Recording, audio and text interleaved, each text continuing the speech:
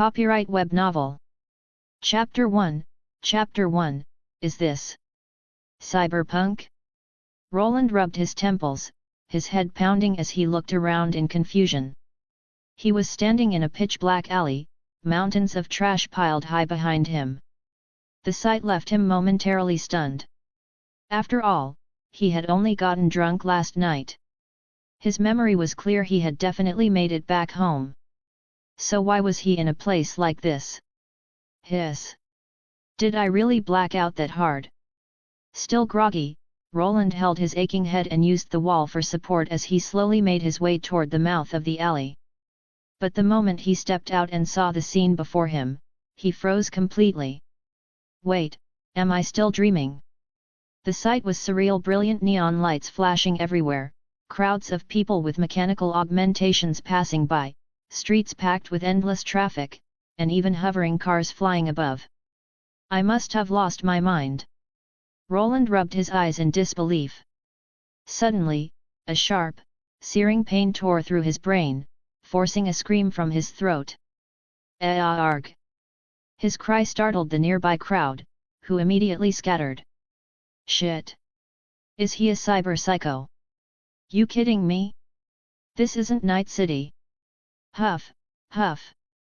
Roland steadied himself with one hand on the wall, pressing the other against his temple as he slowly stood up. Seeing the terrified looks on the faces around him, he instantly understood what they were thinking. Damn it! He cursed under his breath, then staggered off down the street. Once the crowd realized he wasn't a cyber psycho, they gradually calmed down.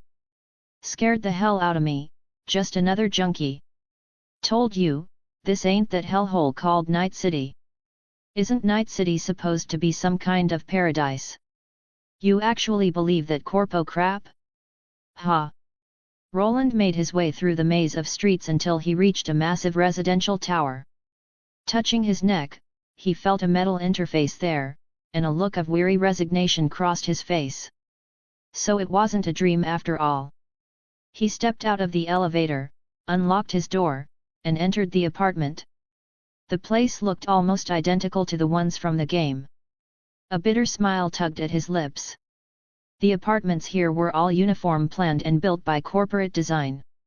Roland opened the fridge, grabbed a bag of instant food, and devoured it hungrily. When he finished, his face twisted in disgust. What the hell is this taste? Sweet enough to make me sick. He collapsed onto the sofa, dazed. Just moments ago, he had absorbed this body's memories and finally understood where he was. This person's name was also Roland Vimmers. A small-time street rat surviving on odd jobs and low pay. As for what had happened earlier, the guy had accidentally fried himself thanks to his own bad habits. That was how he'd ended up here. He remembered now he'd died. Just like that. Now, somehow, he had a second chance at life. But Roland wasn't sure whether to laugh or cry. Because this wasn't some peaceful world he'd been reborn into. It was a world called Cyberpunk. In this world, ordinary people never had a chance to rise. Even the greatest legends were nothing in the eyes of the real corporate giants. And the common folk? Always the oppressed. Always the exploited. I really don't know how I'm supposed to survive here. Roland rubbed his temples again, frustrated. As for seeking out characters from the original story? Yeah, right. Who was he compared to them? If he tried, he'd probably end up as another lucky draw in the death lottery. Welcome, user. This is the designated operating system of Project Corporation. I am your assistant, Lysandra. Roland froze the moment he heard that name. Project and Lysandra together, there was only one thing that could mean. The AI overlord from the League of Legends Project Universe. His first reaction was disbelief. A bit of hope. But mostly suspicion. Had he become some hacker's test subject for an experimental virus? System. He called out cautiously in his mind. You may address me as such, a calm, electronic female voice replied within his head. Who, exactly are you? I am the system assistant of the project reorganization system, currently under the control of the main AI, Lysandra. Please rest assured, I cannot betray you. Our lives are linked. Even so, Roland stayed on guard. Then, Lysandra, since you're a system, tell me your purpose and your functions. My purpose is to assist you in restoring Project's glory in this world, and to reshape it. Through me, you can access all abilities and assets belonging to Project Corporation. Roland's breathing quickened. This was his chance to change everything. Tell me what I need to do.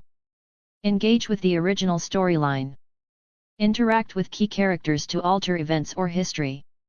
Doing so will generate energy for me, which in turn will grant you power. I don't have the strength to do that right now. Can you help me get started? Roland nodded as he asked, still unsure if this was real, but trying wouldn't hurt. Of course. Distributing starter items now.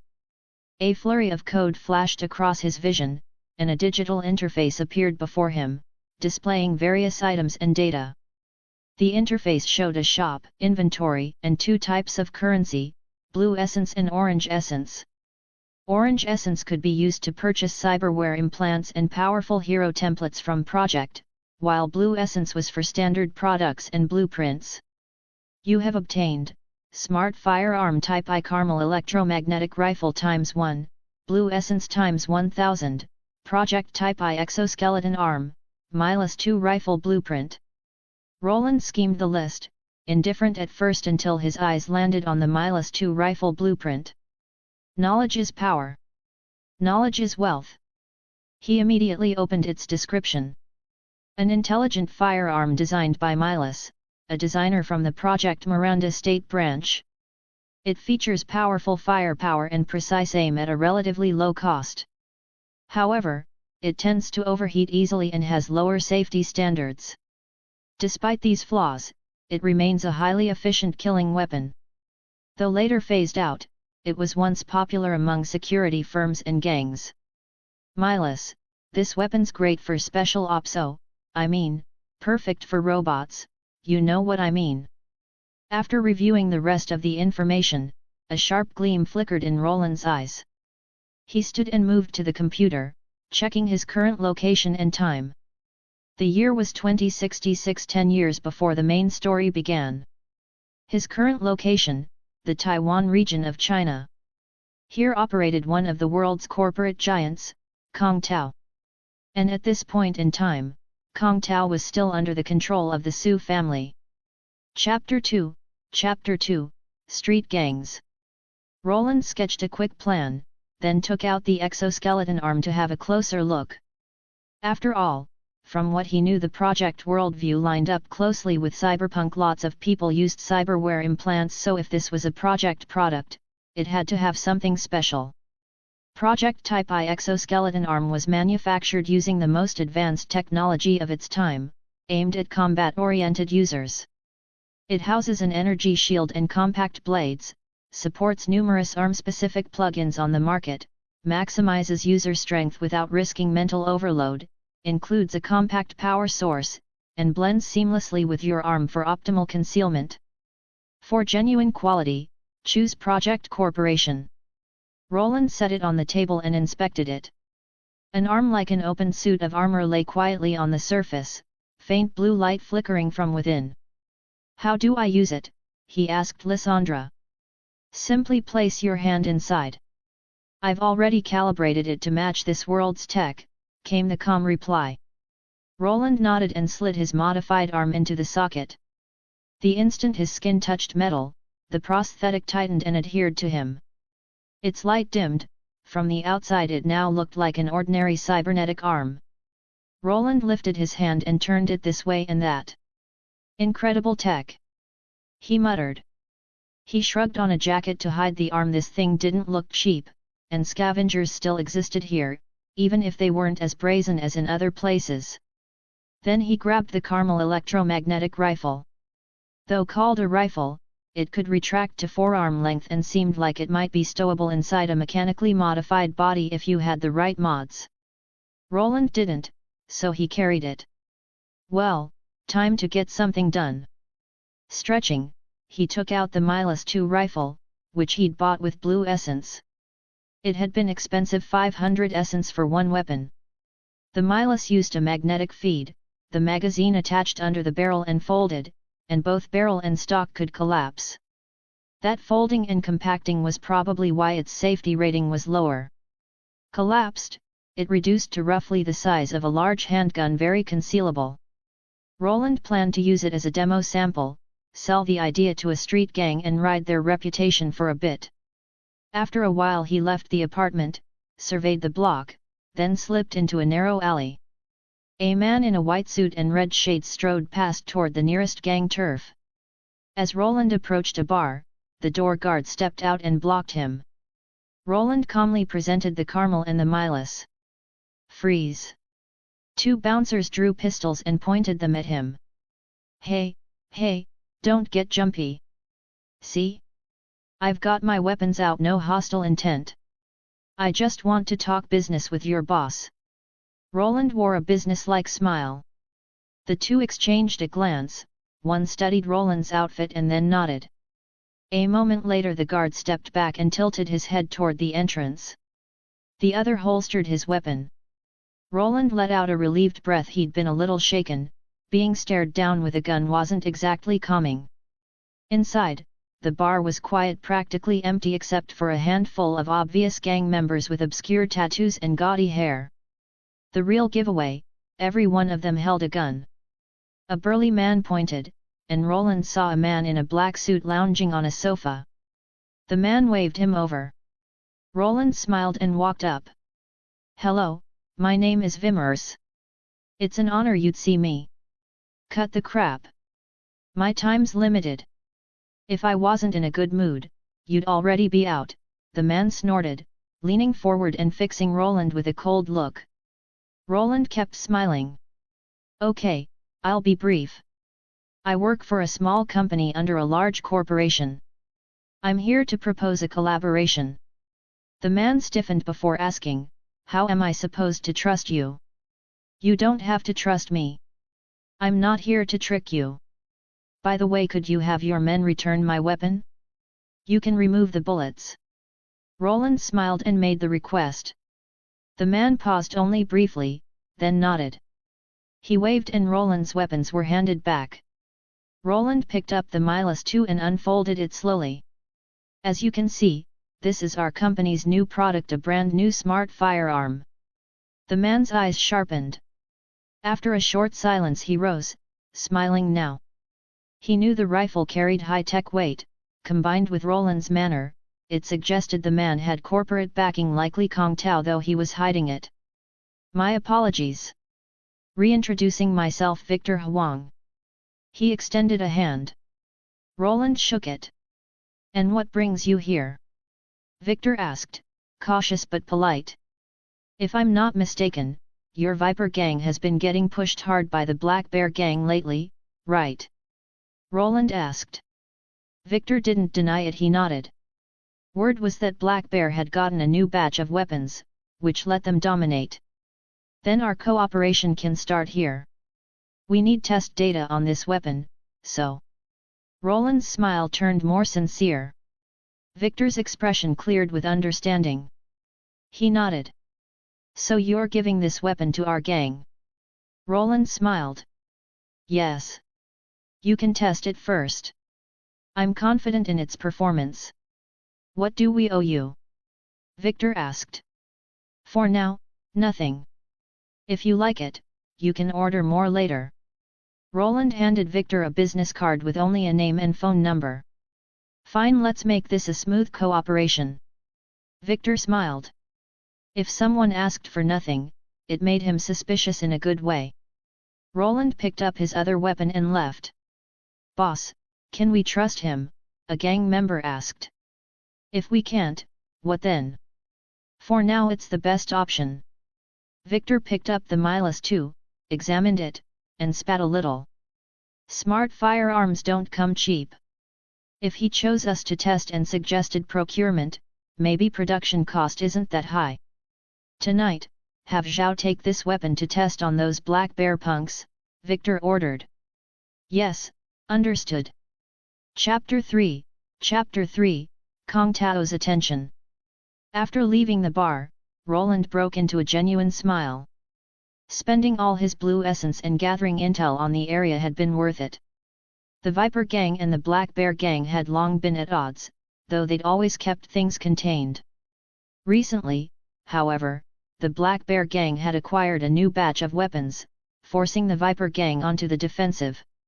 Roland's choice to involve these two gangs was simple, neither wielded much influence. They had some power but not enough to attract major scrutiny, perfect targets, and likely seen that way by the corporations too. In Roland's mind, the Black Bear Gang almost certainly had corporate backing.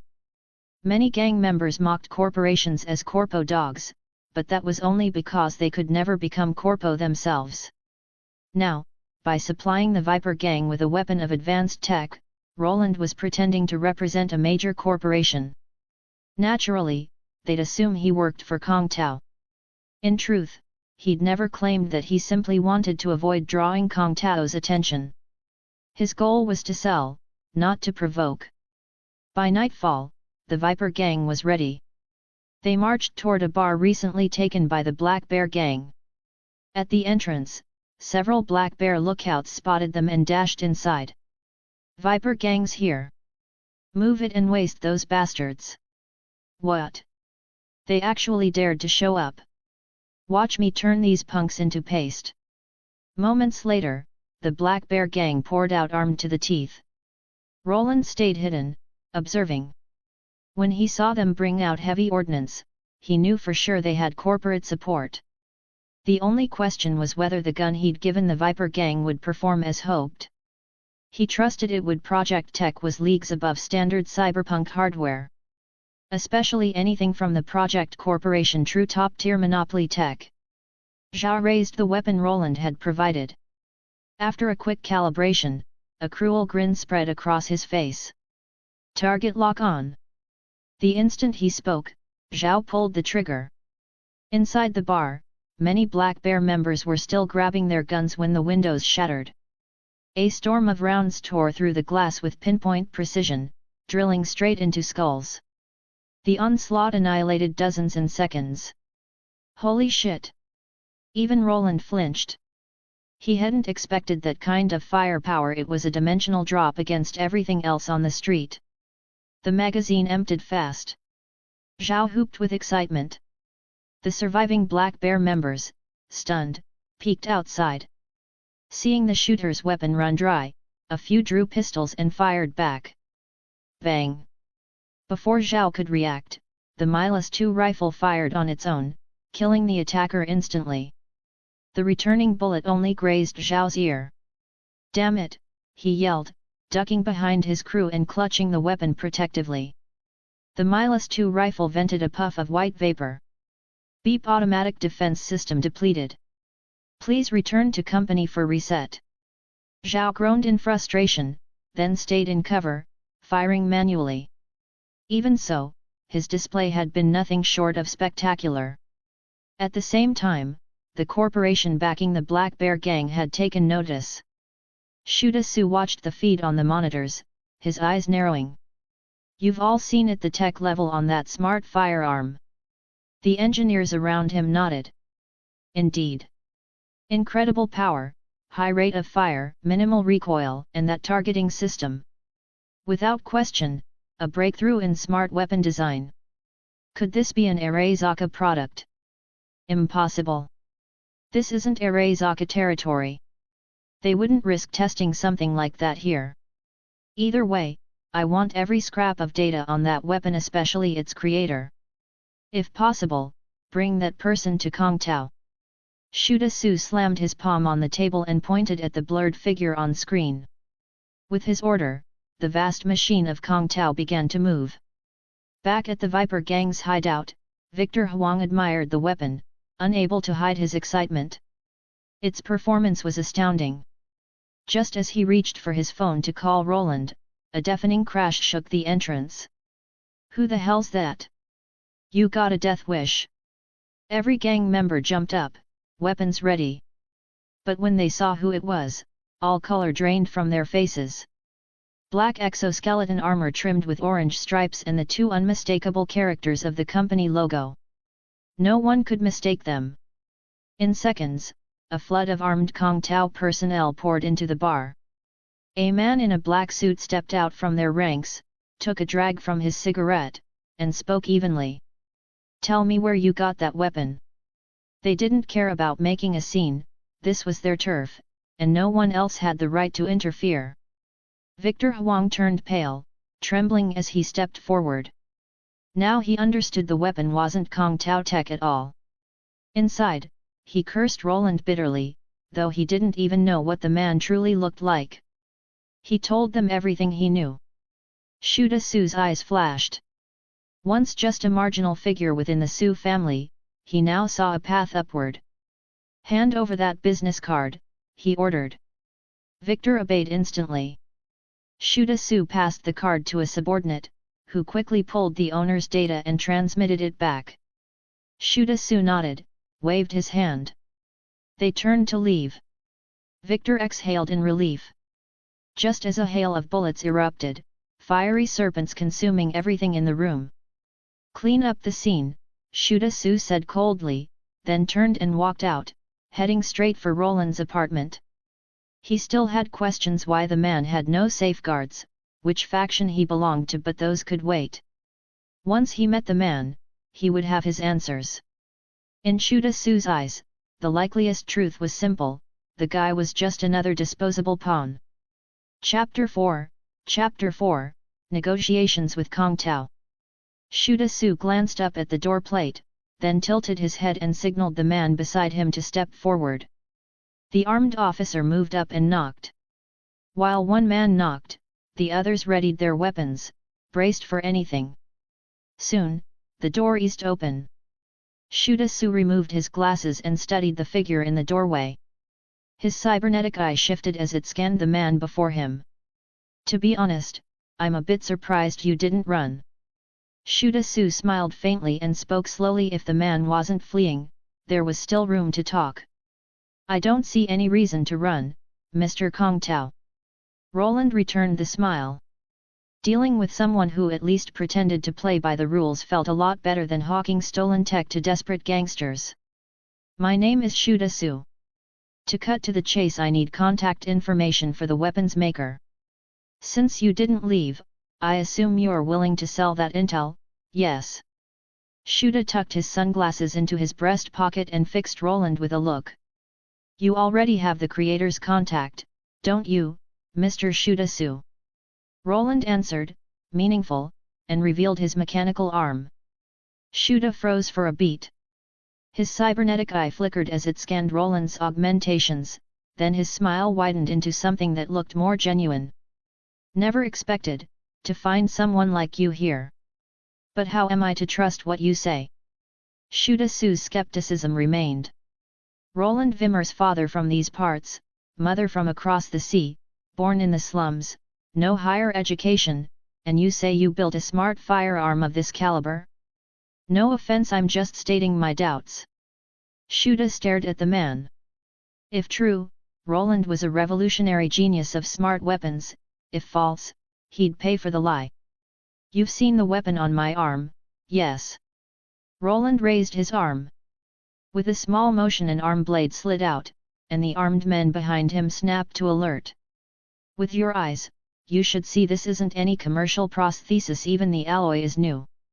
And regarding the Milas II rifle in your hands, I doubt anyone knows its strengths and flaws better than I do."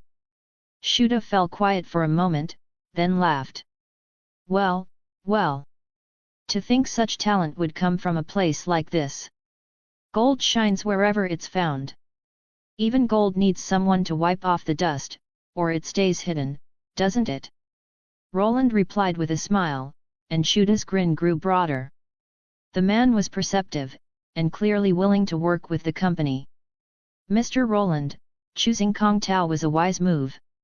Your weapon is astounding, flawed in places, but its brilliance holds. What are your terms?" Had Shuda confirmed Roland as the inventor? Not quite.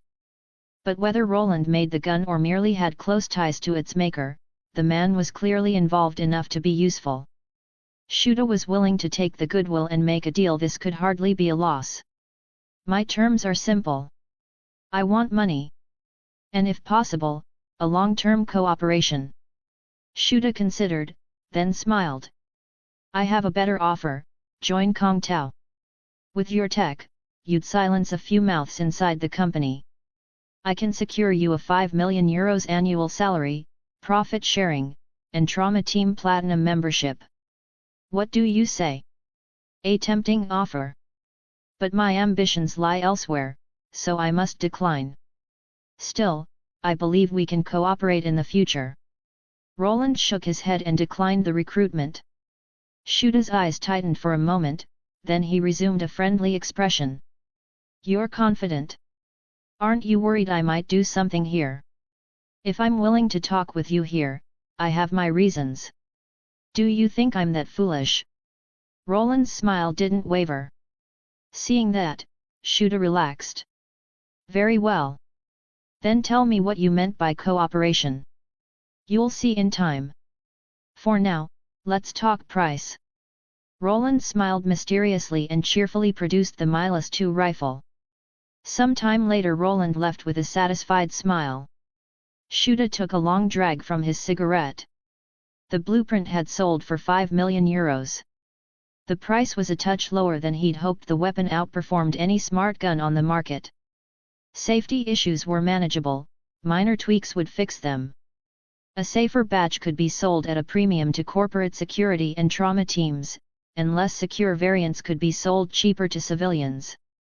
To Shuda, the real value wasn't the gun itself but the level of tech it represented, especially the smart targeting system.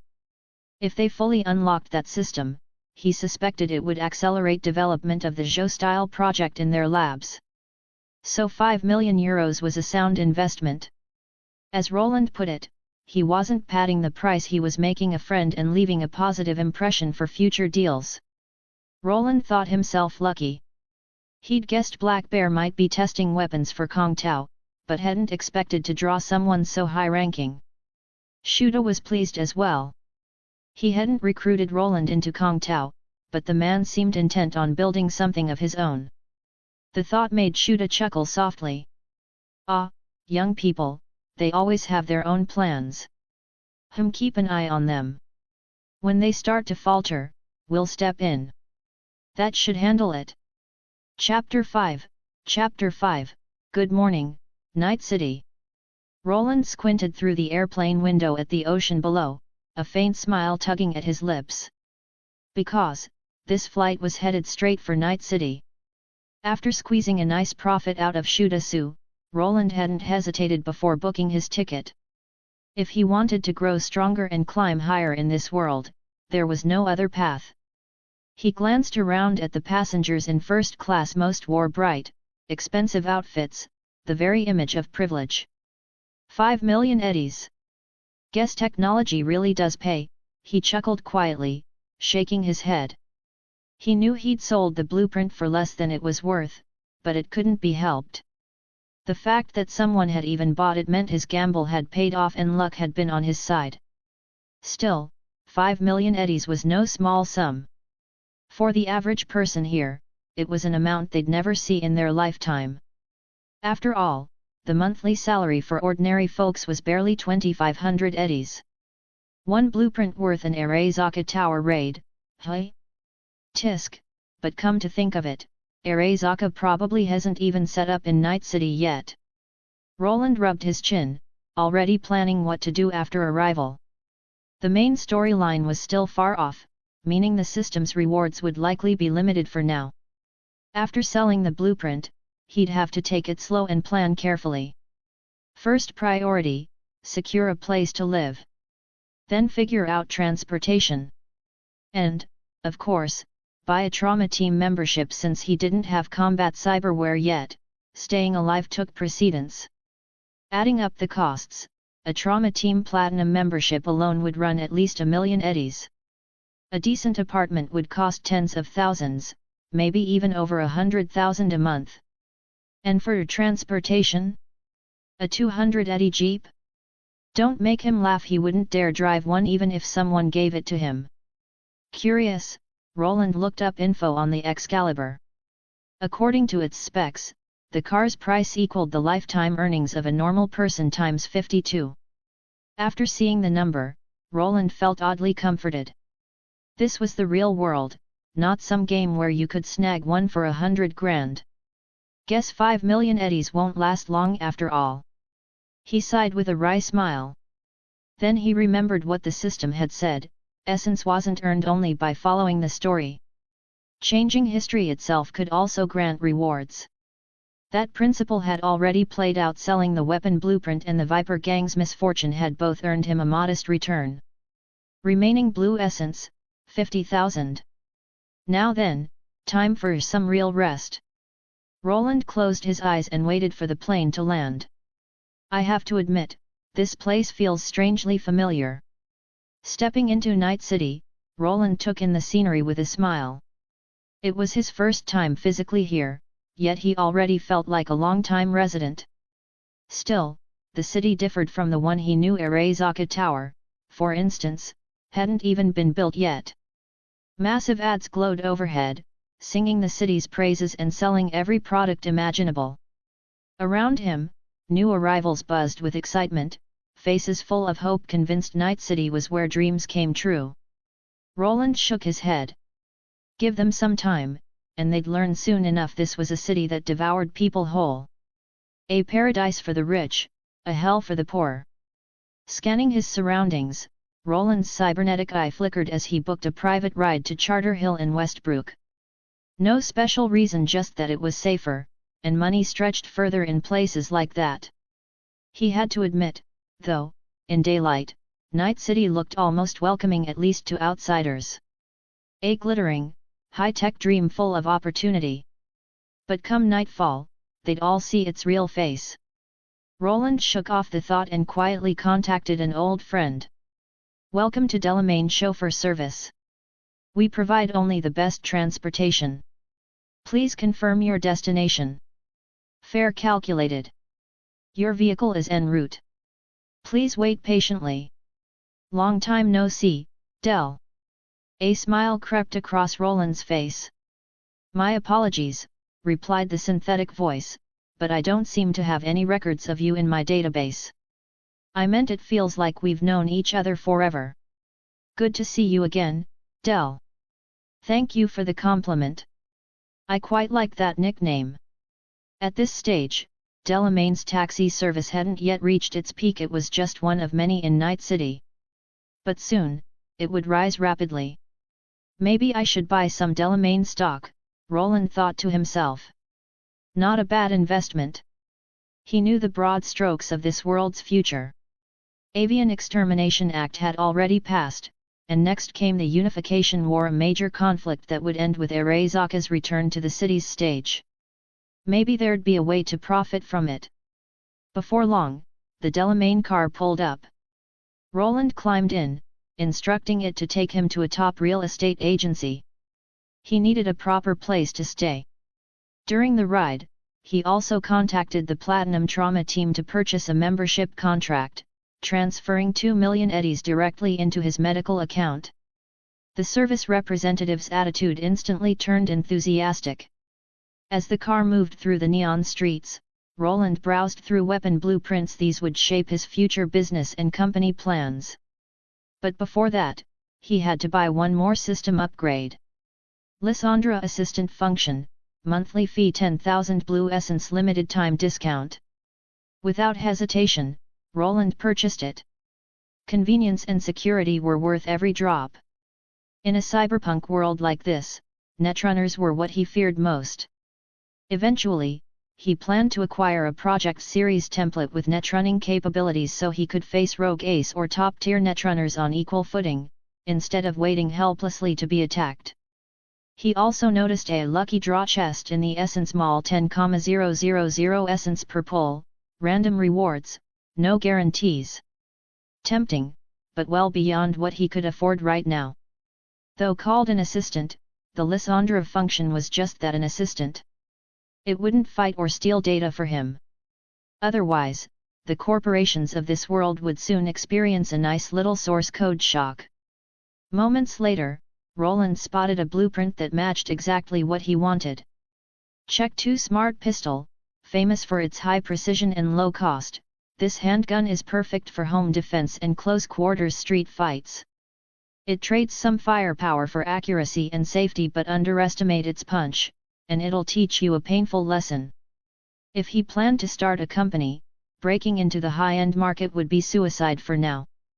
Targeting the low-end, practical sector was smarter, and this pistol was the ideal flagship product. Price: 5,000 Blue Essence. 40 chapters ahead. Patreon.com/Ghost Parser. Chapter 6, Chapter 6, Project Corporation. Haha, we're thrilled you decided to stay in our apartments. Here's your access key and ID program. Please complete authentication before leaving the premises, otherwise, you might be charged an unnecessary fee. A man in a crisp suit smiled brightly as he joked with Roland. I'll keep that in mind. I'll be counting on you for the next while, Max. No trouble at all, no trouble at all. If you ever need anything, just reach out to me. Well then, I'll take my leave. Wishing you a pleasant stay. Max gave a polite bow before heading out. Roland's eyes flickered faintly orange as he transferred 500 eddies to the man's account as a tip.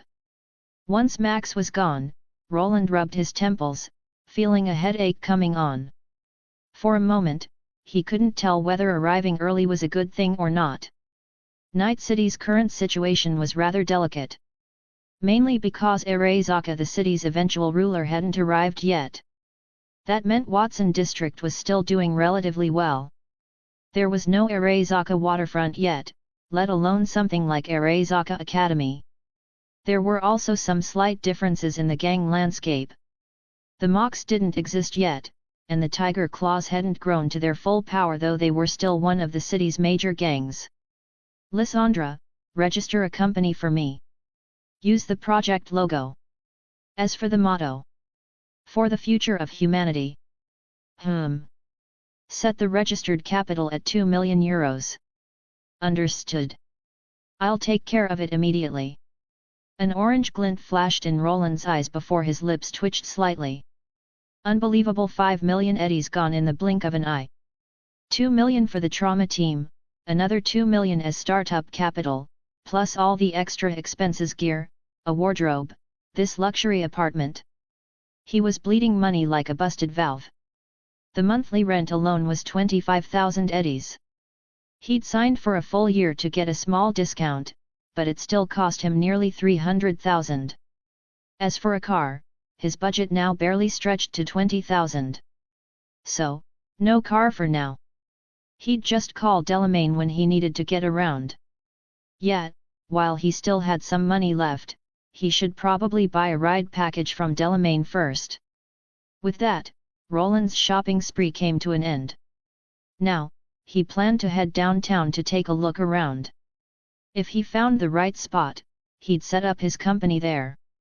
If not, he'd at least establish a temporary base. I'll need some samples first. Right, Lysandra, use that 2 million euros to set up a small factory. You can handle the robotic systems, right? No problem. Leave it to me. Good. Roland nodded and placed an order for a batch of pistol samples, about 100 units. His blue essence balance dropped by another 10,000, leaving 25,000 remaining. With everything settled, Roland slowly undressed and stepped into the shower. Now, he finally had time to relax and to really take a look at this new body. Hey, looks almost identical to how I did in my past life. Aside from the cyberware scars on my face, there's basically no difference. But honestly, these cyberware implants are kind of garbage. Roland studied himself in the mirror, curiously tracing the seams of the implants. It was his first time seeing them in reality, after all. After the shower, he planned to get some sleep and later, maybe hit a bar and have some fun. After all, since he was in a cyberpunk world now, he had to experience things like a brain dance for himself. Meanwhile, while Roland slept, the CEO at Kongtao's Night City branch received a message from Shudasu. Roland, hey. These blueprints, looks like he's quite the talent. A faint orange glow shimmered in Harvey's eyes. Send a team to look into this Roland. Track his current activities. Just gather intel, don't make any unnecessary moves. Hey, who do you think bought this batch of goods? How should I know? All I know is it's a major client, an important one. What I don't get is why they'd set up shop all the way in Santo Domingo instead of Watson. That's a long haul. What's the problem? They're paying extra anyway. No point complaining. Let's just get this job done, then grab some drinks after, yeah. Sounds good. How about Lizzie's bar? You mean that new hotspot everyone's talking about? I'm down. At that same time, inside Militica's headquarters in city center, an employee turned toward his superior. Boss, we got intel from a Kongtao informant. Apparently, Harvey's keeping tabs on someone named Roland. Oh? Interesting. Check him out. Find out who this Roland is. Weiss's face lit up with interest as he issued the order. Yes, sir. On it. Before long, Weiss was holding Roland's background report. His expression tightened slightly as he saw mention of a company called Project Corporation and a €5 million transfer from Kongtao. He knew Kongtao well. When it came to competition, they never invested without reason. For someone to get €5 million out of them, and then turn around to found a tech company. Looks like we've got quite the talented tech developer here. Get in touch with HR. Have them try to recruit him for the R&D department. While the undercurrents of Night City stirred, Roland was just waking up. He stretched, looked around his luxurious apartment in mild confusion, and only after a moment did everything sink in. Guess this isn't a dream after all. He let out a helpless laugh. Even now, it still didn't feel entirely real. Mr. Roland, there's some information regarding you. Oh. Roland's eyes flickered slightly as he received a report from Lysandra. It contained details about the investigations being carried out by Militech and several other corporations. It was fair to say that his entire identity had been stripped bare. But that was by design.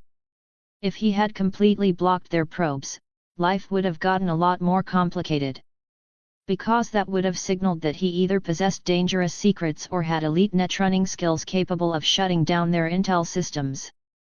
And if that happened, those corporations would lose their composure and he'd have a swarm of investigators on his trail within hours. For now, he wasn't strong enough to face the megacore head-on. So a little exposure didn't matter. As long as Lysandra could safeguard the core data, it was fine. And since those companies still saw potential in winning him over, they wouldn't flip the table just yet. Phew, whatever. No point overthinking it. Let's go find somewhere fun to unwind. Chapter 7, The City of Night. Long time no see, Del. I believe it's only been an afternoon since we last met, sir. Roland couldn't help but smile at the bald man's deadpan tone. Honestly, in such a foreign world, seeing a familiar face was unexpectedly comforting. Take me to Lizzie's bar. You wish to go to Lizzie's bar? With all due respect, I don't think that's the safest destination for you right now. Delamain glanced at Roland, his tone calm but deliberate. Oh? Didn't expect you to care about me so much, Del. Go on, what's the issue? Roland raised an eyebrow, a hint of amusement in his expression. Of course I care. You're one of our company's most valued clients. If anything were to happen to you, I'd be quite regretful. Haha, thanks. I'll keep that in mind. So, tell me what's going on with Lizzie's bar lately. Roland chuckled, leaning back in his seat. According to my data, Lizzie's bar has been thriving recently. However, since it's located in the Kabuki district of Watson, members of the Tiger Claws often visit there for leisure. And with the bar's rising popularity. I get it. The Tiger Claws have their eyes on Lizzie's bar prime turf to control. Judging by your warning, it sounds like the owner hasn't accepted their offer yet. Indeed, sir. Sharp observation. Appreciate the info, Del. Take me there anyway. I'll stay in the car and observe first. Understood. Plotting the route now. Roland nodded and turned to look out the window. The dazzling glow of Night City's skyline danced across the glass, the neon brilliance hiding layers of shadow beneath. Here in Charter Hill, things were calm.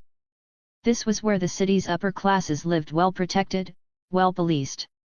You could call Night City dangerous, but you couldn't say it didn't take care of its rich. As Delamain's car left Charter Hill, the view shifted. Streets grew rougher, faces more diverse, the pulse of the city darker. To reach Lizzie's bar, Roland had to pass through Japantown. The first gang members he saw were unmistakably Tiger Claws glowing tattoos, neon-dyed hair, mismatched cyberwear, and hairstyles that defied gravity. Even if he wanted to ignore them, it was impossible. Still, the Tiger Claws in Japantown played by certain rules. As long as you didn't provoke them and had enough money, they'd let you enjoy yourself on their turf.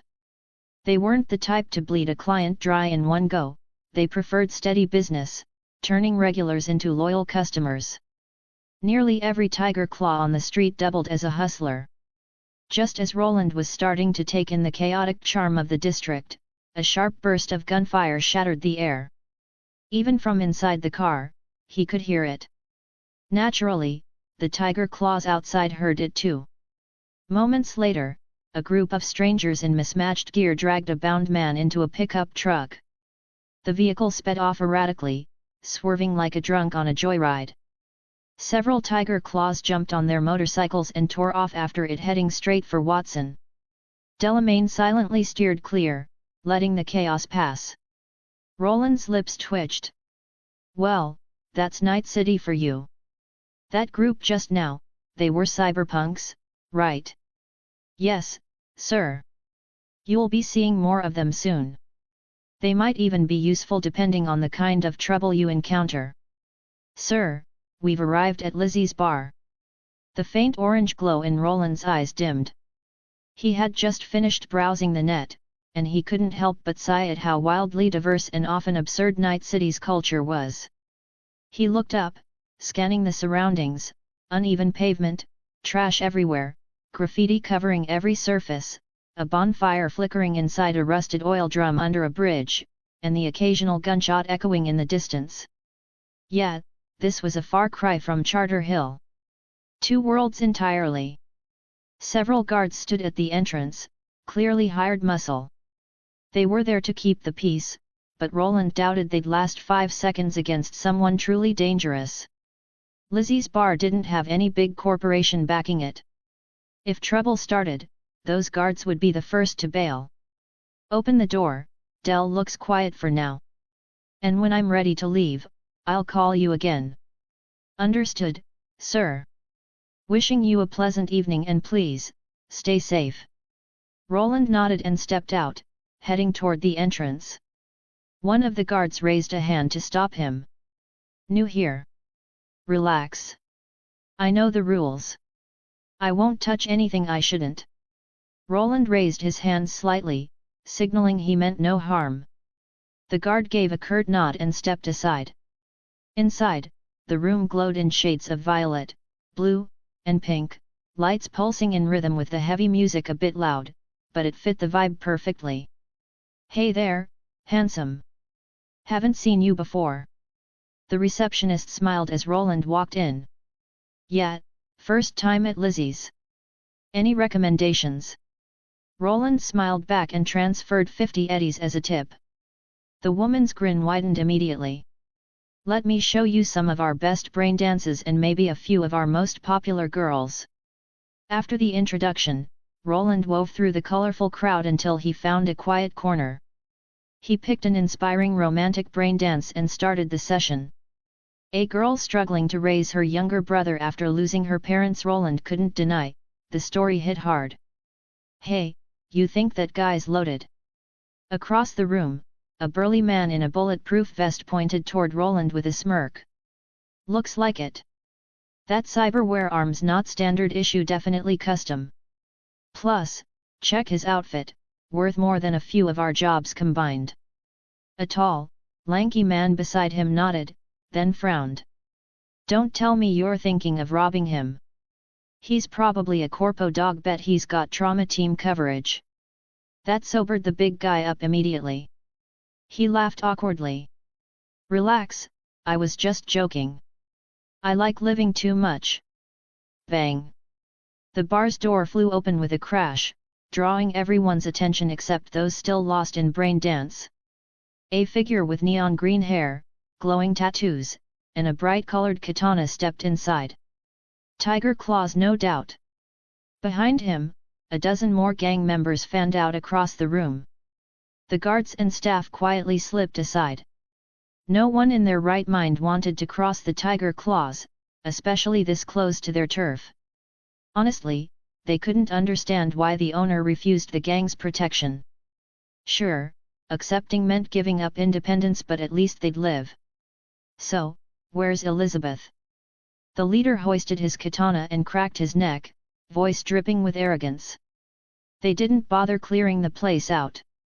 In their minds, this bar already belonged to them. Why scare off customers before taking over? They weren't here to start a war, just to deliver an ultimatum. I'm here.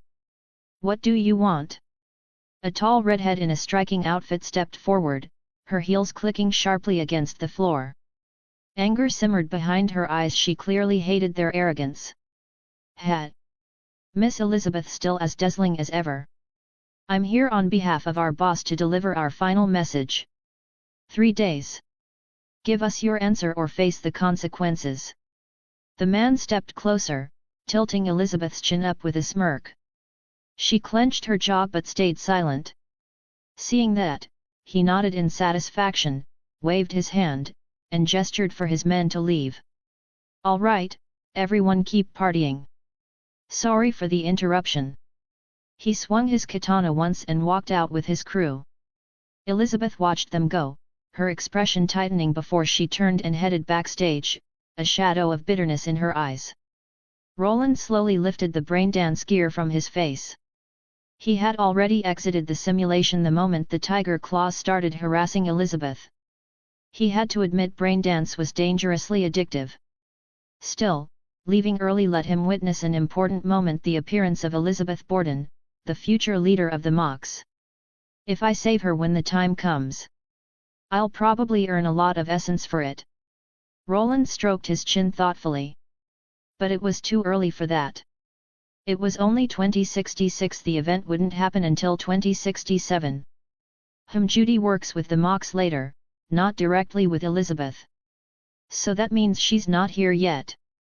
Probably still designing brain dances somewhere in Night City. Or maybe she's already at Clouds. For now, he'd just enjoy the moment. Roland lowered the headset again, diving back into the braindance world. Backstage, Elizabeth slammed her fist into the mirror, glass cracking under the impact. Anger drained into exhaustion. She stared at her bloodied hand and let out a long sigh. To protect her girls, she had no other choice. If she defied the tiger claws openly, she'd lose everything, maybe even her life. At least this way, she could still hold on to some control, and maybe protect those who depended on her. 40 chapters ahead. Patreon.com/Ghost Parser. Chapter 8, The Fixer. I wonder what business brings you to me. Roland studied the smiling middleman before him, a fixer named Norik, and spoke evenly. I need you to gather some intel, specifically, which gangs in Night City have been clashing lately and are running low on weapons. No problem at all. That's a simple job, 3,000 eddies should cover it. I'll also be taking a 30% commission. I trust that's acceptable. Of course. A faint orange glow flickered in Roland's eyes as the money transferred directly to Norik's account. The fixer grinned and rose from his seat. Pleasure doing business, Mr. Roland. Here's my contact info. If you ever need something, feel free to reach out again." Roland gave a small nod and left. Fixers came and went in this city, only the big names managed to stick around. As for this Norik, he was probably just another small-time operator soon to be replaced. It had been almost a week since Roland arrived in Night City. In that time, he'd grown used to the chaos, the noise, the flashing lights, and the ever-present need to stay alert. After all, you never knew when some psycho might jump out of an alley and shoot you, an honest-to-God lunatic. Meanwhile, Lysandra had nearly completed the task he'd assigned her, and Roland was glad he hadn't traded for any high-tier weapon blueprints. Even this small handgun had nearly failed to get off the ground. There were gaps in both materials and tech, but thanks to Lysandra's precision and control, things had stayed manageable. It made Roland all the more certain the investment had been worth it. The model was still just a simplified version for now. But the good news was that the production line was nearly complete, capable of small-scale mass production of the Czech 2 smart pistol. The problem now was finding customers. He had some ideas for marketing, but his current budget didn't allow for major ad campaigns. Ideally, he needed a corporate or gang partner to secure some funds before expanding outreach. Partnering with a corporation was straightforward. Working with a gang, though, well, nothing showcased a weapon's quality better than performance in a real firefight. As for corporations, Melee Tech had already reached out with a recruitment offer, which Roland politely declined, but he didn't burn the bridge either. Future cooperation was still on the table. What surprised him was that someone from Arasaka had also approached him. Considering Arasaka had been driven out of Night City, that was unexpected, though, remembering their ties with the Tiger Claws, it made sense. Roland's attitude toward Arasaka was similar to his stance with Melee Tech, perhaps even a little warmer. He knew how the future would unfold. Arasaka's eventual return and rise to power were inevitable. With his current lack of strength, he had no reason to provoke that giant. After wrapping up with Norik, Roland returned home to wait. Fortunately, the wait wasn't long, so short he almost thought the fixer had scammed him. But the intel proved useful, so he let it slide. Looks like the Valentinos and Tiger Claws have been butting heads lately. Guess it's time I paid the Padre a visit. I hear you wanted to see me. The Padre eyed Roland with a curious, unreadable expression. That's right. I'd like to meet with the Valentinos' leader to discuss business. Of course, speaking directly with you, Padre, would be just as good. Roland nodded politely and took a seat across from him. The Padre narrowed his eyes slightly. What kind of business? I've heard the Valentinos have had some heavy clashes with the Tiger Claws recently and that you're coming up short on firepower. Seems you did your homework before showing up. Not exactly top secret info, but the fact you brought it up means you've got an idea in mind. So do you have a solution? The Padre studied the young man carefully. Roland's face looked almost too young, and that made him wary. Roland smiled faintly and drew the Czech 2 smart pistol from his side. A smart pistol? I think you've come to the wrong buyer. Those things aren't cheap, not exactly suited for us. The Padre's tone flattened as he slowly shook his head.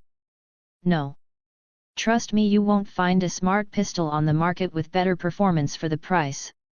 This one goes for only 1,500 eddies. 1,500, hey?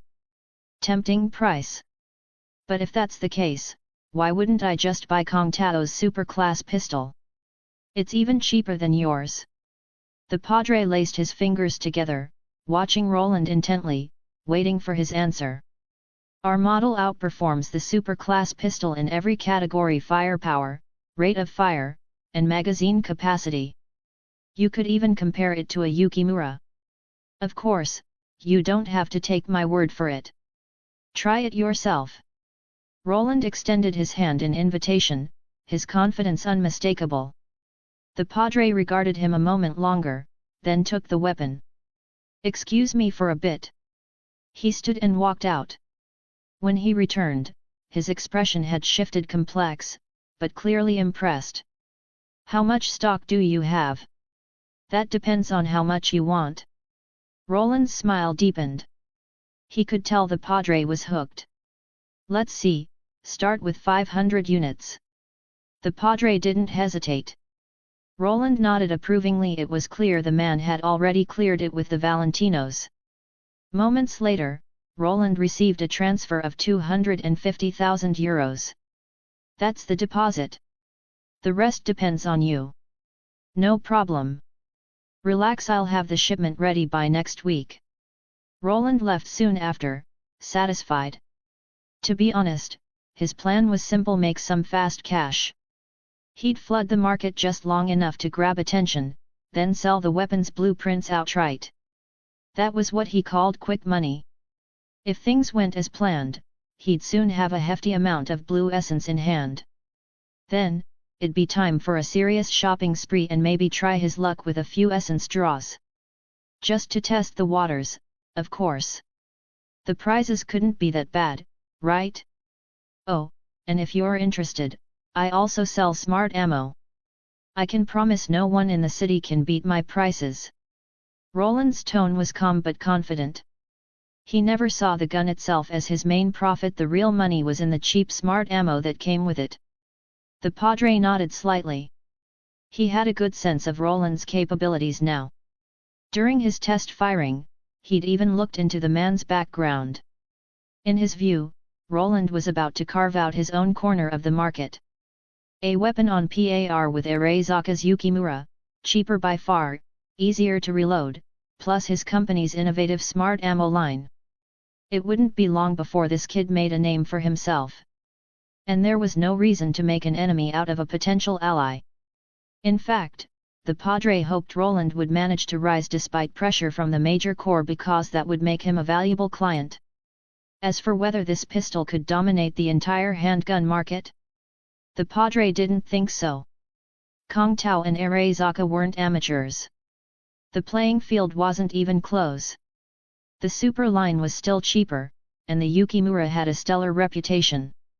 Maybe someday, but not yet. Besides, there were always cheaper kinetic pistols and more powerful tech handguns out there. Still, this one was a damn fine killing tool. Chapter 9, 1 year later. Roland rubbed his shoulders and tuned into the Night City news. Over the past year he'd done a lot, mostly through project. The company had grown into a billion-dollar enterprise and signed cooperation agreements with several major firms. After sealing the deal with the Valentinos a year ago, the Czech 2 Smart pistol immediately drew attention from gang members, and the Tiger Claws started sniffing around too.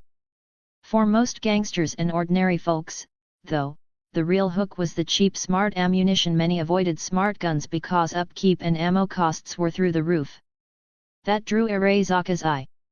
As one of the leaders in smart firearms, they noticed the value in Roland's weapon and ammo and didn't bother with niceties. They just used money to push things along.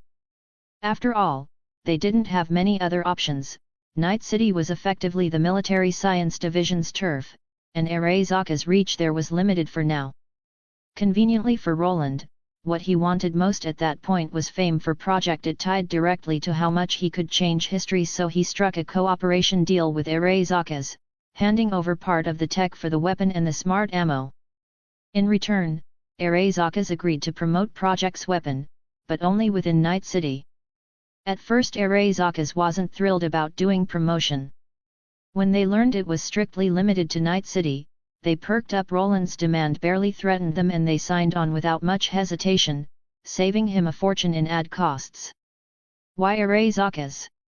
Simple, they're far from the capital's scrutiny, so Roland's only within Night City condition was the least risky. Most other corporations probably wouldn't accept it. A few even approached him directly, but working with them would have been troublesome. They practically rule Night City now. Sure enough, after Roland turned down one such offer, sanctions followed quickly. Luckily, Roland had ongoing relations with both Kong Tao and Arasaka's, so the penalties he faced were limited. Oddly enough, that whole episode helped Project build a name. Yes, Roland played both sides. He collaborated with Kong Tao and Arasaka's, but emphasized different technical strengths to each and kept his core tech to himself. Those bits he shared could help Kong Tao and Arasaka's advance in smart firearms, but they still lagged a little behind Roland's current project tech, at least for the lower-end project products on the market now. None of that was the main issue for Roland. The real problem: he had plenty of blue essence, but almost no orange essence. He'd also mostly figured out how the system awarded blue essence for changing history. Altering in-game events that were already recorded in history paid the most, some even rewarded orange essence. Inventing new history earned significantly less. The big impact from the earlier Milas II rifle, Roland guessed, came from changing Kong Tao's R&D timeline.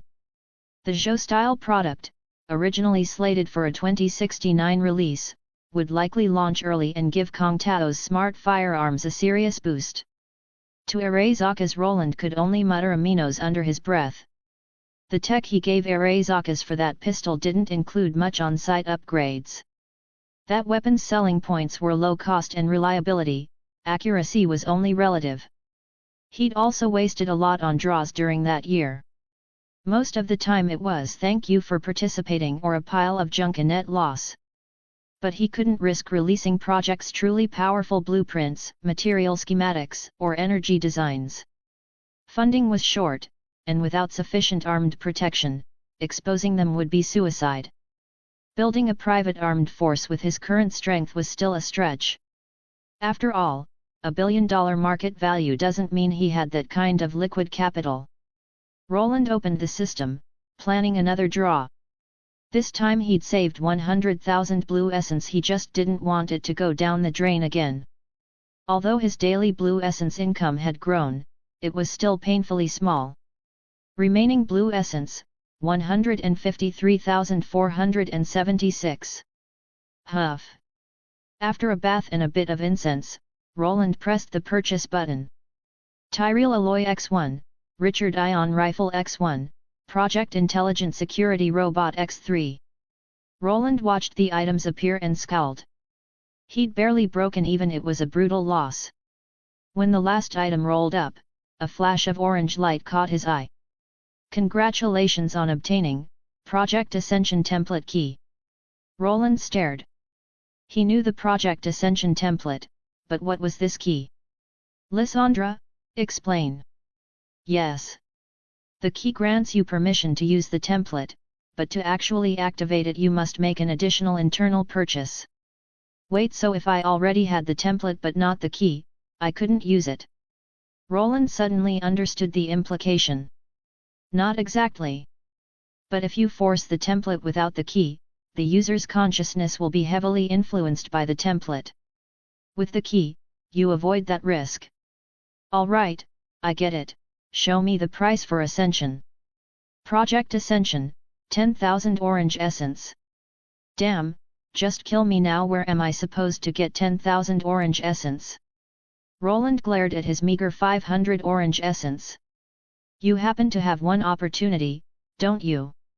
Roland paused at Lysandra's words and remembered the task he'd recently assigned her. You mean the Mox? Smack. Elizabeth slammed her weapon down, fury shaking her chest. Boss, calm down. There's nothing we can do sometimes. A sex doll at her side said, awkwardly patting her back. Calm down? How can I not be furious? Those tiger claws bastards don't treat my girls like people. How many times has this happened? Every time, someone gets hurt serving them, and it's worse than before. Elizabeth shouted. She'd once been a sex doll herself and knew their pain. That's why she owned a nightclub to help others surviving on the margins. Now the tiger claws kept trampling her principles, testing her limits again and again. How could she not be enraged? Bang! The office door burst open.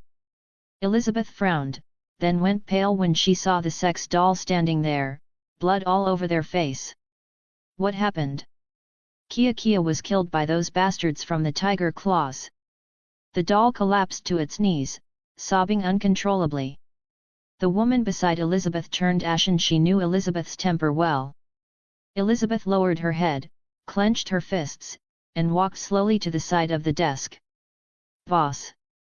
Humph, no need to say more. Take people upstairs. I'm going to deal with those bastards. Chapter 10, Conflict. Bang. Elizabeth kicked open the door to a private room, her face dark with fury. 3 tiger claws inside turned their heads at once. Well, look who it is, our big boss, Elizabeth. One of them laughed twice and gave a mocking whistle before swaggering over to her, reaching a hand toward her waist. Elizabeth suddenly seized his wrist, meeting his gaze coldly. Was it you? Ha! Don't blame us, Miss Elizabeth. Your girls are just too green, not much fun, you know? Right, boys. The man sneered arrogantly and glanced back at his companions. Yeah, ha ha ha. How about you join us instead, Miss Elizabeth? You used to work the same line, didn't you? Exactly. Come on, boss, show us a good time. The two stepped forward, surrounding her. So, you really didn't care about Kia at all, hey? Elizabeth's voice was calm, eerily so.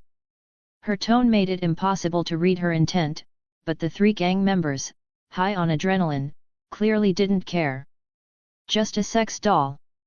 Night City's full of that kind of trash. What's the big deal? The first man waved impatiently, as if the mention of Kia's name annoyed him. Bang!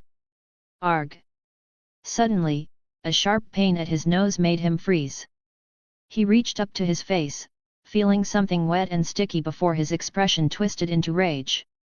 You bitch! You actually hit me! With a mechanical click, a mantis blade sprang from his forearm, slicing toward Elizabeth's neck. The 2 others watched with excitement. Boom! Before the blade could reach her, a deafening gunshot rang out.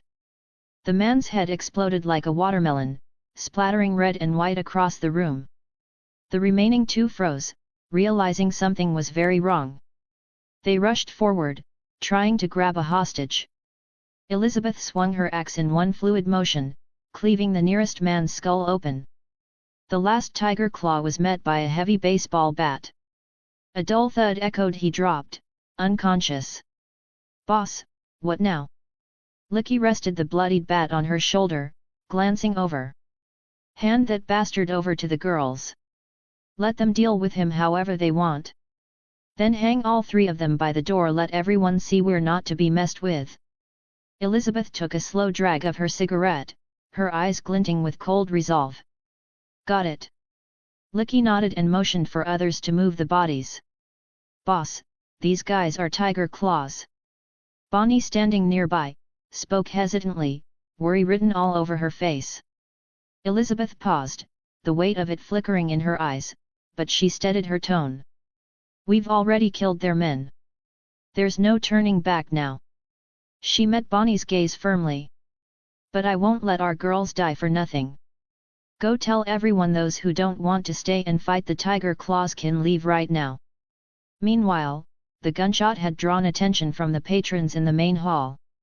Whispers rose as people craned their necks only to see 3 tiger claws corpses being dragged out by Licky and her crew. Silence fell instantly. Faces went pale. Within minutes, customers settled their tabs and rushed out of Lizzie's bar. After all, these were tiger claws. And the tiger claws always avenged their own. What a waste of a good bar. Yet. Looks like we'll need to find a new place to drink. Several patrons shook their heads, already moving toward the exit. Helping out? Not a chance. It was just a bar, there would always be another. Everyone, I apologize for the trouble tonight. Drinks are on the house. Please, leave safely. Elizabeth composed herself and addressed the room. The remaining guests exchanged looks but said nothing. Soon, only the staff remained inside Lizzie's bar. You've all seen what happened. I'll be straight with you. If anyone wants to leave, step forward now. Elizabeth took a deep breath, scanning the faces before her. I won't blame you. What I'm doing is for the sex dolls, but I don't want to drag anyone down with me. So if you want to walk away, do it now, I won't hold it against you. At her words, a few sex dolls lowered their heads and stepped forward. You! Licky shouted angrily. Enough! Elizabeth stopped her, her expression softening as she approached the group. A faint orange light flickered in her eyes, and a sum of money transferred into their accounts. I hope you can live well out there. Goodbye, girls. Goodbye, boss. They pressed their lips together, bowed deeply, and walked out of Lizzie's bar. Roland watched the scene through his screen, clicking his tongue in admiration. No wonder she was the spiritual leader of the Mox, she truly had charisma. But it wasn't time for him to act yet. He didn't want to push the tiger claws too far. Retaliation against Lizzie's bar was inevitable, but he could only save Elizabeth. As for the rest, Roland knew the tiger claws would need somewhere to vent their rage. Simply put, he wasn't strong enough yet. Provoking them too hard would cost more than it was worth. If he wanted to climb to the top of Night City, he had to make sacrifices. Wonder how much essence I'll earn from this. Hopefully enough. Not enough to buy the whole ascension yet, but maybe at least some components. Meanwhile, the tiger claws had noticed something wrong: the sudden disappearance of 3 men. Moments later, word from Lizzie's bar reached their higher UPS. In an instant, the tiger claws were furious. 40 chapters ahead. Patreon.com/Ghost Parser. Chapter 11, The Curtain Falls. Bang! After hearing his subordinate's report, Sato Shishiro's expression turned dark as thunder. His fist slammed down on the desk, leaving a deep imprint in the wood. You're telling me Elizabeth killed 3 of our members? Why yes, boss. The Tiger Claws member stammered, trembling before him. Then what the hell are you standing here for? You need me to spell out what comes next. Sato Shishiro's hand lashed out, sending a cup flying. It crashed into the terrified man's shoulder, who scrambled to the floor, hastily gathered the shards, and fled the room. Humph! Sato exhaled sharply and sat back down, rubbing the bridge of his nose as fatigue weighed on him. He wasn't angry so much as exhausted. Constantly cleaning up after his own idiots had become routine. He despised this new generation of gangsters, reckless, impulsive, and completely indifferent to the Tiger Claws creed. Every time they caused chaos, it was up to the rest to fix it. Still, this time, he couldn't really complain. Or rather, he felt Elizabeth had gone too far. If she'd only roughed them up and tossed them out, that would have been forgivable as long as they'd swallowed their pride. But this? Killing 3 of his men and hanging their corpses on the wall? That wasn't just murder, it was a declaration of war. Even if he hated cleaning up after those troublemaking fools, Sato knew he couldn't ignore this. Otherwise, the Tiger Claw's name wouldn't mean a thing in Night City anymore. Roland gestured for Delamain to roll the window down, quietly observing Lizzie's bar from the shadows. The place looked lifeless. Hardly anyone went in or out, and even the parking lot was nearly empty. The 3 bodies of the Tiger Claws hung grotesquely on the wall. In the dim light, their dried, blackened blood looked almost like tar. With all due respect, Mr. Roland, this isn't the wisest time to be here, Delamain warned, voice deliberately lowered. I know. In a few minutes, this place will turn into a bloodbath between Lizzie's bar and the Tiger Claws. I'm just here to lend a hand, from the sidelines, for now. Roland smiled faintly, rolling the window up and signaling Delamain to park somewhere discreet. The last thing he wanted was to get caught in the crossfire before he could even make his move. Lysandra, what's the status? The armed unit is en route. Estimated arrival in 10 minutes. Good. When they get here, don't act right away. Wait and watch. Roland had never bothered hiring a secretary. Lysandra's support was more than enough. Besides, bringing in an outsider risked letting another corporation's spy get too close. And given his less than smooth relationship with Melee Tech over the past year, the risk was far too real. Vroom! The sudden roar of engines shattered the uneasy calm, drawing every eye in the area. People instinctively ducked out of sight. The tiger claws had arrived. Inside Lizzie's bar, Elizabeth and her girls gripped their weapons tightly. They were ready. No matter how this ended, at least they would stay true to themselves. Moments later, Roland's view filled with neon-lit motorcycles and several sleek cars bearing the gang's signature markings. Hell yeah! Ha ha ha, looks like we've got some fun tonight. Let's finish this quick. Just a bunch of sex dolls acting tough don't even know their place. What a waste of time. Bang! The front door of Lizzie's bar exploded open with a kick only for the intruder to be shredded instantly by a hail of bullets. Those damn bitches! They actually fired back. Let's see how they like this. One of the tiger claws yanked the pin on a grenade and hurled it inside. Move! Boom! The explosion rocked the building, flames flaring high into the night sky. The blast drew the attention of everyone nearby, including the NCPD officers stationed down the block. Captain! Gunfire and explosions up ahead. Should we step in? A young cop turned anxiously to the older officer beside him. The older man simply grabbed the rookie's arm and shook his head. Kid, your paycheck's 4,000 eddies. If that's a cyberpsycho situation, think of your family. The rookie froze. His hand fell back to his side, and he stayed put. Ah! One of the sex dolls screamed, swinging her weapon and smashing it into the back of a tiger claw's thug's skull while he was still gloating over his last kill. It barely hurt him. He blinked, turned with a crazed grin, and brought his blade down. A spray of crimson erupted. The body twitched, then collapsed. Lizzie's bar had become hell on earth. Blood soaked the floors and walls, scattered limbs littered the ground, and screams of pain echoed through the air. Elizabeth stood frozen, her eyes dazed as doubt began to creep in.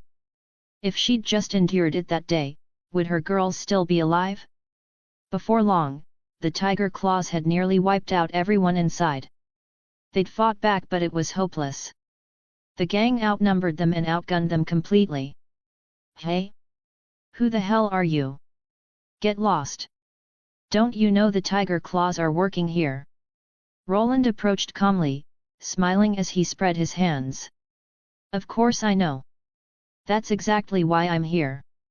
A gust of wind swept through, followed by a blinding white light that illuminated the guards' stunned faces. See company people. From the AV hovering overhead, more than a dozen heavily armed combat robots dropped down, surrounding the tiger claws in seconds. Seeing that, the gangsters immediately froze and raised their weapons in surrender. They didn't fear regular corporate suits, but anyone who could command a company's private army? That was a different story. Best to let the higher UPS deal with this. One of them rushed back inside to report. Roland didn't stop him. He wanted them to know he was here. Company people. Ken Matsumoto frowned at the report.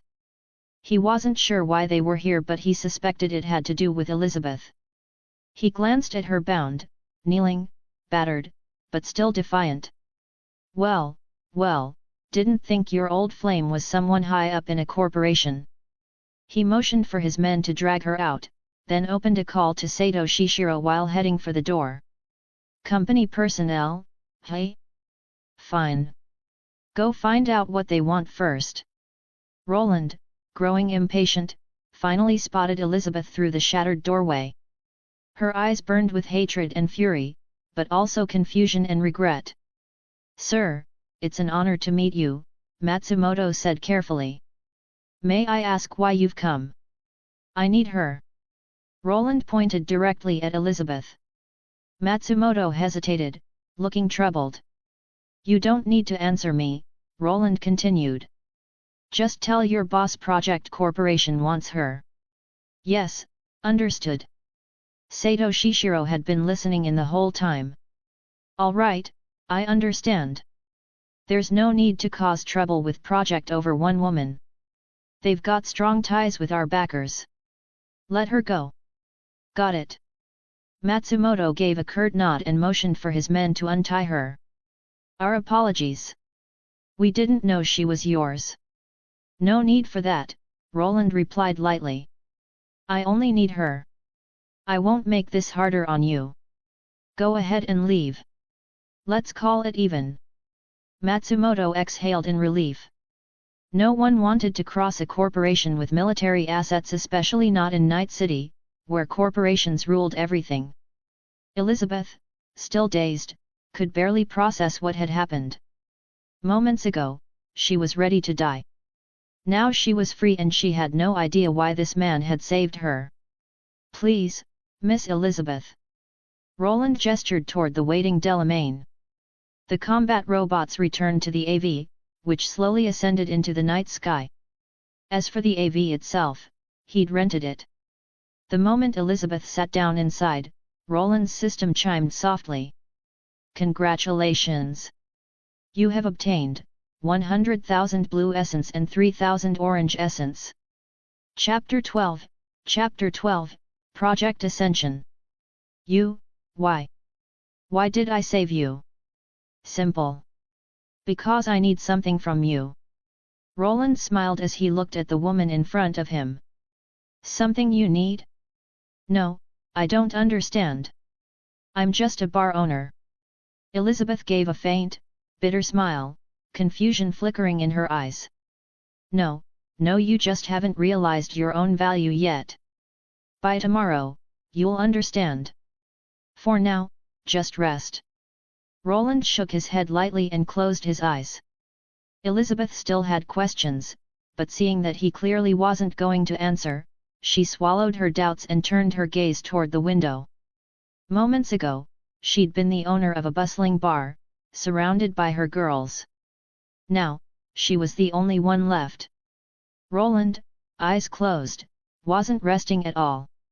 His consciousness had already entered the system, browsing through the list of purchasable items. He quickly discovered something interesting. The project keys were priced at roughly half the cost of their corresponding templates.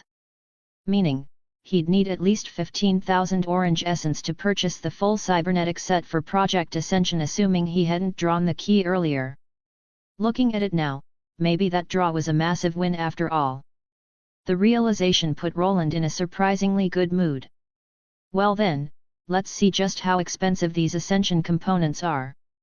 After checking the prices, Roland narrowed his eyes.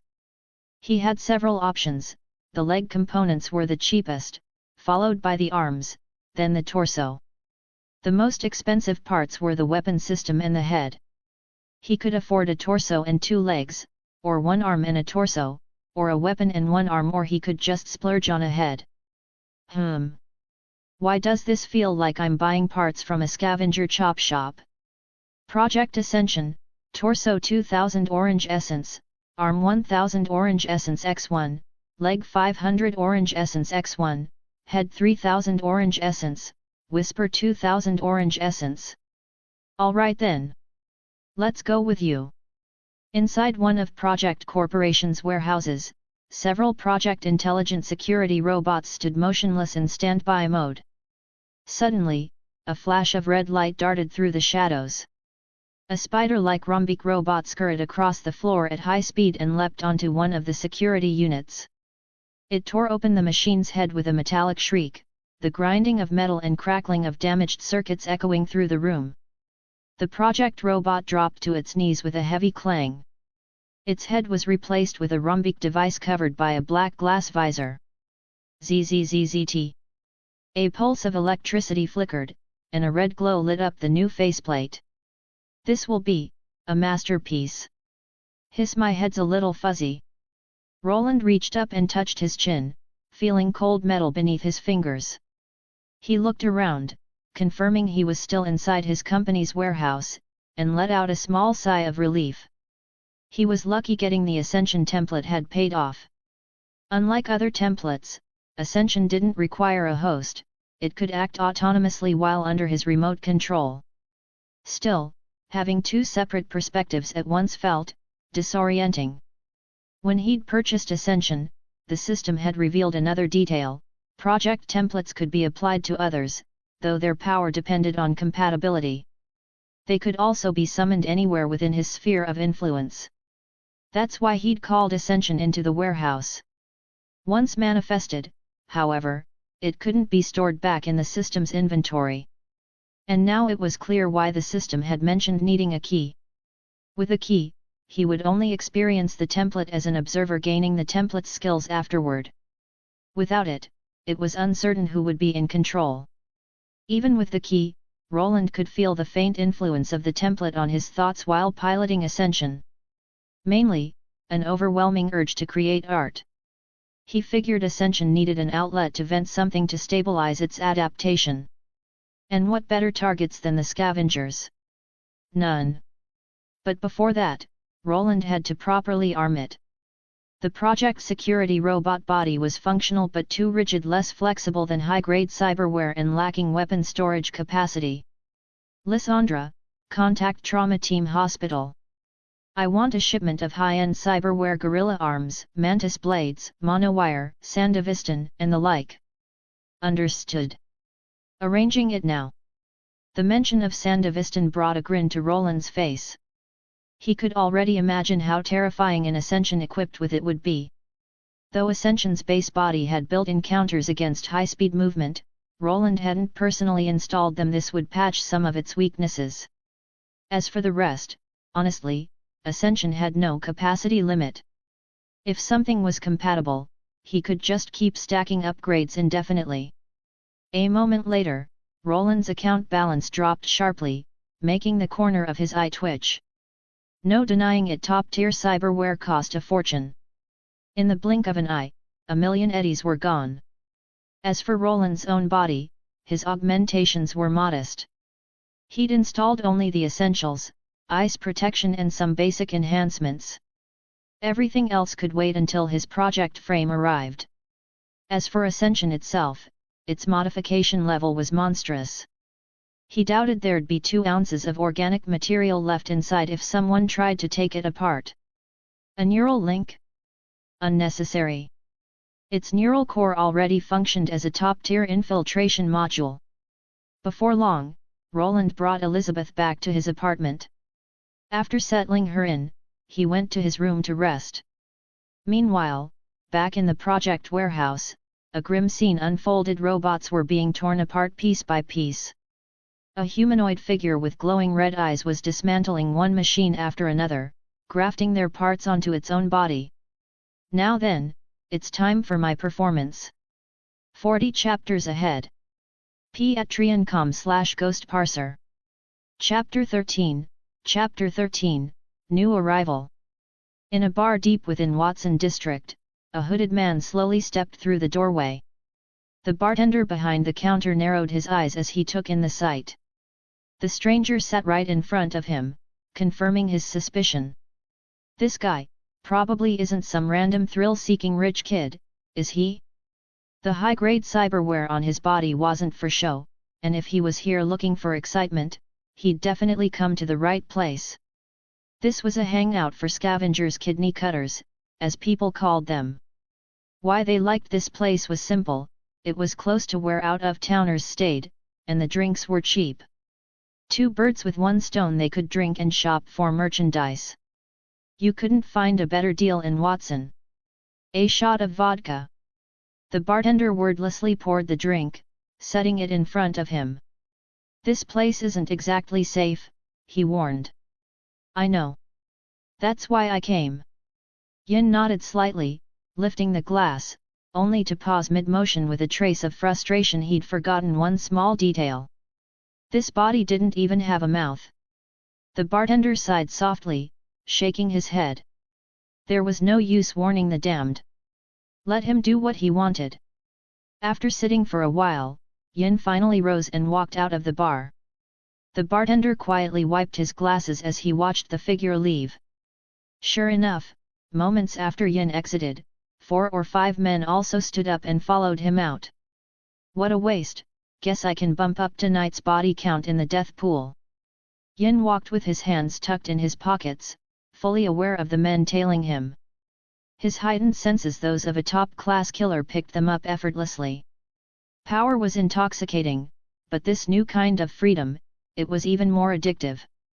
When he spotted a narrow alley, he turned and disappeared into it. The scavengers exchanged skeptical looks. Was this rich kid really that dumb? No matter how familiar he was with the area, there was no way he knew these streets better than them. According to their map, this alley was a dead end, but that just made their job easier. Careful when you fight. Don't damage the cyberware, it's worth good money. Yeah. Got it. The 5 men crept into the dim alley, where flickering lights cast long shadows. A homeless man huddled in a corner, shrinking back as they approached. One of the scavengers kicked him aside and continued forward. At the end of the alley, Yin stood with his back to them, slowly pulling down his hood. For a second, the scavengers froze. The figure before them, thing before them, wasn't human. There wasn't a single trace of flesh on its body. Shit. That's no rich kid, that's a damn cyber psycho.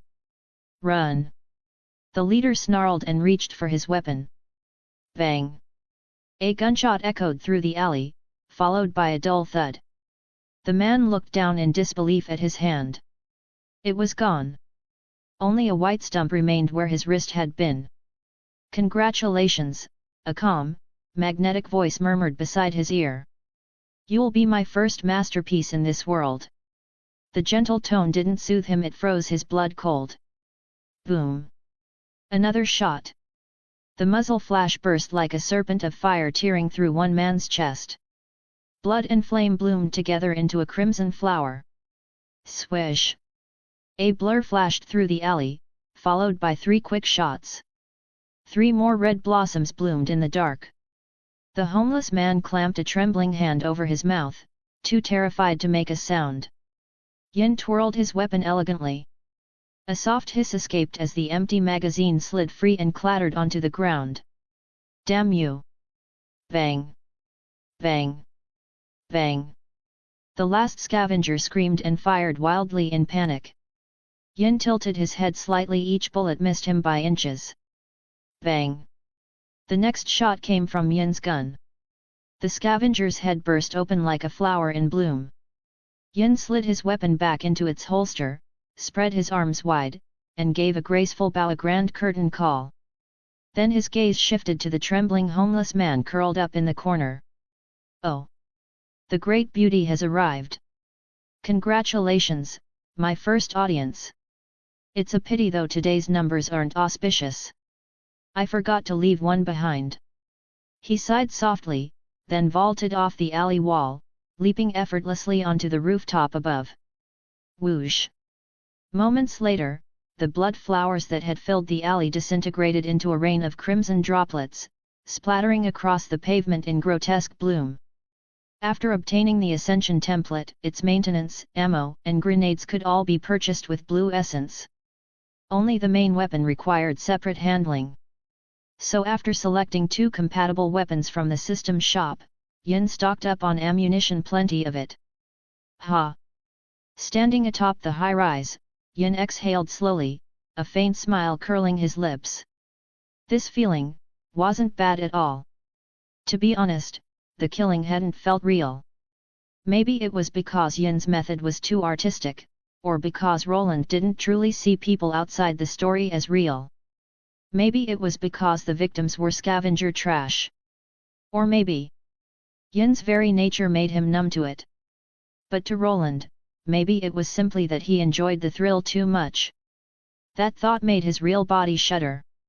Roland quickly shook his head, forcing the dangerous idea away. Even with the key, the Ascension template was affecting him. As expected. Yin was a madman. Meanwhile, elsewhere in Night City, something big was unfolding. Captain! I think you'd better take a look at this. An NCPD officer stood pale and trembling, staring at the carnage before him. The captain stepped forward, then immediately turned and vomited. The eerie beauty, the overpowering stench of blood, the severed limbs. It was too much to bear. God damn it! Get this reported right now.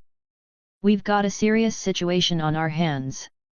Chapter 14, Cyberpunk. Roland slowly rose to his feet and walked over to the dining table, silently waiting as the household robot brought over breakfast.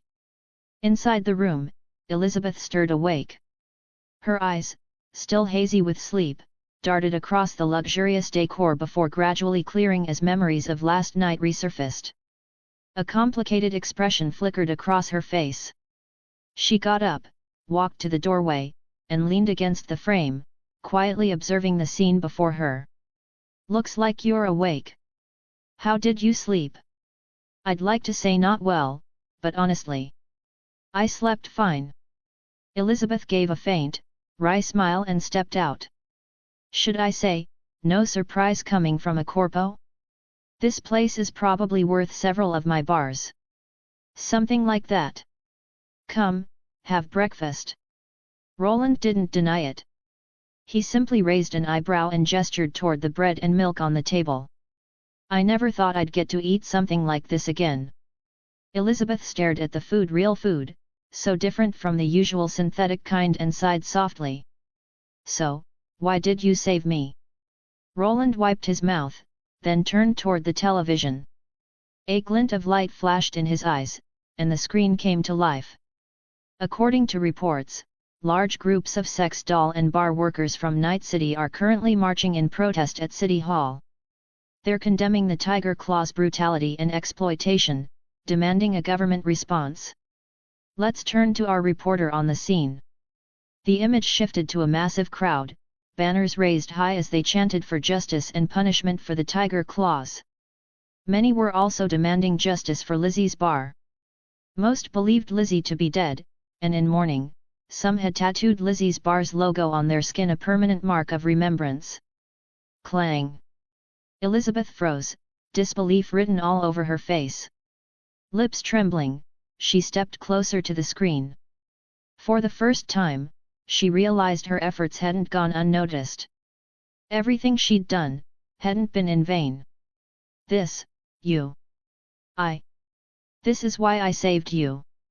You've underestimated your own influence, Miss Elizabeth. Roland smiled faintly. What do you need me to do? Elizabeth took a deep breath, meeting Roland's gaze. Despite knowing he had his own agenda, she couldn't resent him. After all, he had saved her. Without him, she'd just be another dead soul in Night City. I need you to do what you've always wanted to do. I'll fund you, but you'll have to follow my lead. Deal? I'll agree, but you're in no position to negotiate, Miss Elizabeth. But relax, I won't be asking much for now. Just grow your influence.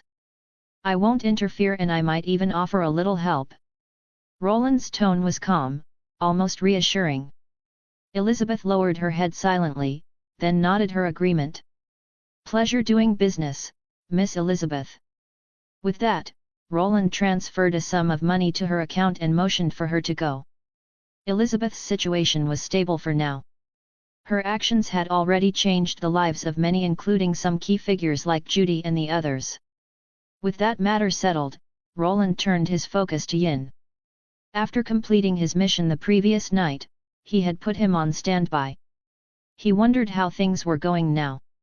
Yin slowly opened his eyes, scanning his surroundings in confusion.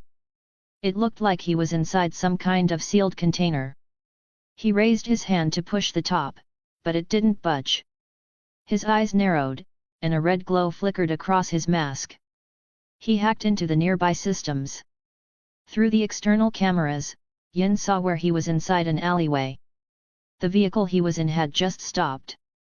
Outside, two scavengers popped open the trunk and hauled out a large crate.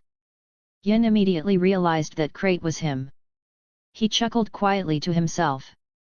Well, I was wondering where to find some new playthings, and you two just brought yourselves right to me. Damn, this thing's heavy. Think it'll sell for a good price? Of course. No idea which corpo made it, but holy hell, that cyberware, just looking at it got my blood pumping. You sure we won't get in trouble with the corpo dogs? Who cares? Once we sell this, we won't have to scavenge anymore. We'll leave this dump behind for good. Yeah, good point. Listening to their chatter, Yin couldn't help but grin. He ran his fingers along his weapons, pressing a panel at his waist that opened with a click, revealing a hidden compartment. A sleek firearm slid into his hand. He shook his head in amusement. These scavengers weren't just stupid, they were suicidally careless. Yin waited patiently. Before long, he felt himself being carried somewhere and set down. Then came the sound of boxes being opened and tools clattering. Impatient already? Clack! The moment the crate opened, one scavenger froze. SHH, the show's about to begin. Bang! What the hell? The others in the room, some playing cards, others counting cash, snapped to alert at the gunshot. They grabbed their weapons and rushed toward the noise. Clang! Clang! A sharp metallic sound cut through the chaos. Grenades! Get down! One burly man shouted in panic. Boom! A burst of red light flared, and 4 crimson blooms erupted before transforming into blazing fire that swallowed everything in sight. Crunch! Crunch! Footsteps echoed over shattered glass. The burly scavenger, who'd survived by dragging a subordinate in front of him, glared with fury. He flung aside the charred remains of an arm and charged, gorilla arms swinging with a roar that sliced the air. How uncivilized! Why couldn't you just become my masterpiece? Yin ducked under the blow, sighing in disappointment. Thud! The powerful strike smashed through a wall. Ignoring Yin's words, the man lashed out again, aiming a brutal kick at his waist. Bang! The bullet tore through his leg, erupting in a grotesque spray of flesh and blood. Cold sweat drenched the man's face. When he looked up, the barrel of Yin's gun was already pressed against his forehead. No, no! Bang! Yin fired, then spun the gun with a flourish before holstering it. His gaze swept over the wreckage. The hall was almost completely destroyed. It wouldn't be long before NCPD showed up to clean the mess. Still thinking, Yin stepped into the storage room. Hey, someone's still alive. He raised an eyebrow at the naked girl lying in the freezer. Her pulse was steady, she was merely unconscious. Suddenly, footsteps echoed from outside. Several figures appeared at once, weapons drawn. Yin moved instantly, gun in hand. Freeze! Cyberpunk. 40 chapters ahead. Patreon.com/ghostparser. Chapter 15, Chapter 15, Misunderstanding. Yin narrowed his eyes slightly as he observed the people before him, though, technically, he didn't even have realize anymore. So, your gig was to rescue this girl. That's right. We'd appreciate it if you didn't do anything unnecessary. Just hand her over to us. A tall, dark-skinned man kept his eyes locked on Yin, body tense and ready to react. Judging by the carnage outside, this guy was without a doubt dangerous. At those words, Yin slowly holstered his weapon and stood. Seeing that, the man finally allowed himself a brief sigh of relief. Thanks, man. Name's Rook. Yin glanced down at the silver metal arm in front of him, nodded, and gave it a firm shake. Yin. Hey!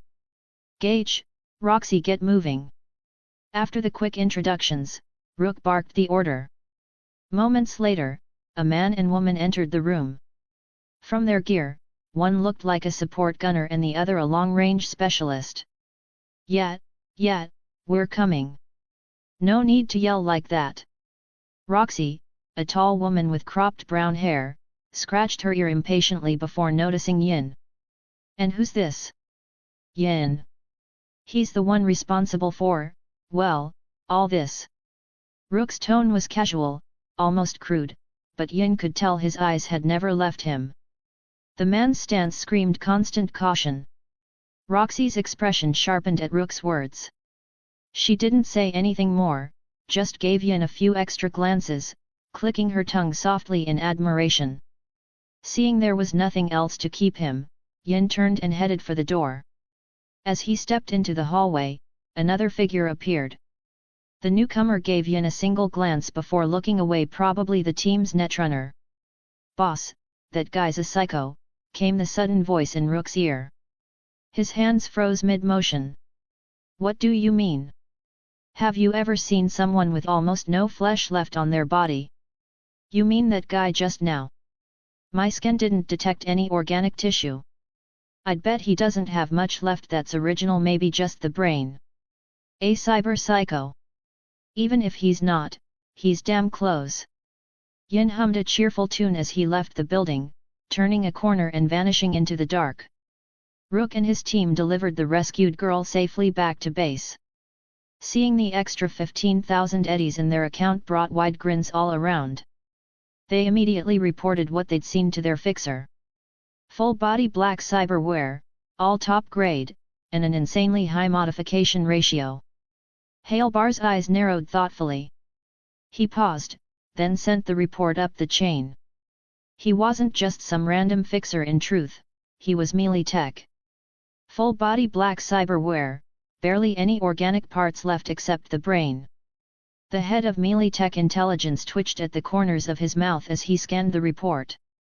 A ridiculous thought crossed his mind, one he tried to suppress, but it kept growing anyway.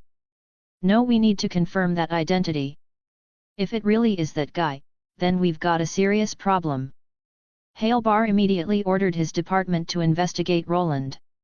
Yes, he had mistaken Yin for someone else entirely.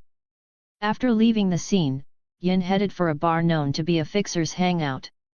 He felt like revisiting his lost youth and maybe seeing a familiar face or two. He walked in quietly, blending in like an ordinary customer, and approached the counter. "Any gigs available around here?" "Gigs? Sorry, we only hand those out to regulars." The bartender smiled politely, shaking his head. "Ah, what a shame." Yin sighed softly. He wasn't too bothered, getting a job would have been nice, but he didn't need one. "I've got a gig you can take. Question is, do you have the guts for it?" A deep voice spoke from behind. A muscular man with sunglasses and a lion head tattoo on his arm stepped forward. Yin recognized him instantly. It was Kova, the bar's owner and a fairly well-known fixer these days. "Let's hear it. Kill someone from a corp. You up for that?" Kova smirked as he handed over the details. "What's there to be afraid of? Just another piece for my stage." Yin chuckled softly and held out his hand for the chip. Kova didn't waste words, he simply handed it over. The bartender beside them stood frozen, staring in disbelief. Why would his boss give such a job to a total stranger? After reviewing the data, Yin nodded. "All right, I'll take it. What's the pay?" 200,000 eddies. Pretty generous for a newcomer, wouldn't you say? Kova named the price. Yin nodded in agreement and turned to leave. "You probably don't understand why I did that, hey?" Kova turned to the bartender beside him. The man nodded honestly, he didn't get it at all. Giving a high-risk contract to someone he didn't know? It sounded suicidal. Kova didn't bother explaining. Only he knew the truth, this gig was a live grenade. The sooner it left his hands, the better. Holding onto it would only blow up in his face. The contract he'd passed to Yin was to eliminate a former constitutional arms researcher, a man recently poached by melee tech. The target wasn't particularly talented, his only advantage was that his wife held a managerial position at melee tech. He'd stolen some internal documents from Constitutional Arms Industries when he switched sides, supposedly to use them as leverage. Melee Tech didn't care much, but Constitutional Arms did. Not for the data itself, but for their pride. That made the job deadly. Constitutional Arms Industries was notorious for holding grudges, while Melee Tech ruled Night City with an iron fist. So Kova did the smart thing, hand off the gig immediately, cut all ties, and disappear from the chain. If melee tech came knocking later, he could just hand over the info. Losing one rookie? No big deal. After all, people die in Night City every day. Chapter 16, Melee Tech Science Division's Vigilance. Whoosh! Whoosh!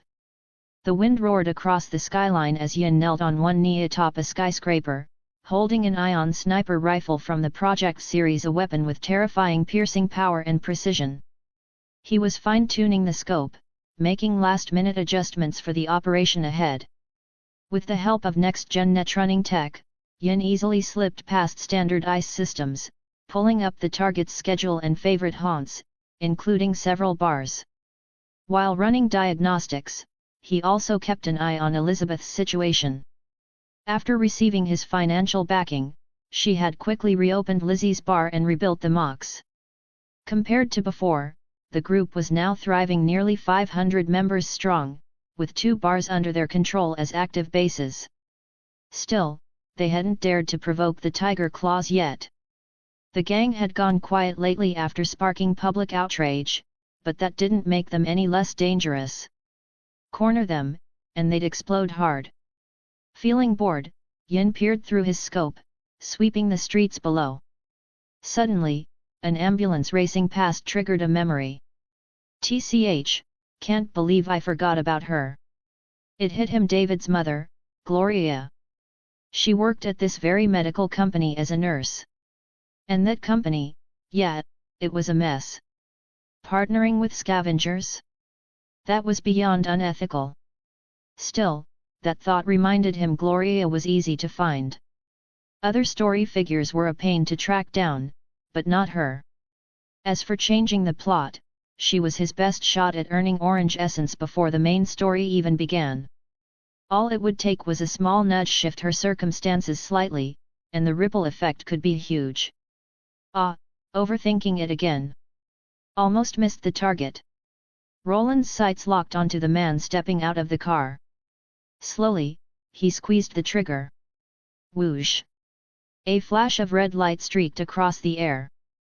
The high-velocity round tore clean through a wall, the car door, and a nearby bodyguard before punching straight through the target's skull.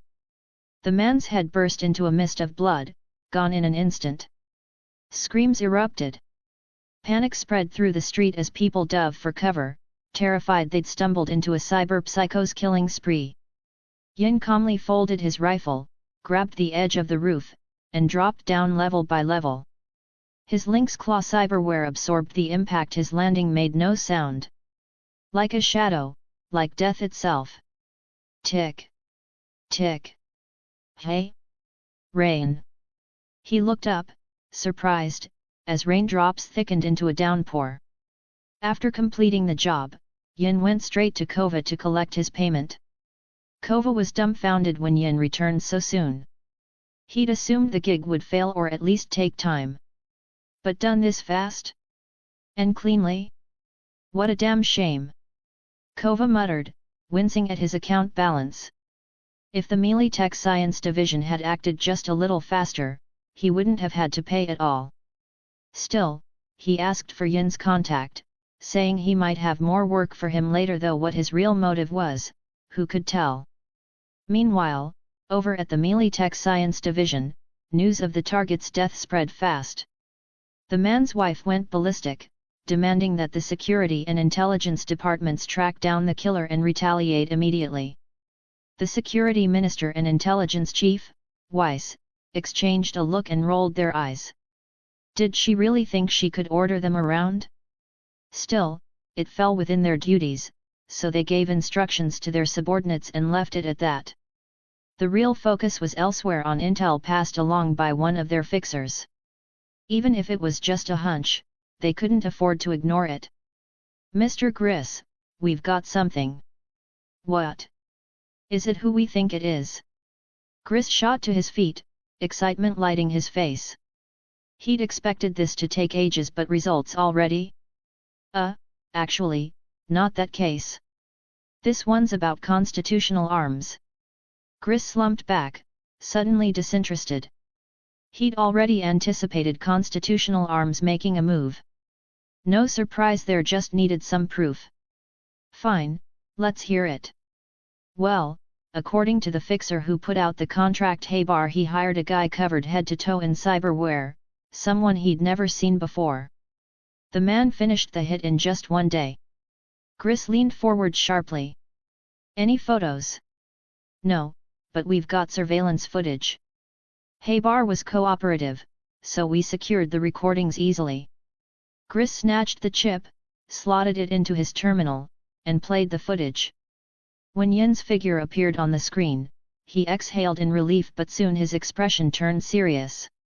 Not Atom Smasher, but the level of cybernetic modification on this one, damn, it might even surpass his. He rubbed his chin thoughtfully. Send this video to R&D, ask if they've got any ongoing experiments and what they think of this man's condition. Understood. Once the subordinate left, Gris leaned back, crossing his legs on the desk. A sharp glint flickered in his eyes. Maybe, we can create our own Militic-style Atom Smasher. A body that can handle this much cyberware is a rare find. Looks like this fascinating man deserves our full attention. At that same moment, Roland sat in his office, flipping through a dossier compiled by Lysandra. The list of names was long: Maine, Sasha, Kiwi, Lucy, Pilar, Rebecca, V, Jackie, Victor. Right now, only Victor showed any promise. Still, Roland had no intention of interfering with old Vic's story. The man had no major ambitions left anyway, though maybe arranging a boxing match for him wouldn't hurt. Fortunately, two new leads had emerged: Gloria, and her son David, still a student. Right now, David was only 9, a genuine little troublemaker. 40 chapters ahead. Patreon.com/Ghost Parser. Chapter 17, Chapter 17, Gloria and David. After Roland finished with Ascension, he sent the Ascension body home to standby and ran an authentication on it just so the house security wouldn't mistake it for an intruder and open fire. Next on his list was finding Gloria and her son. He didn't plan to do much, just nudge their fates. It was simple enough that he didn't need to appear in person, have Lysandra send an employment contract, plus a trauma support group insurance policy, and that should avert Gloria's fatal ending. In the original timeline, she didn't die from her wounds so much as from being taken to a shoddy hospital that worked with scavengers. As for what happened to the family afterward, Roland wasn't going to meddle unless David turned out to be compatible with some template in the project system. If that happened, he'd be very interested. Sir, the task you assigned is underway. The contract has already been sent to Gloria's email. Huff. Gloria wearily shrugged off her coat and opened the door. Mom, you're back. Hearing that familiar voice, a smile spread across Gloria's face. If anything kept her going in this city, it was the boy in front of her, David. How was school today? She ruffled his hair with a tired smile. You don't even have to ask, your son is obviously the best. David flashed a big grin and gave a thumbs up. He wasn't lying. His grades really were excellent. Oh, Mom, you've got a new email. Looks like an employment contract from some company. Did you change jobs? David suddenly remembered the message on the computer and looked at Gloria curiously. Gloria paused, then shook her head. No, I haven't changed jobs. Go take a shower first, I'll check it out. She nudged him toward the bathroom. David hummed and carried his clothes off. She opened her inbox and clicked the first message. Dear Ms. Martinez, we sincerely invite you to join Project Corporation. Project Corporation. The name sounded oddly familiar. Gloria muttered, then remembered the company was an up-and-coming firearms manufacturer. She'd seen their ads on TV. She'd even planned to buy one of their guns for David's 10th birthday. She read the contract and the address carefully, then froze for a moment. After a long exhale, she leaned back in her chair. Of course, it's a scam. Once she saw how it was set up, she stopped worrying about the email. Why would a company offer such generous terms to an ordinary nurse? She didn't believe in free lunches. Everything in this city had a price. She imagined being knocked out by scavengers at some meeting, then waking up in a dark place with her cyberware and organs stripped for resale. Gloria kept those thoughts simmering as she prepared dinner. Meanwhile, in Charterhill, Roland frowned. His orange essence still hadn't registered. Had he not changed Gloria and David's fate after all? No, maybe it just hasn't been noticed yet. Lysandra, tell the staff, if a woman named Gloria shows up to take a position, notify me at once. Understood. Mr. Kova, I trust you're a smart man. You know what to do, right? Bosway smiled as he slid a photograph across the table. The picture showed Roland in his ascension state. Kova glanced at it, swallowed, and asked, I understand, what task would you assign him? Our company lost some cargo. Maelstrom hijacked it. We need someone to get it back. Reward, 500,000 euros. 500,000. Kova was stunned. He knew the company was flush with cash, but he hadn't expected such a sum. Bosway nodded. Only he knew this money wasn't just for recovering goods, it was bait. If they could lure that person into taking the gig, then their people could move in at the right moment. Beep beep. The familiar ringtone made Yin pause. Few people had his contact. Who could be calling? Hello, this is Kova. Remember me? A tattooed, burly man's face filled Yin's view. The fixer. I remember. What do you need? I've got a gig. Interested? Job? Tell me. Yin gave a small nod. It's a gig from Melee Tech. They need someone to recover stolen cargo. Pay is 500,000 euros. 500,000? And Melee Tech? Don't they care that I killed their people? Yin immediately smelled something off and asked warily. They won't know whom I'll assign. After the last job, I trust your skills. Interested? Yin ended the comms without expression. They thought he was a fool plain as day. It was obvious they were trying to lure him into a trap. Such a huge payout for a newcomer? No way was it clean. Still, it confirmed something. Kova was a classic turncoat. Time to deal with him later. Melee Tech had noticed him. With that level of cyberware and combat ability, any military tech company would be curious. Arasaka probably had intel too, but they'd put their chips on Atom Smasher and didn't need another specimen as badly as Melee Tech did. We can take this gig too. Let's teach the Melee Tech Science Division a lesson. Yin narrowed his eyes and dialed back. Kova's face fell when the call dropped, but when Yin rang back, Kova forced a smile. I'll take the gig. Send the details. Chapter 18, Confrontation. Mr. Bosway, he's taken the gig. Good. Well done, Mr. Kova. Bosway smiled at Kova's report and nodded with satisfaction. If everything goes as planned, that 500,000 eddies will be yours. But you understand what I mean. Bosway's gaze lingered on Kova, carrying an unspoken warning. Feeling a chill, Kova immediately nodded. He understood perfectly. From this moment on, he belonged to Militika's Science Division. He hadn't planned on becoming one of them, but now that it had happened, well, he couldn't really complain. The company's meals were simply too good to resist. Don't hold it against me, kid. I'll light a few sticks of incense for you later. Kova pressed his palms together and gave a small, guilty smile.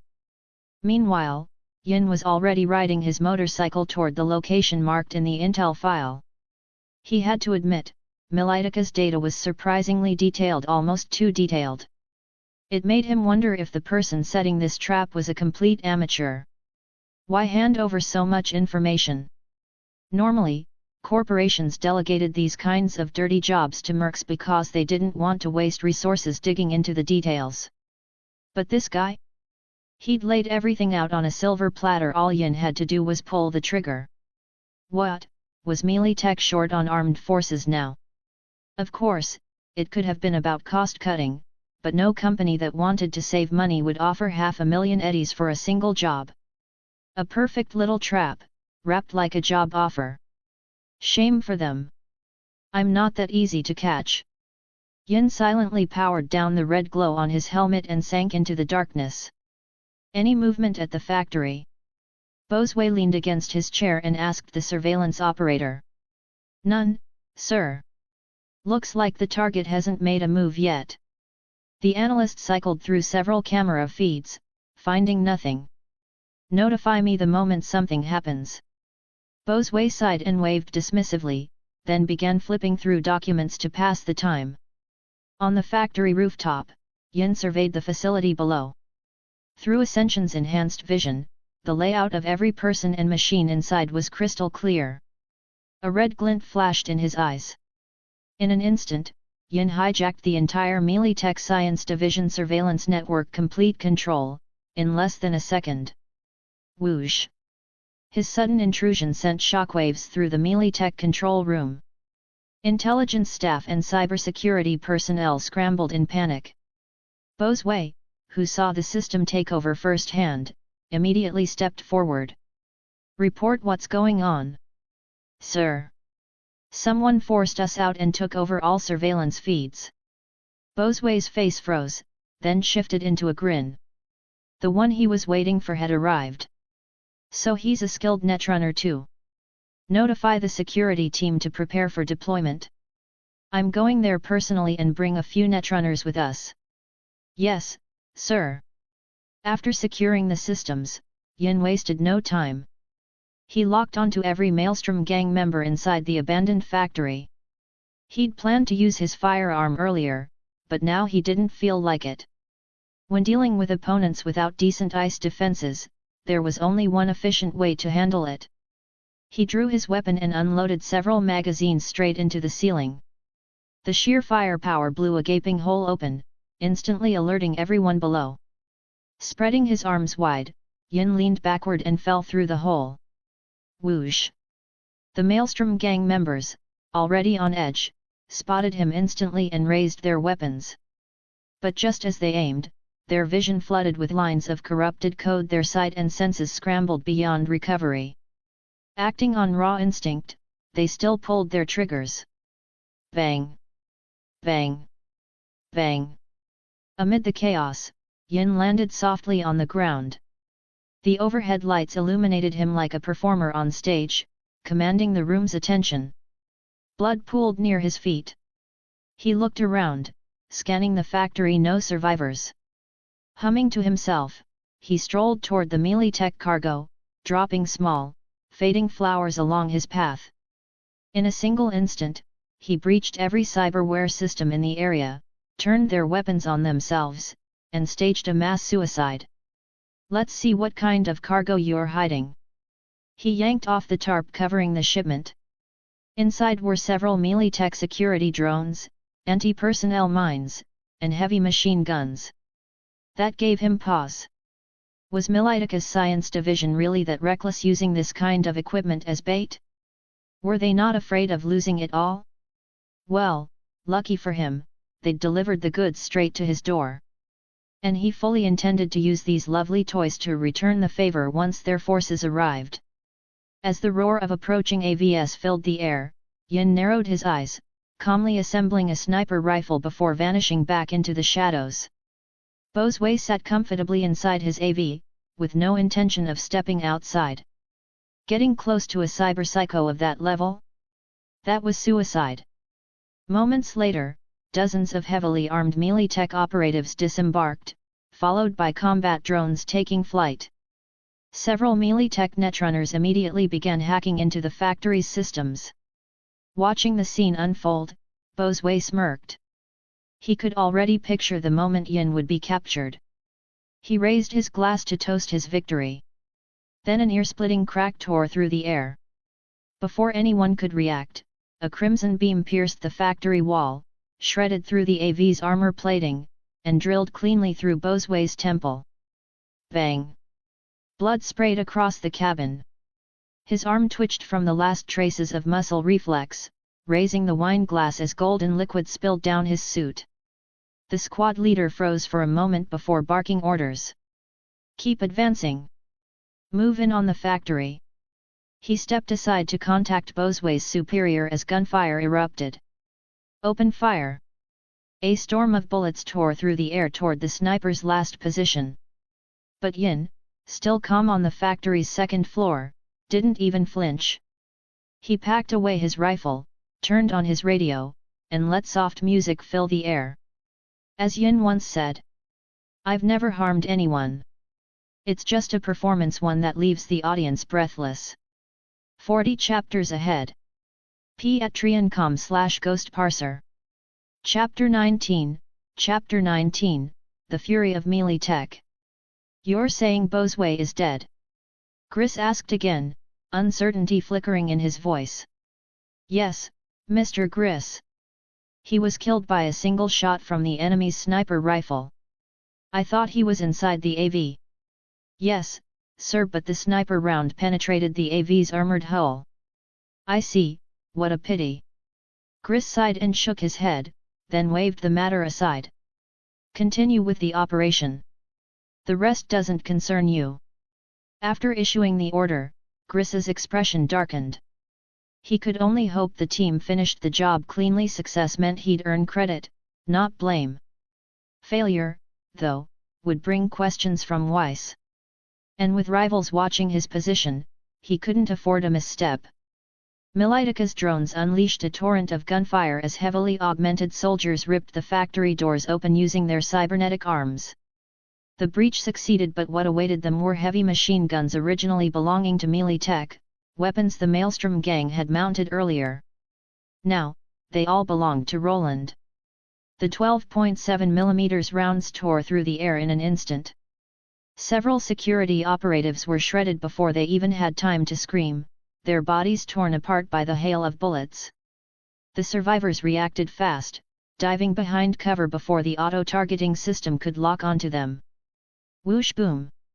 The Netrunner team, knowing the enemy's netrunning capabilities were beyond ordinary and unable to counter immediately, ordered their drones to fire micromissiles, blowing apart the turrets guarding the entrance. "Stay sharp," the squad leader barked over comms. "The enemy might be using our own Melee Tech gear. Watch for mines and heavy fire."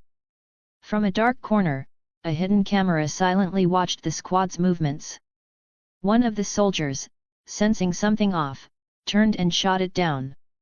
Yin withdrew from that feed, tapped the table twice, then grabbed his weapon and strode toward the door. If this was a show, the lead actor had to take the stage. Henry clutched his rifle tightly as he crept forward. His cybernetic eyes scanned every shadow, hypervigilant, yet the factory remained silent except for the haunting echo of music playing somewhere inside. To be honest, he wanted out. The moment he saw Bosway's head explode, he'd wanted to quit. He wasn't here to die for someone else's mistake. They didn't even know where the target was, just firing blindly into the dark like clowns. If he were the enemy, he'd be laughing his ass off.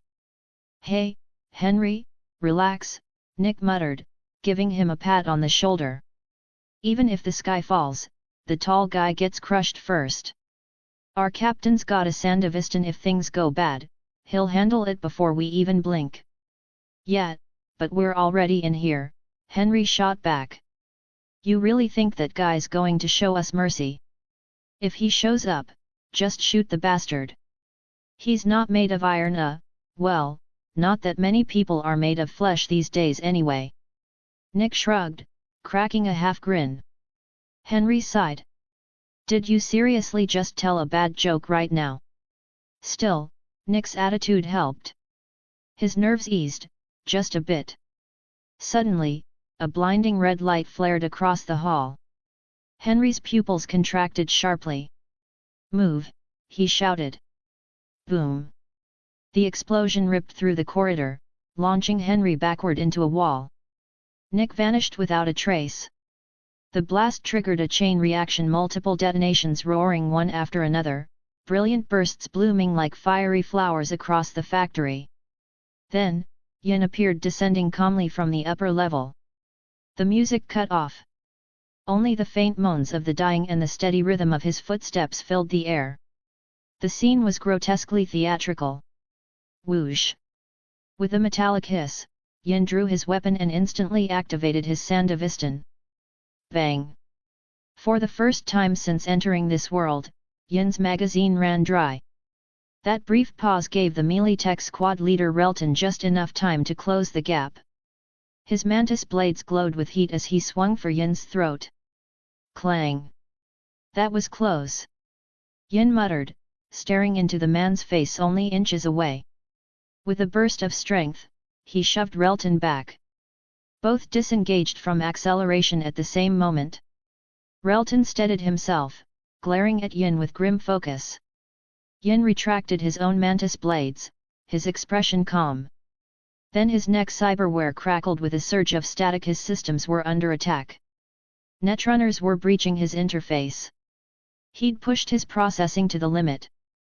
Gritting his teeth, Yin cut off auxiliary functions and redirected power to ice defense. Relton seized the moment, lunging in and slicing a deep gash across Yin's chest.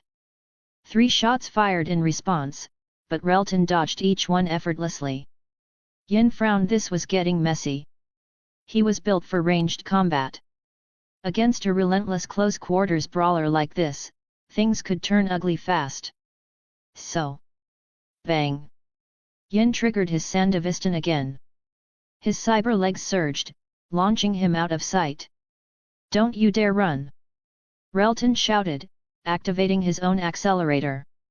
But repeated use was catching up. Blood streamed from his nose. Boom! As Relton burst into the next room, Yin's fist met him head on, a brutal punch slamming into his chest, crushing the air from his lungs. Yin closed in instantly. His arm flicked, the monowire snapping free. In one smooth motion, he vaulted up, wrapped the wire around Relton's neck, and yanked hard. Slick! The body dropped with a heavy thud. Yin retracted the wire and glanced toward the factory's cameras, the ones he'd temporarily surrendered while fending off the netrunners. Control reclaimed. Bang! Back at headquarters, Griss's face turned pale with rage. He slammed a fist into his desk. Call in the counter-terror unit now. Boom! A massive explosion ripped through what was left of the warehouse, flames swallowing half the structure.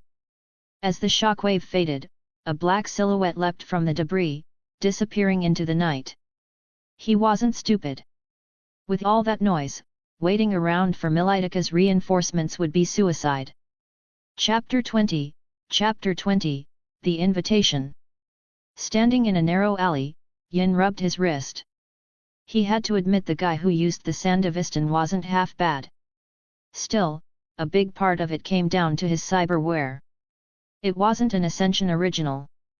Top tier, sure, but compared to a true Ascension-grade implant, it just didn't measure up.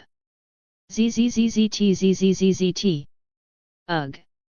Yin rubbed his neck, a look of mild irritation on his face. His head armor had held up fine, but the rest of his systems had taken a hit from the netrunners' attacks. He'd definitely need some maintenance. For now, though, he had someone to settle things with.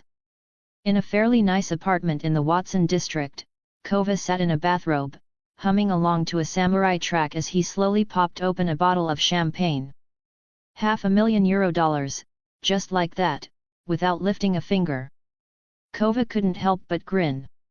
If only all jobs were this easy. It would take dozens of contracts to make that much otherwise. Tisk, tisk, tisk.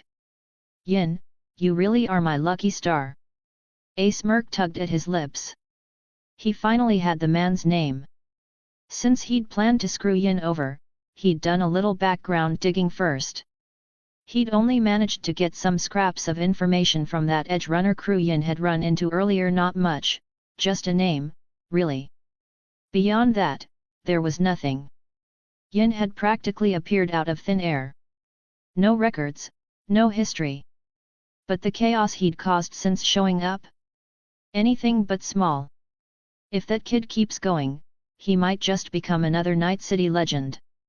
Kova took a sip of champagne, smacked his lips thoughtfully, then burst out laughing. Legend, hey? What's a legend worth? In Night City, legends are all corpses. There are no living legends here. He leaned back comfortably on the couch and switched on Channel 54. The news was covering the massive explosion that had torn through Watson's industrial sector. Mealy Tech had issued a strong condemnation, released a wanted notice, and offered their condolences for the victims, followed by a stream of self-praising corporate propaganda about their humanitarian values and commitment to public safety. Kova didn't hear a word of it. He only knew one thing: Mealy Tech hadn't shown a picture of the target, but he understood perfectly well what today's operation had been about. The fact that they were now pushing PR spin meant only one thing: the mission had failed. Damn Mealy Tech! He cursed under his breath and jumped up, but his legs gave out.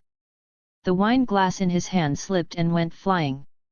Just as he instinctively reached to catch it, a black, mechanical arm reached out, caught the glass midair, and handed it back to him. Kova froze, taking the glass automatically. "Thanks," he murmured, then his face went pale. This was his apartment. He hadn't called in a joy toy today. Realizing something was wrong, Kova lunged for the sofa, reaching under it for his hidden weapon.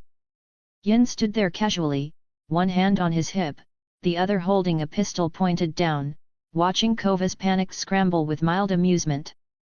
Only when Kova finally managed to grab his gun and aim it at him did Yin speak. "Looks like you're ready." Kova's expression darkened. He gave a bitter laugh, tossed the weapon aside, sighed, and sank back into the sofa. Pouring himself another drink, he muttered, "No point struggling, right?" Roland smiled faintly and sat down across from him. "You had countless chances to shoot me just now," Kova continued. "But you didn't. That means you're confident enough to kill me whenever you want. You're running a Sandevistan, aren't you? Then there's no point in fighting. I might as well enjoy my last few minutes." He downed his drink in one gulp, grinning as he looked up. "Humph! In these final moments, you've actually improved my opinion of you." Yin crossed one leg over the other, resting an arm on his knee, the muzzle of his gun still pointed straight at Kova. After another sip, Kova's expression twisted into a snarl. "I don't need your damn approval, Yin. You'll be down here soon enough. Nobody in this city dies happy." Bang! The shot rang out, and a red bloom spread across Kova's chest. His eyes went glassy, and moments later, he was gone. "What a shame," Yin said softly. "Your curse didn't work. After all, what does what Yin does have to do with me, Roland?"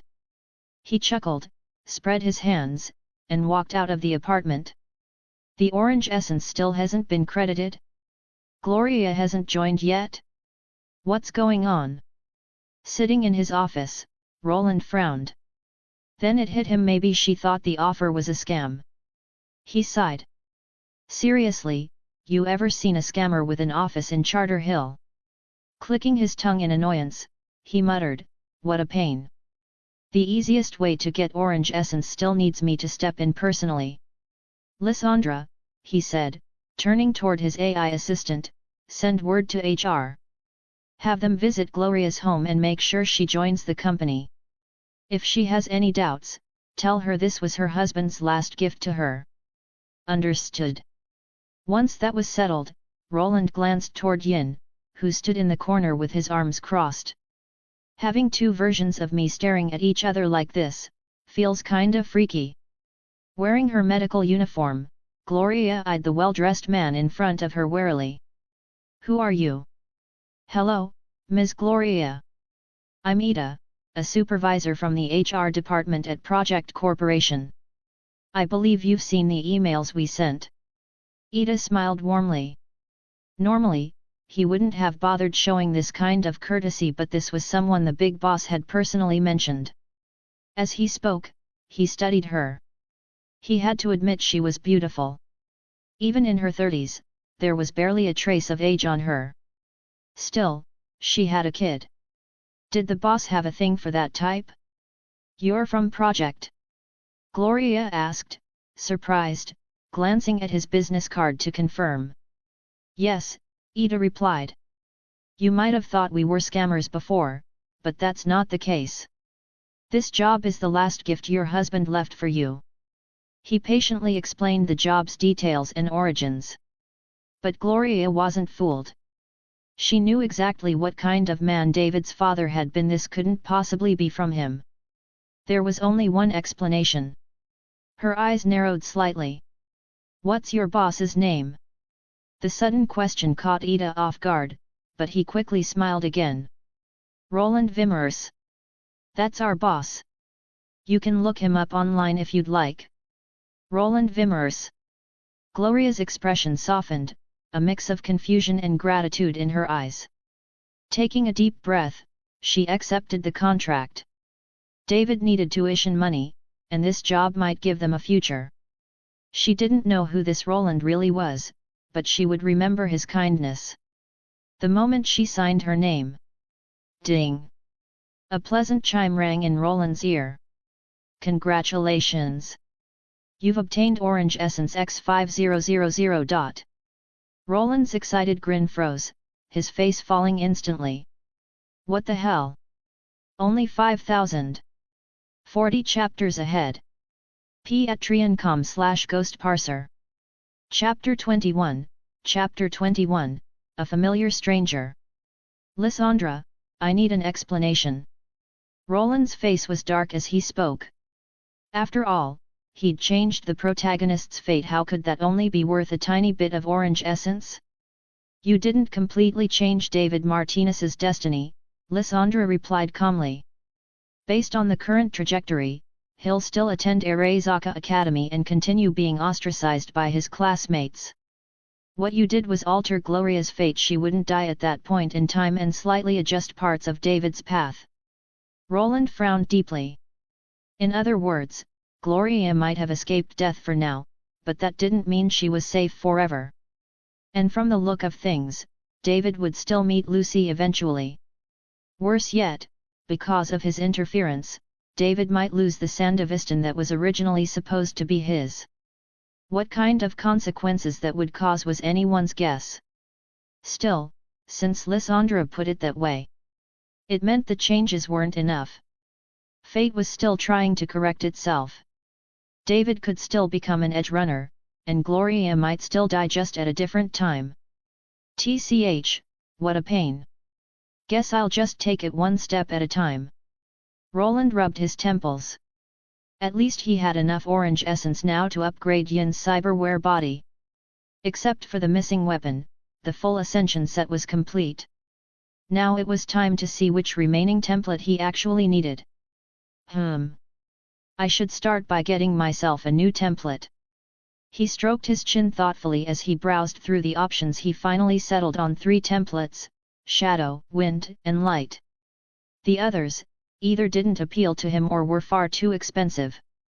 If he could really choose freely, he'd grab a super body and let this world find out what it felt like to face a boss-level monster.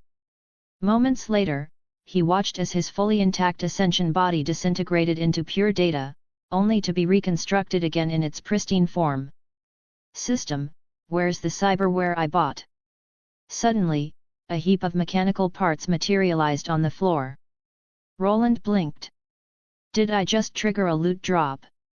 He ignored the mess for now and focused on syncing with the new Ascension body, testing its functions. The raw power inside it was undeniable. His limbs might not look bulky, but the precision-engineered muscle fibers could unleash terrifying force in an instant. The sluggishness he'd once felt was gone. Every movement was smooth, perfectly synced with his neural commands. Finally, this body could keep up with his mind. The project-grade cyberware and high-end systems embedded within him hummed quietly. Stolen tech, sure, but top-tier nonetheless. The only drawback was that this body no longer had a cyberport compatible with the cyberpunk world. But for someone using the Ascension template, that wasn't much of a problem. After adapting to his new body's strength, Roland guided Ascension out of the office. Time to take on some gigs, maybe he'd even run into a few familiar faces from the original storyline. By his calculations, Maine should be about 21 or 22 by now. Even if he hadn't joined the Edge Runners yet, he'd be close. As for Sasha, Roland liked that character, though he wasn't sure of her exact age. Judging from the fragments he'd seen, she seemed to be in her 20s too. He couldn't quite remember her mother's name, but vaguely recalled she'd worked for the state, got injured, and later died of neural decay during a Biotechnica drug trial. Whether he'd find her now or at all would depend on luck. Roland made his way to Carula Bar, a favorite spot for edge runners. You could buy meds, trade goods, or just hang around and chat without too many eyes watching. That's... Yin's gaze caught on a small girl with turquoise twin tails sitting on a wrecked car, sipping soda through a straw. She wore an oversized jacket that nearly swallowed her frame. For some reason, one name instantly flashed through Yin's mind. Rebecca. No way, judging by her height, she hasn't grown at all. Yin squinted. She couldn't be older than 12. A 12-year-old hanging around a place like this didn't feel right, yet somehow, in Night City, it made perfect sense. Noticing his stare, the girl turned toward him curiously. Yin quickly looked away. He was here to gather intel on new edge runners, not creep out minors. By his timeline, Maine should have just started making a name for himself. What's up, chum? What are you looking at? The familiar sharp voice and that chum tag made Yin's mouth twitch. He turned and found the twin-tailed girl now standing right beside him.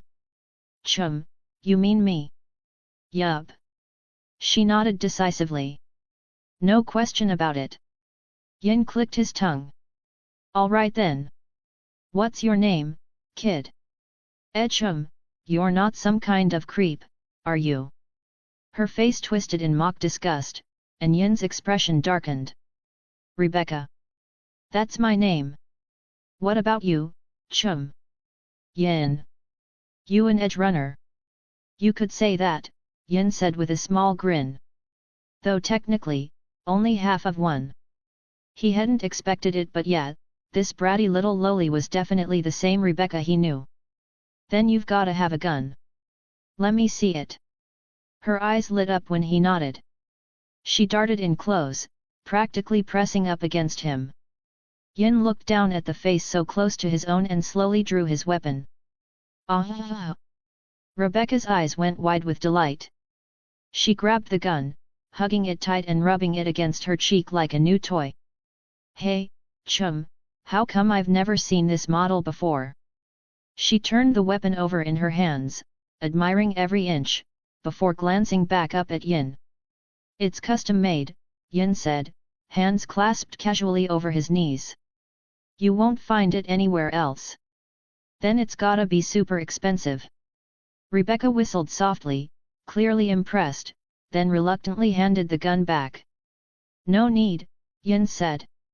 Consider it a gift, Rebecca. She froze.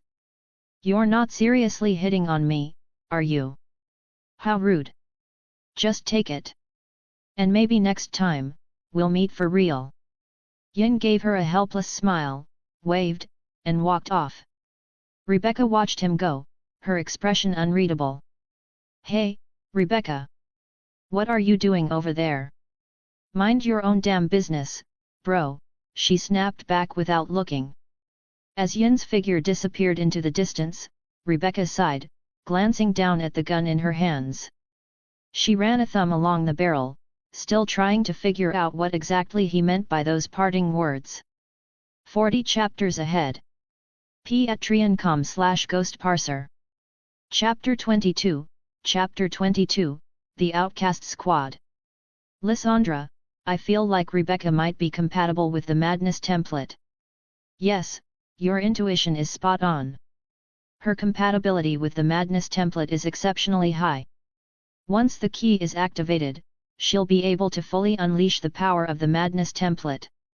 Hearing Lysandra's confirmation, Roland couldn't help but smile. He then pulled another weapon from the store interface and decided to roll for a bonus drop, just to test his luck. Source Energy Katana ×1. Source Energy Katana? Roland froze. This was the first time he'd seen that kind of weapon. This is the standard issue weapon for Project Wind, or rather, its backup model. Its performance is quite impressive.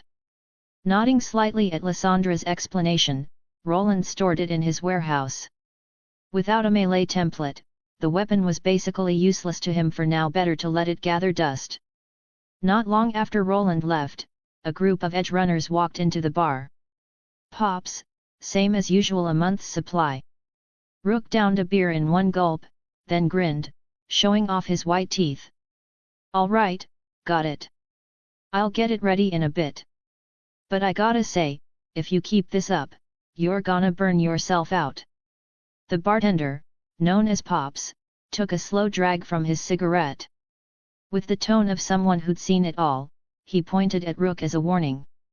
Rook gave a wry smile, then poured himself another drink. Ha! I know.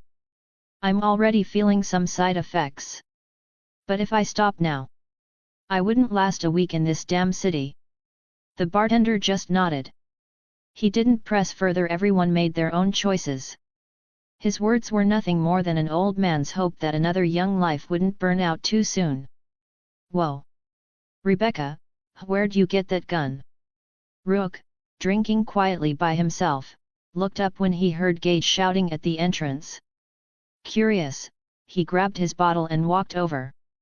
Rebecca stood proudly with her head tilted up, spinning her gun with a flourish. Not far away, a wrecked car now had a deep crater in its frame. That kind of firepower made Rook narrow his eyes. So it's you, Rebecca. What, did your brother finally spend money on a tech weapon for you? Rook chuckled as he approached Gage, glancing at Rebecca. TCH, that sleazy bastard? No way he'd ever spend money on me. If he had that kind of cash, he'd blow it on those serpentine brain dances instead. Rebecca snorted coldly, her expression full of disdain. Then where'd you get it? Rook asked, his curiosity piqued. Judging by that blast, the weapon definitely wasn't cheap. Oh, some chum gave it to me. Rebecca shrugged, twirling the gun casually in her hand. Chum? Rebecca, you don't mean... Gage's grin turned lecherous as he reached his hand toward her. Drop dead. Hey, careful. That gun's not a toy.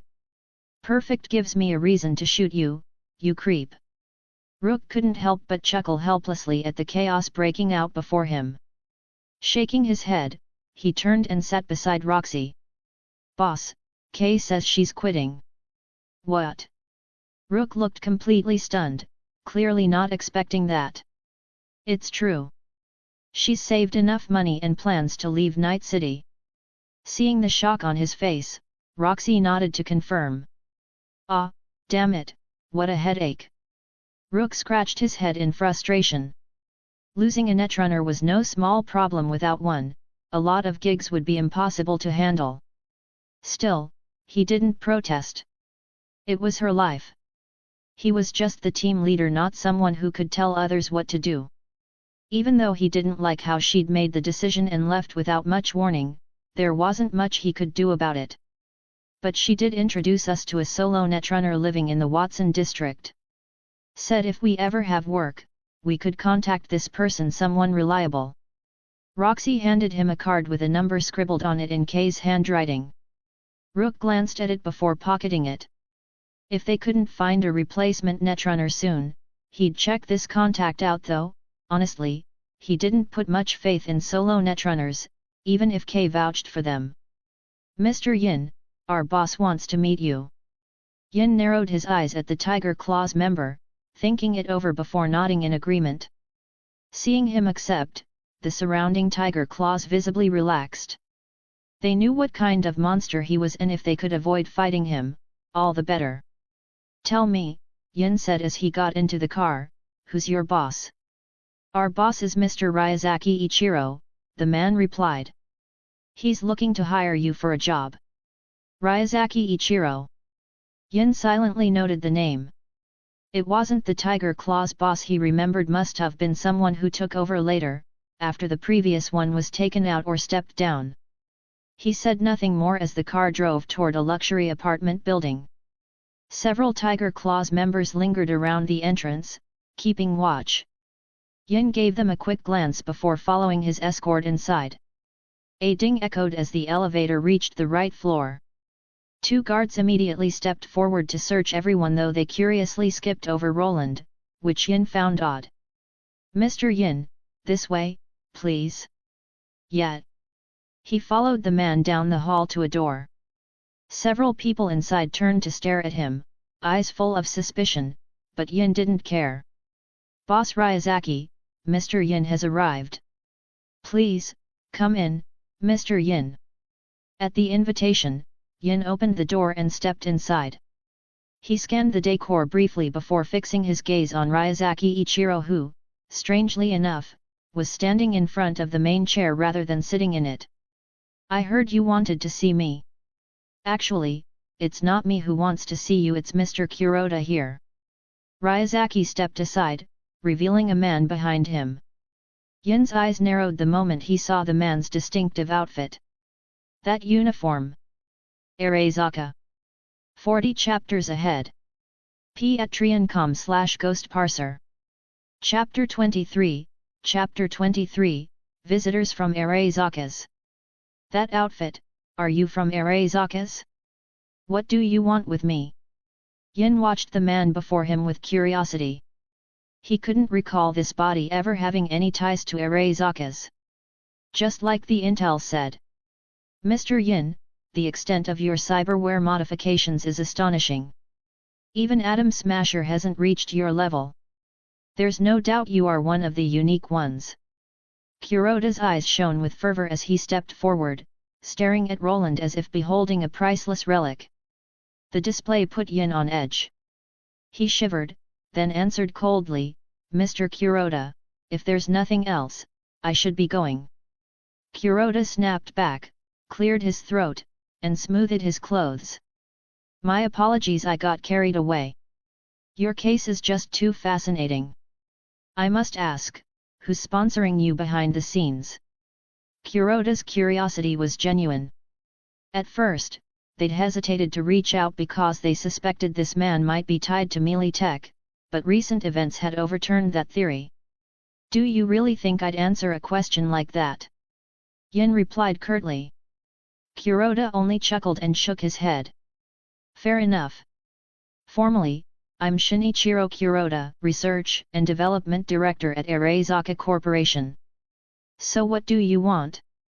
Yin didn't bother introducing himself. Kuroda already used his name, which meant the surface-level facts were known. "Before that, would you consider joining Arasaka's? We can provide the finest medical tech and cyberware enhancements. Compared to what you have now." Kuroda had meant to say their tech would surpass Yin's current implants, but he caught sight of Yin's body. Every cybernetic part had been replaced with components he didn't recognize. His expression deepened. Whoever backed this man was a terrifying powerhouse. Dismissing melee tech, Kuroda wondered if it might be a smaller company. Those market-available high-end cyberware weren't normally this advanced. It was more complicated than it looked. "No, I have no intention of joining. Tell me what Arasaka's plans are. You don't have much influence here, do you?" "Indeed. As you said, Mr. Yin, we lack strong leverage here. That's precisely why we need your strength." Kuroda's smile was all business, warm on the surface, icy underneath. "Interesting. Go on. We need you to act. Assassinate this person." Kuroda produced a chip and handed it over in silence. Yin took it without hesitation. The chip's contents streamed into Yin's mind at breakneck speed. The information left him startled. He fixed Kuroda with a hard, intense look. Kuroda waved the others out.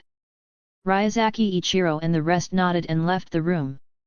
"So Kuroda's role isn't limited to R&D, then?" "Yes. Barring surprises, I should be assigned to Night City soon. A smile crossed Kuroda's face, but the tidbit he'd dropped carried enough weight to stir up trouble. Yin was surprised Arasaka already knew new United States plans at this stage. But do you really trust me that much? I trust your ability completely. No one knows better than I do the power of someone who can modify their body to this degree and keep their mind intact. Kuroda's confidence was palpable. After all, he was one of the main leads on the Atom Smasher project. The man before him clearly hadn't gone with Smasher's frontline combat build, yet had achieved extreme modification focused on speed and assassination. Fewer than 10 assassins in this world reached that level. And you expect I'll accept? Yin asked. We can't guarantee you won't leak intel. Nor am I confident this crew of grunts could stop you. But new United States strategy must be executed, and Arasaka will ultimately win. So this target isn't that important. Not really. But taking him out would significantly accelerate our plans. Now, what do you think? Yin thought it over. Arasaka wanted him to assassinate a political figure who had come to Night City to negotiate important matters with Biotechnica. The target was a staunch anti-war advocate blocking Myers' policies, someone creating real obstacles. If the operation went ahead, Myers' people would manipulate things. Combined with Arasaka's covered moves, it would be a near-suicide mission. In the original storyline, Arasaka didn't have the strength here, but that had changed. If this man is dead, how much faster do your plans move? At least 6 months. If it's done quickly, maybe up to a year. The button for how the world unfolds is in your hands, Mr. Yin. What's the pay? Kuroda smiled and pushed a chip forward. This is the deposit. Yin checked it, his mouth twitching. No surprise fitting for a big player. I'll take the job. Excellent. I look forward to our cooperation. Kuroda's smile was genuine. Success here would raise his standing. Pleasure to work with you. Yin nodded. He was in this for the essence. If Kuroda's claims were true, this could genuinely alter history. Oh, Smasher asked me to pass along his regards. He hopes to meet you someday, if circumstances allow. Kuroda remembered to add that as Yin rose to leave. Yin paused at the name, then chuckled softly. Tell him he's welcome anytime.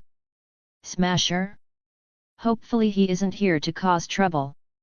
If he was, Yin thought wryly, he'd just take him apart like in the game, see what was really inside. Chapter 24, Chapter 24, Netrunner Kiwi. After wrapping up some business at the company, Roland headed out. Most matters were handled by Lysandra anyway, he only took care of the truly important ones. For the rest, he was basically a hands-off boss. Lately, he'd realized he hadn't been paying much attention to his real body at all. But it couldn't be helped. Life as Yin was simply too thrilling, like living inside an action movie.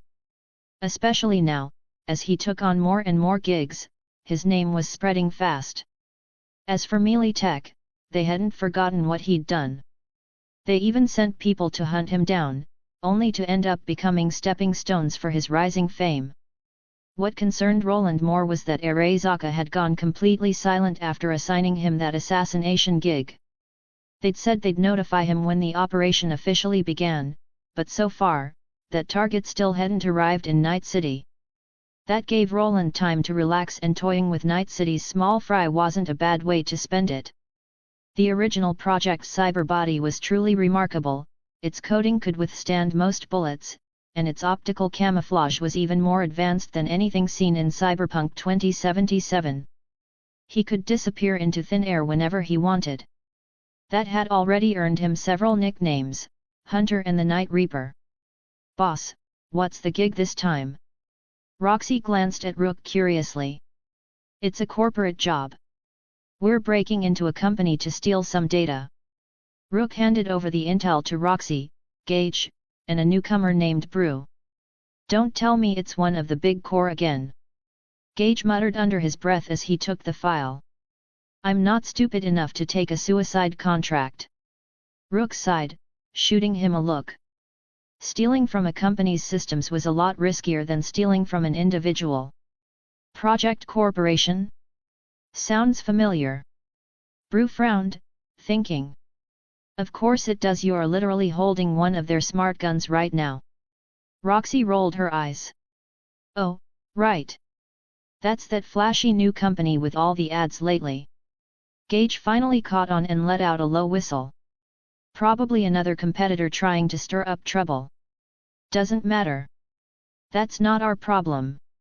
What we need to figure out is how to grab their data. Rook smacked Gage lightly on the head, looking tired already. We'll need a netrunner, boss, Roxy said, scanning through the intel. I know. That's why I already called Kiwi. Looks like I'm late. So, do we have a plan yet? A woman with short blonde hair, blue lips, and a striking figure strolled over, a slim cigarette hanging from her mouth. Hey, Kiwi, you made it. Roxy greeted her with a grin. It wasn't their first time working together. Ever since Kay left and gave them Kiwi's contact, they'd teamed up with her several times. Over those jobs, they'd come to understand her well enough and trusted her more than most. I looked over the target already, Kiwi said after ordering a drink. It's not overly difficult, but not simple either. We're talking about €1 billion tech company. They'll have serious security measures. If possible, infiltration's our best bet. Yeah, I agree. Bruce said quickly, nodding eagerly, his gaze darting toward Kiwi every few seconds. Your opinion doesn't count, kid. Everyone knows what's going through your head. You just repeat whatever Kiwi says. Gage rolled his eyes. And no way. That's slander. Slander, I say. Bruce straightened up, his face red with embarrassment and anger. Kiwi just gave him a cool glance before looking away. She had no patience for kids like that. What about you guys? She asked. Any objections? No objections here, Rook said. Infiltration's safer, less bloodshed. But who's going in? Kiwi didn't respond. She knew she'd be the one going in after all. Who else could breach a corporate network like hers? Me. Brew raised his hand eagerly. All right then, Rook said, nodding. Kiwi and Gage will handle the infiltration. Gage didn't react, clearly expecting it. Brew, on the other hand, slumped like a wilted plant. That was exactly why Rook didn't let him tag along with Kiwi. The kid was too green, too easily distracted, especially around her. And this wasn't a small-time gig. They were dealing with a corporation. One mistake could doom them all. Even if Project wasn't on the same level as the Megacore, they were still far beyond what a crew of edge runners could afford to mess with. So, take the next few days to rest and work out the details. Yin narrowed his eyes at the trembling young man clutching a weapon. A golden crew cut, tan skin, and that somewhat familiar face. He studied the guy's outfit. It looked like a military recruit. What's your name? Maine. Hands up. Fear flickered in Maine's eyes, but he still raised his weapon, staring Yin down with shaky determination. What an unexpected encounter. Yin murmured, remembering before becoming an edge runner, Maine had been a soldier. You can go. Lucky day for you. Yin slowly lowered his gun. His form shimmered and faded from view, disappearing completely. Maine froze, stunned, then lowered his weapon, swallowing hard as he took in the carnage around him, the corpses of gang members scattered everywhere. Only then did he realize just who he'd faced. He called the police, then returned to the military barracks, his mind replaying Yin's shadowed figure over and over. Later, he told his comrades what happened. When they learned Yin's name and reputation, they all agreed Maine was unbelievably lucky. The Night Reaper, Yin. A trace of confusion crossed Maine's eyes before giving way to awe. Ding! Congratulations on obtaining Orange Essence X1000. Hey! 40 chapters ahead. Patreon.com/ghostparser. Chapter 25, Roland's bafflement. Roland stared blankly at the sudden pop-up from the system, completely bewildered. He couldn't recall doing anything that might have changed the storyline. System, explain. Host, your encounter with Maine altered his mindset, indirectly leading to a deviation in the narrative. His mindset changed. Roland frowned deeply. From what he remembered, he had a good impression of Maine like an older brother figure. Right now, though, the guy was just a green rookie soldier. Your meeting with him sparked a desire to become a legend. Originally, Maine only became an edge runner out of circumstance, but now his perspective has shifted. Because of you, he may either die sooner or grow even stronger. Roland's face stiffened. He sighed helplessly. To become a legend in Night City meant getting more cyberware. Maine, after all, had gone cyber-psycho from too many augmentations, even though it was just to protect his friends. And now, with the added dream of becoming a legend, well, blessing and curse always came hand in hand, though the curse seemed far more likely. Right, Lysandra, how's our collaboration with that company coming along? They're still hesitating, no response yet. Hesitating? Sounds more like scheming. Tell them if they don't give us an answer by the day after tomorrow, we'll move on to another partner. Oh, and make sure to tighten the company's security while you're at it. Roland snorted in annoyance, though the situation still gave him a headache. Night City wasn't just filled with powerful megacore, there were plenty of smaller firms surviving off their scraps. Of course, there were also tech companies like his own, carving out a niche through independent R&D. The one they were dealing with now was among them, though its reputation wasn't particularly great. This partnership had been initiated by the other side, and Roland wasn't one to turn away paying clients. After all, most companies already knew he collaborated with major players like Arasaka and Kong Tao, so they rarely tried anything reckless. However, what Roland didn't expect was that this particular company would turn out to be a bunch of stubborn fools, or worse, gamblers, betting they could steal Project Corporation's tech and use it to catch the megacore attention. Late at night. That's the Project Corporation building. Rook parked the car at the roadside and pointed toward the distant tower marked by a glowing inverted triangle. Hearing that, Gage and Kiwi nodded. They grabbed their gear and stepped out of the car. Hey, Kiwi, be careful. Bruce suddenly called out after her, but Kiwi didn't even glance back. She just kept walking straight toward Project Corporation. Quit staring. Take it from someone with years of experience, you don't stand a chance, kid. Roxy clapped Brew on the shoulder, blunt as always. Didn't have to crush my hopes like that. Brew sighed, hanging his head. Meanwhile, Kiwi and Gage had already reached the front gate. I'll take control of the main gate's surveillance feed and then head to the back door. Keep an eye on the front. If the security lights flash red, let me know immediately. Got it. Don't worry. The moment Gage confirmed, Kiwi's eyes flickered with a faint orange glow. In the vast sea of data, she quickly located the entry point. The surveillance cameras at the entrance blinked a few times, then turned green. The feed conveniently rotated away from Kiwi's position. She slipped through the blind spot and vanished inside.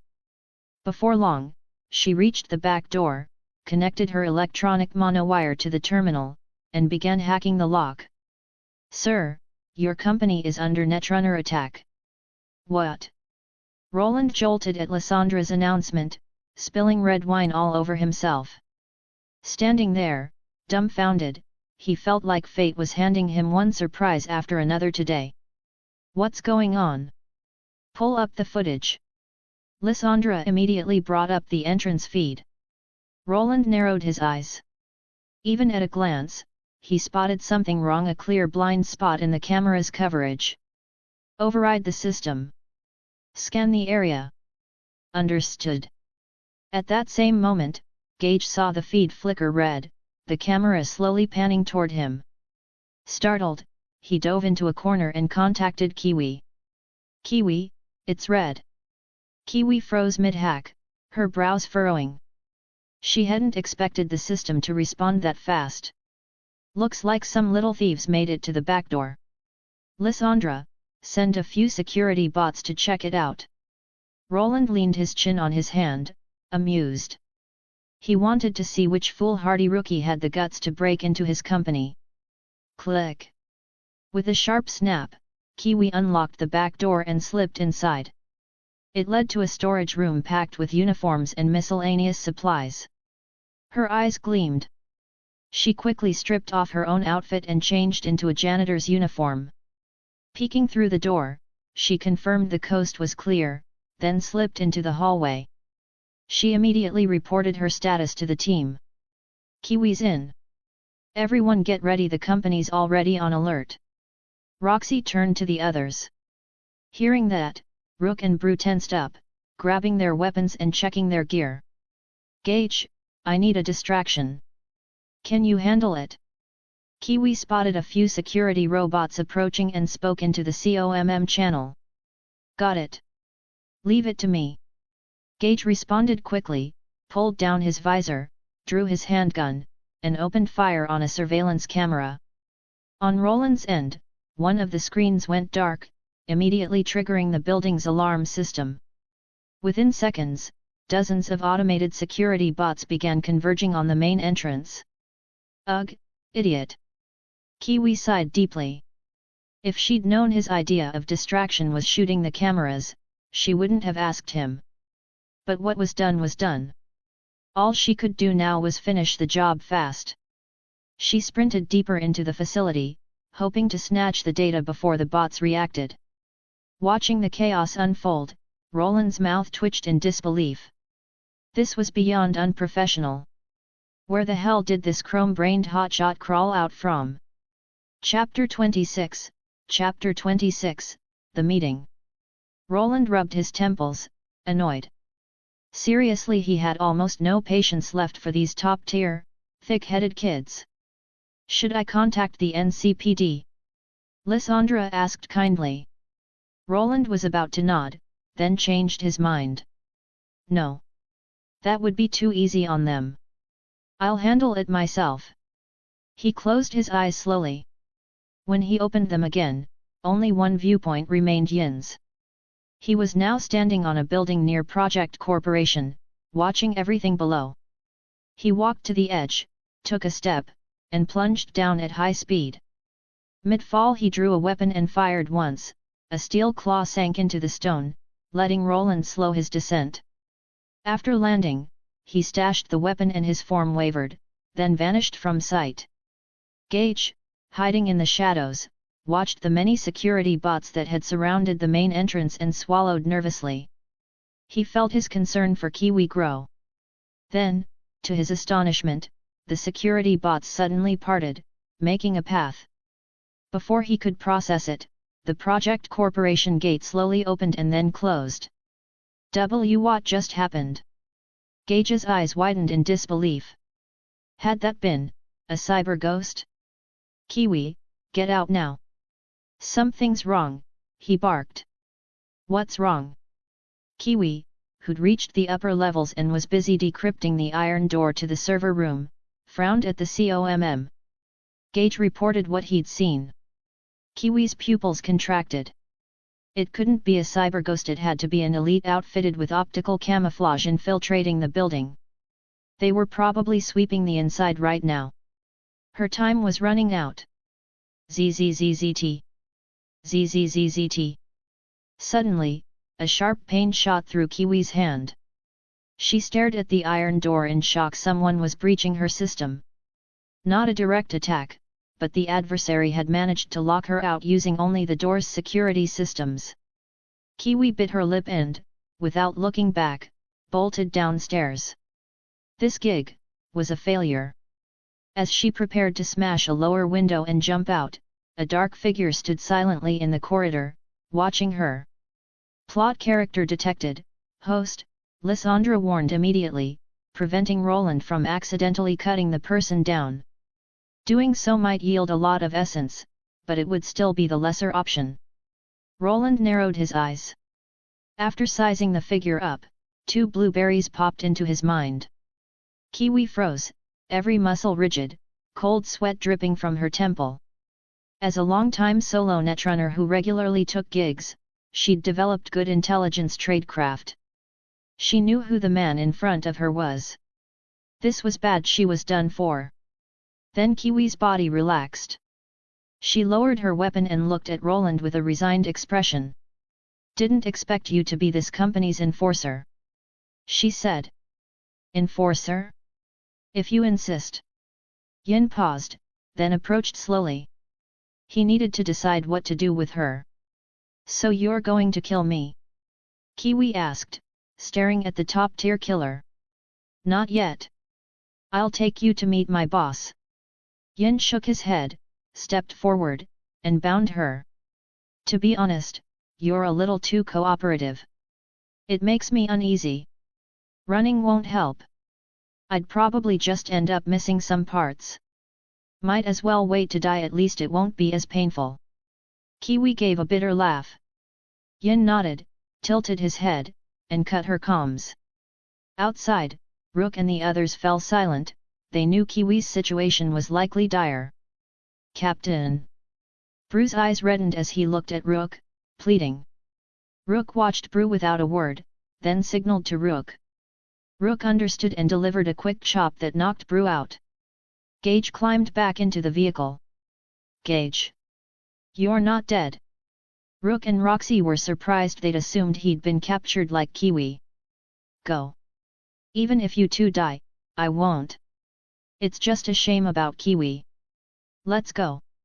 Gage cursed, shook his head regretfully, and left. Since the gig was impossible, they wouldn't stick around.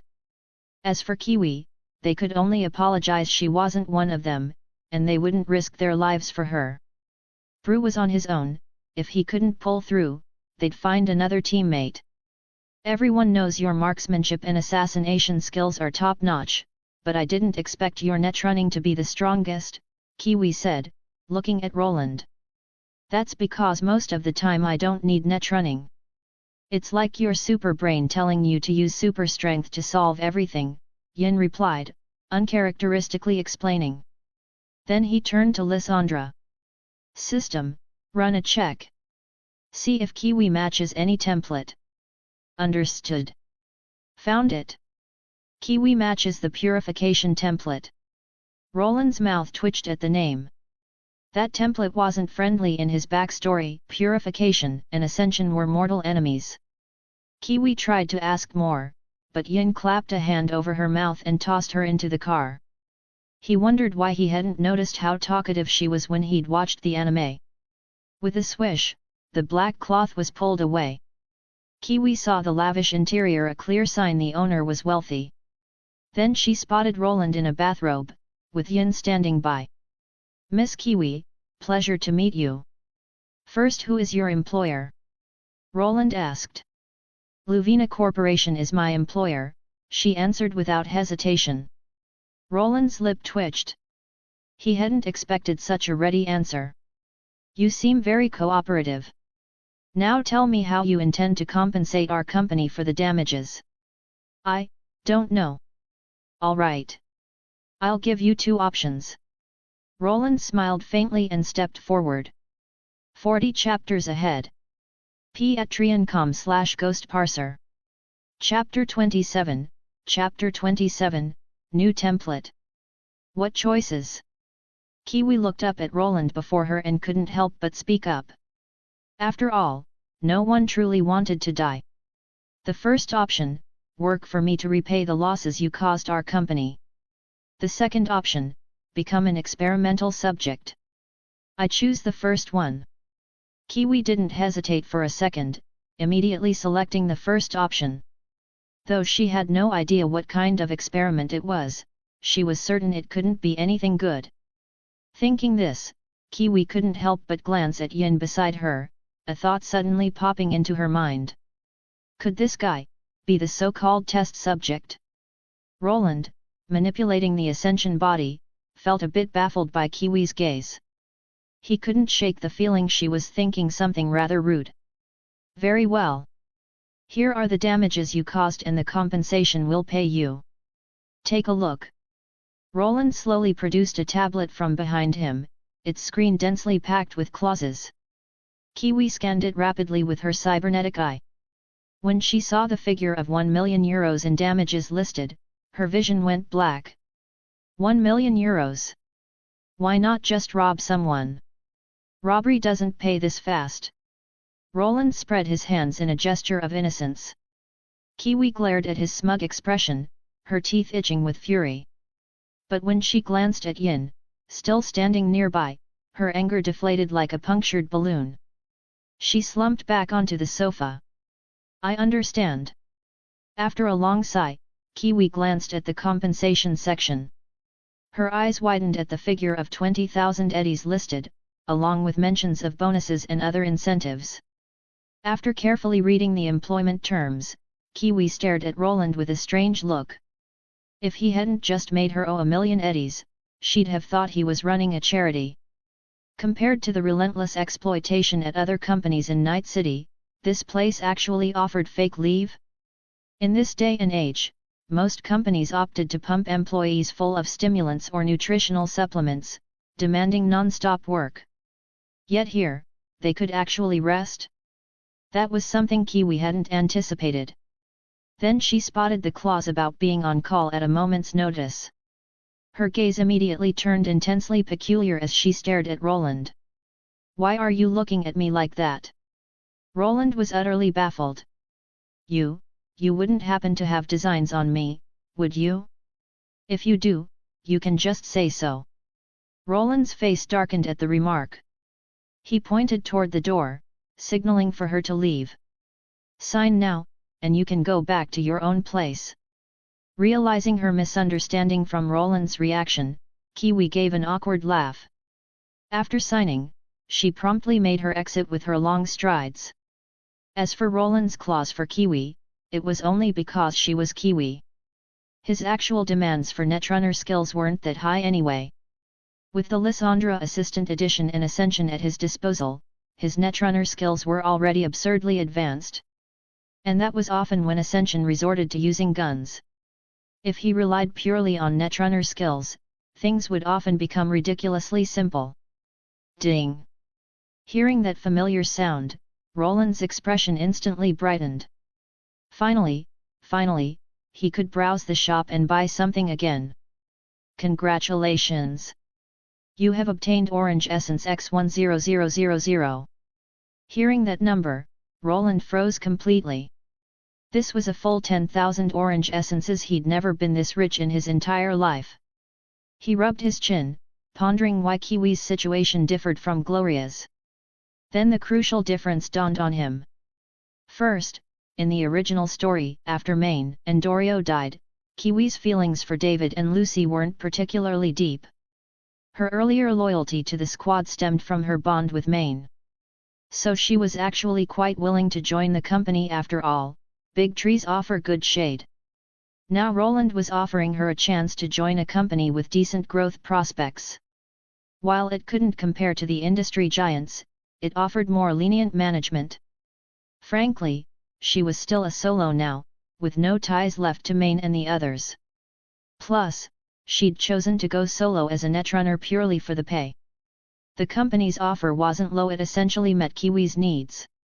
Her life trajectory had already shifted dramatically, and she likely wouldn't even see Maine and the others again.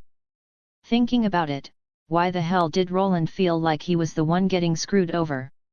He'd practically plucked Kiwi right out of the original storyline. You haven't altered the plot where she meets Lucy, so she still exists within the storyline, just slightly off course. So she'll still meet Maine. Based on current circumstances, yes. Damn. Roland nodded, then set the matter aside for now. He began browsing the mall, now intent on selecting a combat template for himself. Immediately, Roland's eyes locked onto the project, Shadow, prominently displayed in the mall. He must admit, Roland was quite fond of the project for Zed, and in the lore, the character's power was truly formidable. Unfortunately, he lacked the essence. The project, Shadow was priced at 15,000 orange essence, plus the key. Even if Roland sold everything he owned, he couldn't afford it. Moreover, unless something unexpected happened, Shadow's components couldn't be upgraded like those of Ascension. This meant that unless he could pay the full price up front, he wouldn't be able to unleash its full potential. Actually, there was another major reason he wanted to buy Zed, the ability to upgrade him. Before upgrading, he could be a formidable force, after upgrading, he'd be at least boss level, right? But for now, Roland settled for the next best option, setting his sights on another template, Project Light, belonging to Master Yi. It boasted formidable attack power, an acceleration mode rivaling or even surpassing Sandevistan's, and a potent overclocking mode. In Roland's estimation, Light's strength shouldn't be inferior to Shadow's. While it was hard to say definitively who was stronger, the system listed Light at a lower price. Perhaps because Light lacked an upgrade template? Roland considered this highly probable. Then it's decided you're the one. Congratulations on acquiring the Project Light template. Roland didn't purchase Light's weapon, Hyper Light Alpha, as funds were simply insufficient. He'd have to make do with a cyberpunk-style thermal katana. Light drained every last orange essence from his body with the key, but it was worth every bit. He now understood why it was cheaper than Shadow's. Light's performance had inherent instability. Likely due to prolonged experimentation and its prototype design, certain flaws remained. Fortunately, the key could help fix them, though adaptation would take time. Soon after, Roland felt his body undergoing transformation. A torrent of data enveloped his form, and when the white light faded, Roland examined his arm with curiosity. Holy crap, this felt completely different from Ascension, perhaps because one was his own body, while the other was an artificial construct. Even my hair turned white. System, can you conceal this? Host, the Light template includes built-in functions for such adjustments. After some experimentation, Roland indeed discovered he could manipulate his skin's appearance. Removing the outer exoskeleton armor restored his form to near normal, though mechanical gaps remained visible. At least it no longer screamed full body modification. Truthfully, with the Project Light template loaded, the only part of his body left untouched was his brain. Fortunately, this template could be removed. Yet Roland had no intention of doing so until he acquired a more powerful one. Still, if given the chance, he'd want his original beef. Chapter 28, The Arrival of an Important Figure. Kiwi flopped back into her room and dove under the covers, rolling slowly as she lay there. Everything that had happened recently felt a little unreal. She'd walked into a pretty decent company almost too easily.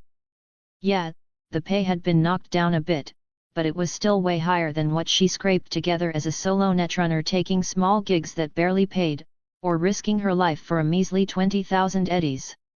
What could she do? As an unknown freelance netrunner, she had no clout.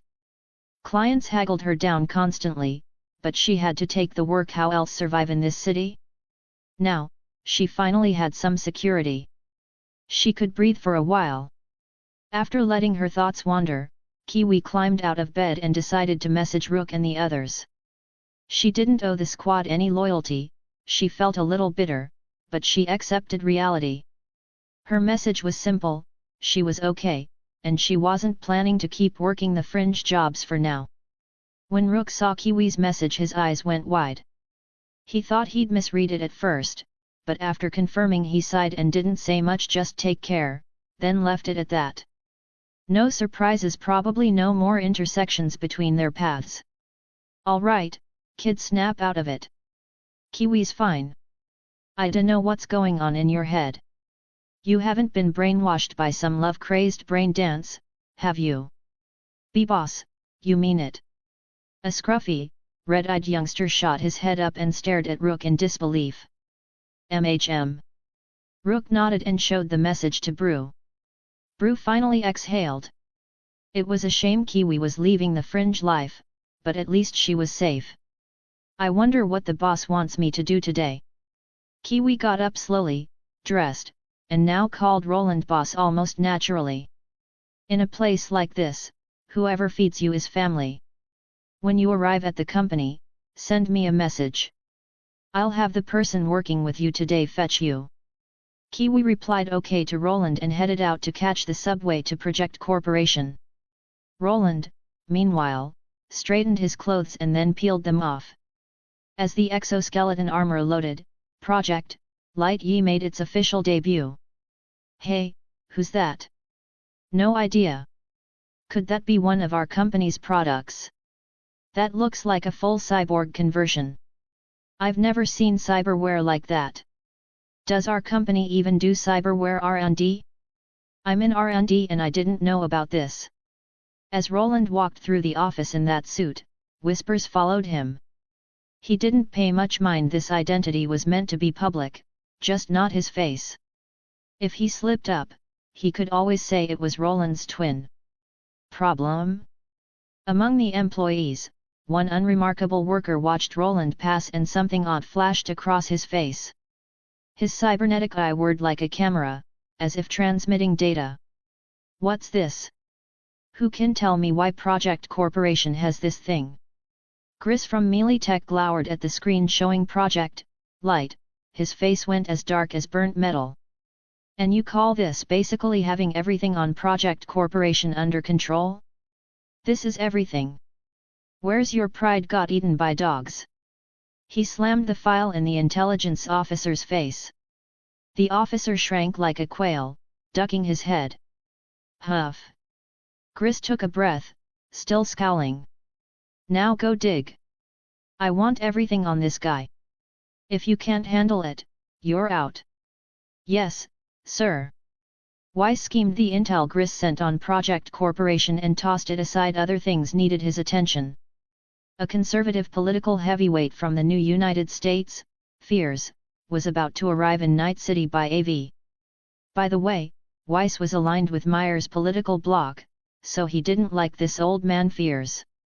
Still, it was work gather intelligence. Security would handle the protection detail. Weiss didn't want to deploy the intel division's armed units. It'd be great if that old man died here. Weiss scrolled through Fear's dossier, snorted, and set it aside. Given Militica's standing in Night City, an assassination was unlikely unless a lunatic with massive firepower tried something. After checking Fear's situation, Weiss moved on to the company's personnel reduction plan. Seriously, every day there's a new mess. Kiwi leaned against the wall, exasperated, waiting at the reception desk. She hadn't expected Roland not to have her info logged. Now she had to wait downstairs. Unbelievable. A ding announced the elevator on the first floor. Kiwi looked over and froze. Another maniac like Yin stood there. Kiwi. The voice called her name and she blinked. You know me. From today on, you and I are partners. Call me Yi. Kiwi nodded at that unusually magnetic voice. Let's go. Complete today's mission. I don't even know what today's plan is. Population resource cleanup. Your old specialty. I thought I wouldn't have to do dangerous stuff like that anymore. With me here, it's not dangerous. You just tell me where people are and how many there are. Roland glanced back at Kiwi and gave a thumbs up. You can trust me completely. Finally, she thought, she could feel the thrill of combat firsthand. 40 chapters ahead. Patreon.com/Ghost Parser. Chapter 29, Chapter 29, Population Resource Cleanup. Kiwi froze for a moment when she heard Roland's words. She gave him a brief, searching look, then brushed it off. Remarks like that weren't worth dwelling on in a place like this. Hey, Yi, your company's supposed to have a top-tier netrunner, right? So why are you taking me out on a job? As she followed Roland into the parking lot, Kiwi couldn't help but ask. She still remembered clearly that day a netrunner had locked her down and stopped her from escaping. If not for that, she would have been long gone. If Roland knew what she was thinking, he'd have told her she was overthinking it. If she had managed to escape, he definitely would have chased her down. The only reason he didn't go after that squad later was because Kiwi had caught his attention. She's responsible for corporate security and some management systems. She doesn't attack anyone unless she's provoked. You could say she's an external consultant, a netrunner with an exceptionally high status. Kiwi's curiosity sparked immediately. So the one who stopped me that day was a female netrunner too? Can I meet her? If possible, I'd really like to learn from her. Roland froze and gave her a strange look. Realizing what she'd just said, Kiwi coughed awkwardly and fell silent. After all, not long ago, they had been on opposite sides.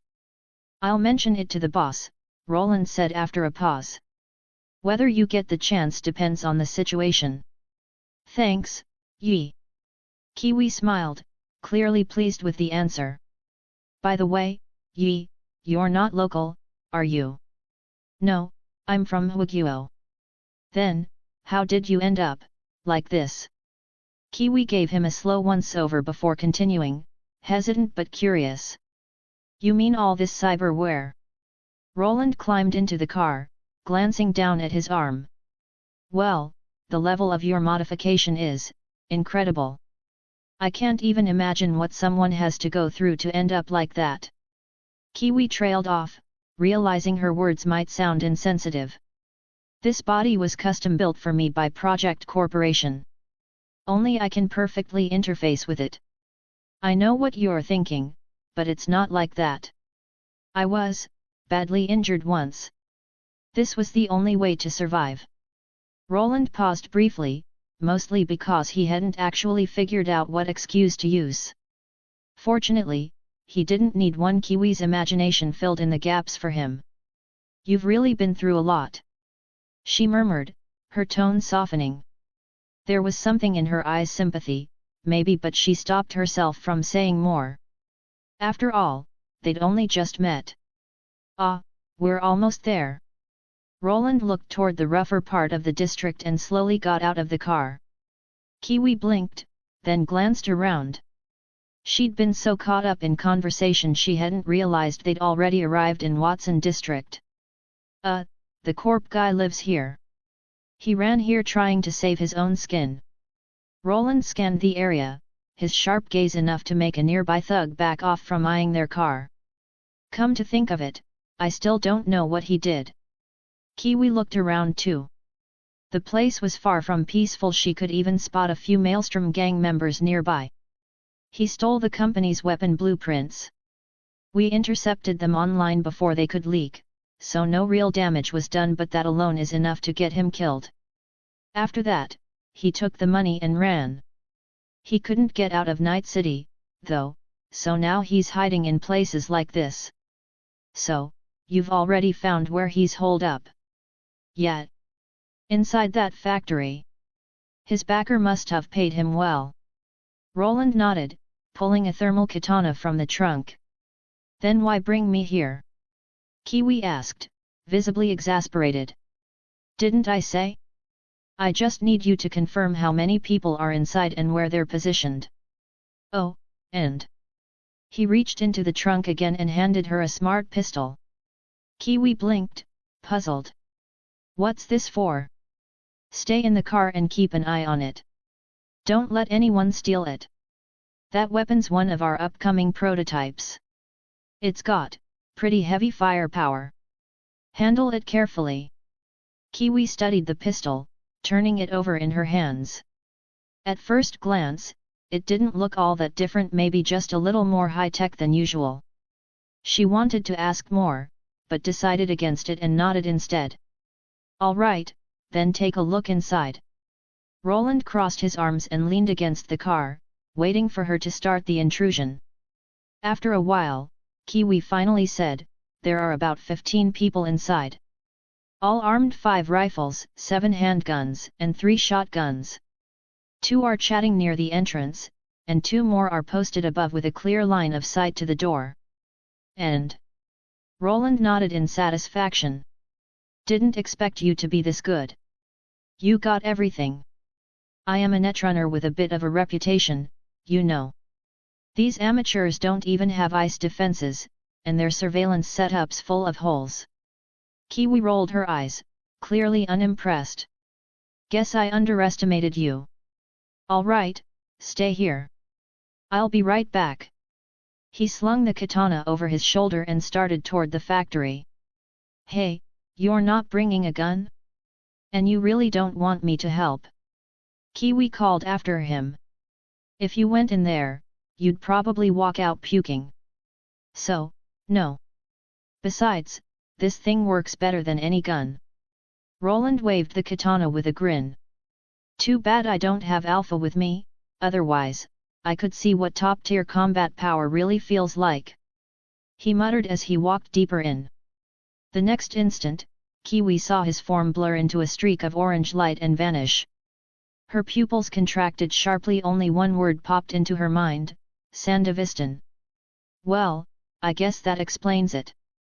With modifications like that, I was overthinking. Kiwi smiled helplessly, then quietly jacked into the surveillance feed. Roland had told her not to watch, but she planned to anyway. After all, he didn't know a thing about netrunning. Chapter 30, Yi's Strength. Not far from the entrance, Roland quickly spotted two gang members chatting near the door.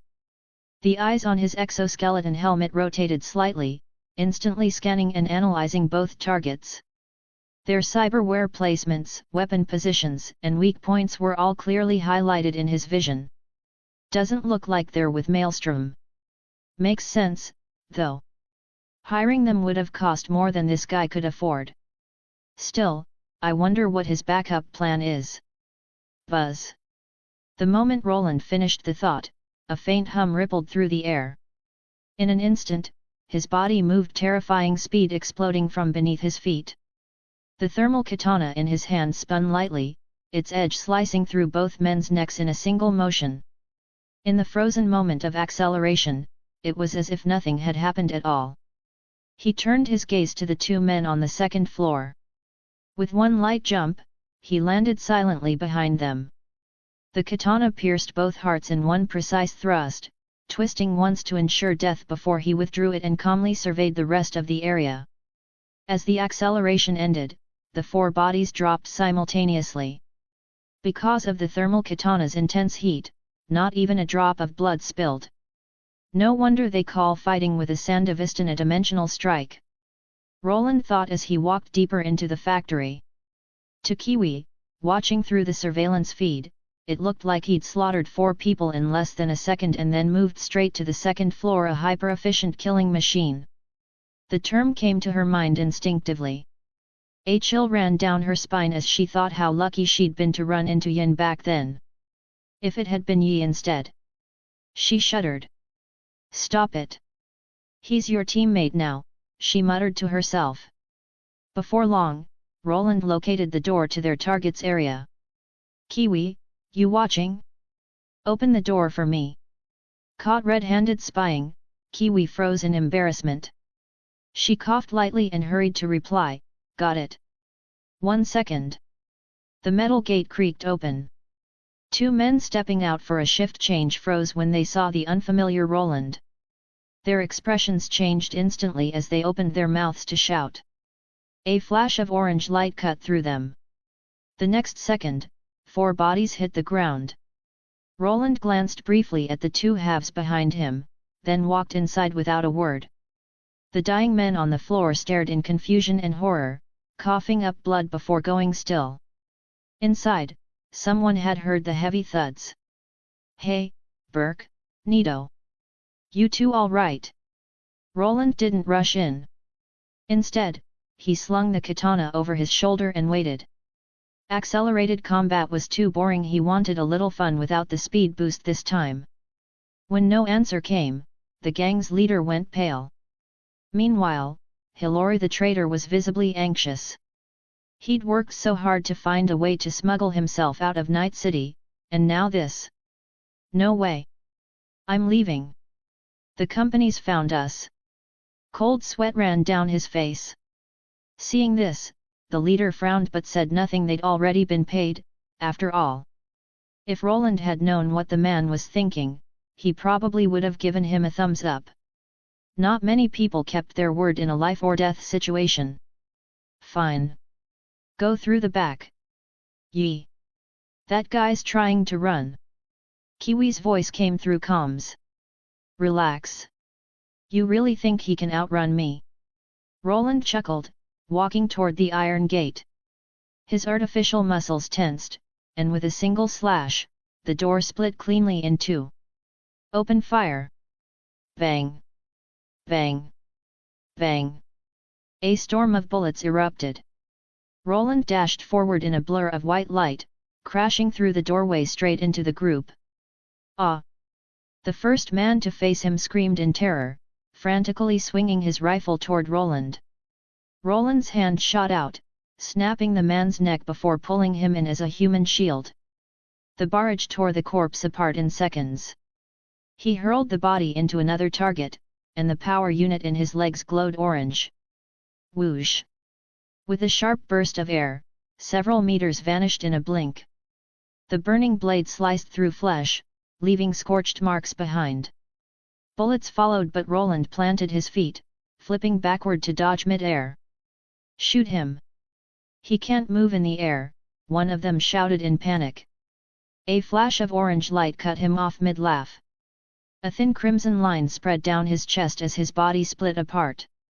Roland brought two fingers together, lowering his stance as a low murmur escaped his lips. He suddenly felt the urge to test his ultimate. Boom! Orange energy exploded outward. The shockwave tore through the room, sending crates flying and throwing men off their feet. Panic and horror filled their eyes. One man cracked under the pressure and bolted for the back door. Roland ignored him. Power surged through his body, flooding his circuits with exhilarating strength. It felt incredible. The gang leader trembled as he took in the aftermath. The walls and pillars were carved with molten blade marks, and corpses lay scattered across the floor, each dismembered differently, their faces frozen in terror. They'd died without even realizing how. Tap! Tap! 2 footsteps echoed behind him. He turned, shaking, and his eyes filled with orange light. Roland slid the thermal katana into the scabbard on his back. After a final glance at the carnage, he turned toward the back exit. Kiwi, make sure to wipe the surveillance. Ah, oh right, got it. Kiwi, still frozen by the brutality she'd witnessed, quickly responded. Then the line went silent. She swallowed hard as she stared at the carnage on screen. Terrifying, absolutely terrifying. Huff, huff. I'm not dying in a place like that. Hillary ran for his life, eyes wild with fear. His lungs burned, but he didn't dare slow down. Suddenly, a figure appeared ahead, a man covered in high-grade cyberware, holding something circular in one hand. Without a word, the figure tossed it at Hilora's feet. Looking down, he saw it was the mangled head of the gang member who'd fled alongside him, the one who'd run even faster than he had. No. No, please. Don't kill me. You can have all my money.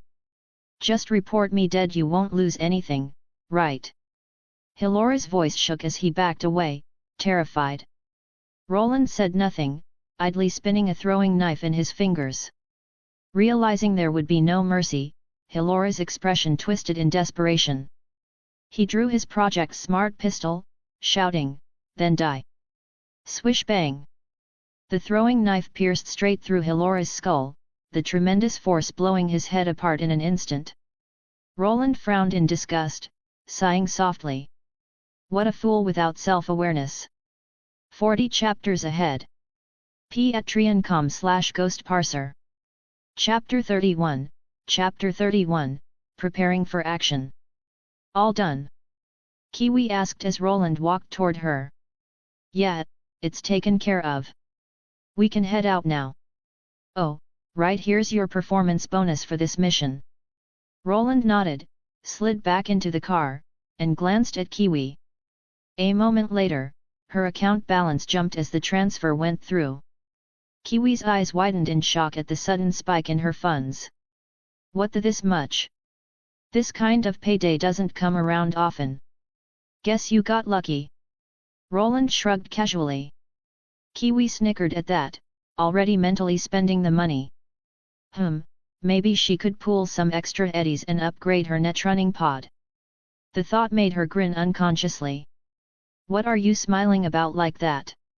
Roland asked, unable to hold back a chuckle as Kiwi looked like some shady old man with a secret stash. Kiwi coughed twice, quickly straightening her face and pretending to be serious. Nothing. So, what now? What else? Go home and rest. Hey! Kiwi blinked in disbelief, almost thinking she'd misheard him. Wait, was this the kind of treatment Project Corporation gave its netrunners? Was it really this good? Roland shot her a look, instantly reading her thoughts. Stop dreaming. Not everyone gets this kind of deal. What?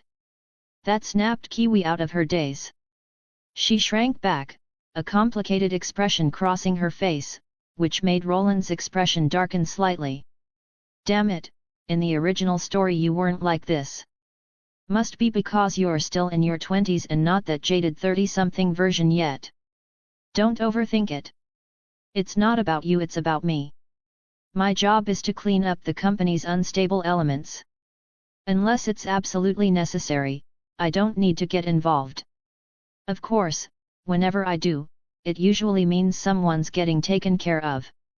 Oh, so as your partner, I don't really have to do much, hey? Exactly. Now stop filling your head with nonsense. Kiwi gave a sheepish smile but couldn't help thinking there weren't that many netrunners at her level, though she wasn't exactly rare either. She didn't consider herself particularly talented or exceptional. So, why her? Why was she chosen as this guy's partner? He must be someone important. Kiwi couldn't figure it out, and since she couldn't, she decided to leave it for now. Time would answer eventually. Meanwhile, Roland, hands on the wheel, was lost in his own thoughts. The mention of netrunners made him recall someone, the man still lying in that freezer at the junkyard. Might be worth sending someone to check that out. Wonder if there's a reward for finding him. He wasn't sure. Bart Moss wasn't exactly a major figure, at least, not judging by his limited screen time and plot relevance. The reward probably wouldn't be much. Still, it was worth investigating. His company couldn't rely forever on the old Project World's resources. Sure, those could sustain him for who knows how long, but he still needed to establish an R&D division to research the core technologies from that world and combine them with the unique tech of the cyberpunk setting to innovate. Bart Moss's netrunning expertise could be crucial. There might be something absurdly powerful, something like a digital spell hidden in there. Suddenly, Roland's hands froze mid-motion, his eyes narrowing. Someone from Arasaka had just contacted Yin's body. Mr. Yin, please. A bodyguard in a custom Arasaka suit opened the car door with utmost respect, gesturing for Roland to enter. Yin gave the man a brief look before stepping inside. Kuroda was already seated, and when he saw Yin, he smiled warmly. Mr. Yin, it's been a while. No one comes to me without a reason. But I've got to hand it to your intel network, you always manage to track me down. Yin chuckled, watching Kuroda silently. Kuroda's expression barely shifted. He laughed lightly and replied, that's because you haven't exactly gone out of your way to hide, Mr. Yin. If you truly were that skilled, we wouldn't still be guessing whose side you're on. Humph, fine. Let's hear it. You've finished gathering intel, haven't you? Indeed. The political figure from the new United States has already arrived in Night City.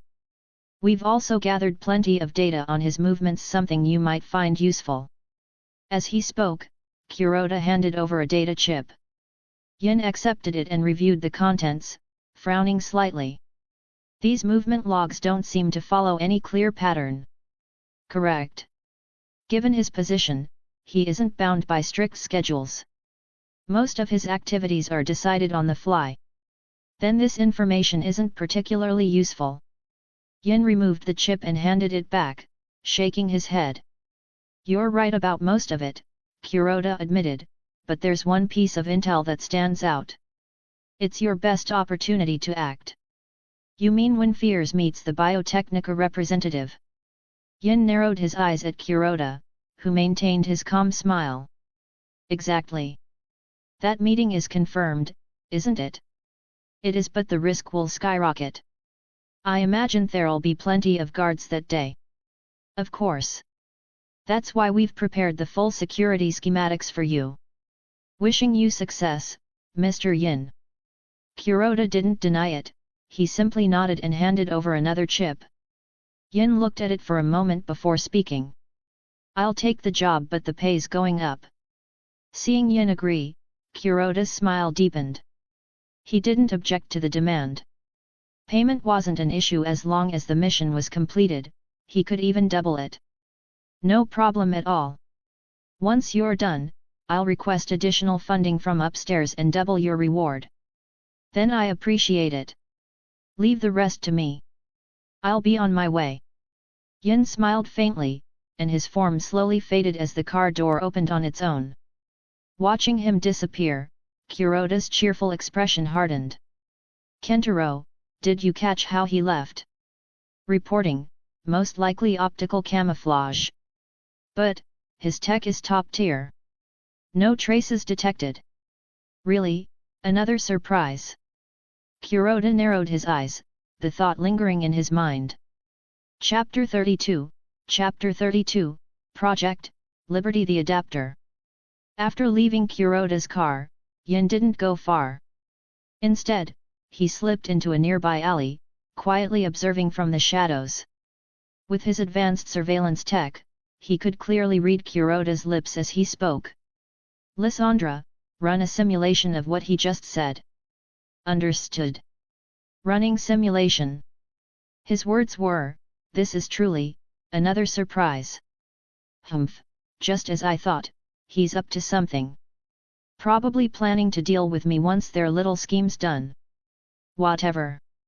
I'll let him live a bit longer. Roland let out a cold snort before finally walking away. As for his promise to take care of Fears, he'd keep it after all. Changing the course of the Unification Wars story was something he enjoyed. There was still some time before the target's meeting with Biotechnica's executives, so there was no need to rush. For now, it was enough to keep tabs on the man's movements. Whether an opportunity would present itself was another matter entirely. The man wasn't a Night City local, meaning he had no favorite haunts, and he disguised himself every time he went out. Roland had no interest in wasting effort tracking him down. Better to wait for the meeting with Biotechnica and strike then. Well then, time to check out that place. Yin's optical camouflage slowly faded, his silhouette becoming visible again as he walked toward Mega Building H4. Mom, you home? David burst through the door, peering around nervously. Finding the apartment silent, he let out a sigh of relief and broke into a grin. He hopped over to a beat-up brain dance set, setting it on the table before starting to adjust it. He'd scavenged the device from a second-hand market after much searching. It was a little damaged, but it still worked well enough. He'd been itching to experience a brain dance story for ages but never had the money to get his own setup. The official stores sold them for ridiculous prices, and there was no way he'd spend his mom's hard-earned money on one. So he'd scrimped and saved, finally managing to buy one off a street vendor. Along with it came an old brain dance recording some street gang brawl. Not a black brain dance, just a regular one. Once he finished adjusting it, David eagerly strapped the device on. Just as he was about to dive in, a sharp knock at the door made him freeze. Panicking, he quickly hid the brain dance set away. Then he realized his mom had a key. It couldn't be her. Who could that be? Muttering to himself, David hopped off the couch. Maybe it was the landlord? No, rent wasn't due yet. And ever since Gloria had started working for Project Corporation, the landlord had been a lot friendlier anyway. Who is it? David opened the door, frowning in confusion, then froze completely. A tall man stood there, his body covered in sleek black high-grade cyberware. Bundles of synthetic muscle hummed beneath the surface, his face hidden under a matte black helmet. His very presence radiated pressure. David stood rooted to the spot, staring dumbly. David Martinez. The sound of his own name jolted him back. He stiffened, instantly on guard. That's me. Who are you and what do you want? I'm Yin. As for why I'm here, I'm the one who helped your mother get her job. Yin leaned forward slightly, meeting David's gaze as he spoke in a calm, even tone. David blinked, caught off guard. After a moment, he scratched his head awkwardly. Oh, thanks, I guess. But, why would you do that? He couldn't help asking. He'd overheard bits of his mother's conversations with friends, and his curiosity got the better of him. Aren't you going to invite me in? Yin didn't answer the question. Instead, he gestured toward the room. Oh. Yeah, come in. David quickly stepped aside. Yin entered, glancing around. The apartment reminded him of the first place he'd stayed in after arriving in this world. He took a seat on the worn sofa. David poured him a glass of water, then immediately called his mother. Mom, there's someone here. He says he's the one who helped you with your job thing. Gloria's tone instantly shifted. All right, I understand. I'll be home right away. She hung up, then went straight to her manager's office to explain. The manager's face brightened immediately, even suggesting she speak well of that man when she saw him. Back home, Yin broke the silence. David, I'm guessing you've been wondering why I helped you. Yeah. David nodded, staring intently at him. Because you're special, David. I want you to join us one day to become one of us. Yin's voice was calm but firm, and he meant every word. The compatibility tests had confirmed it. David's matching template was Project Liberty.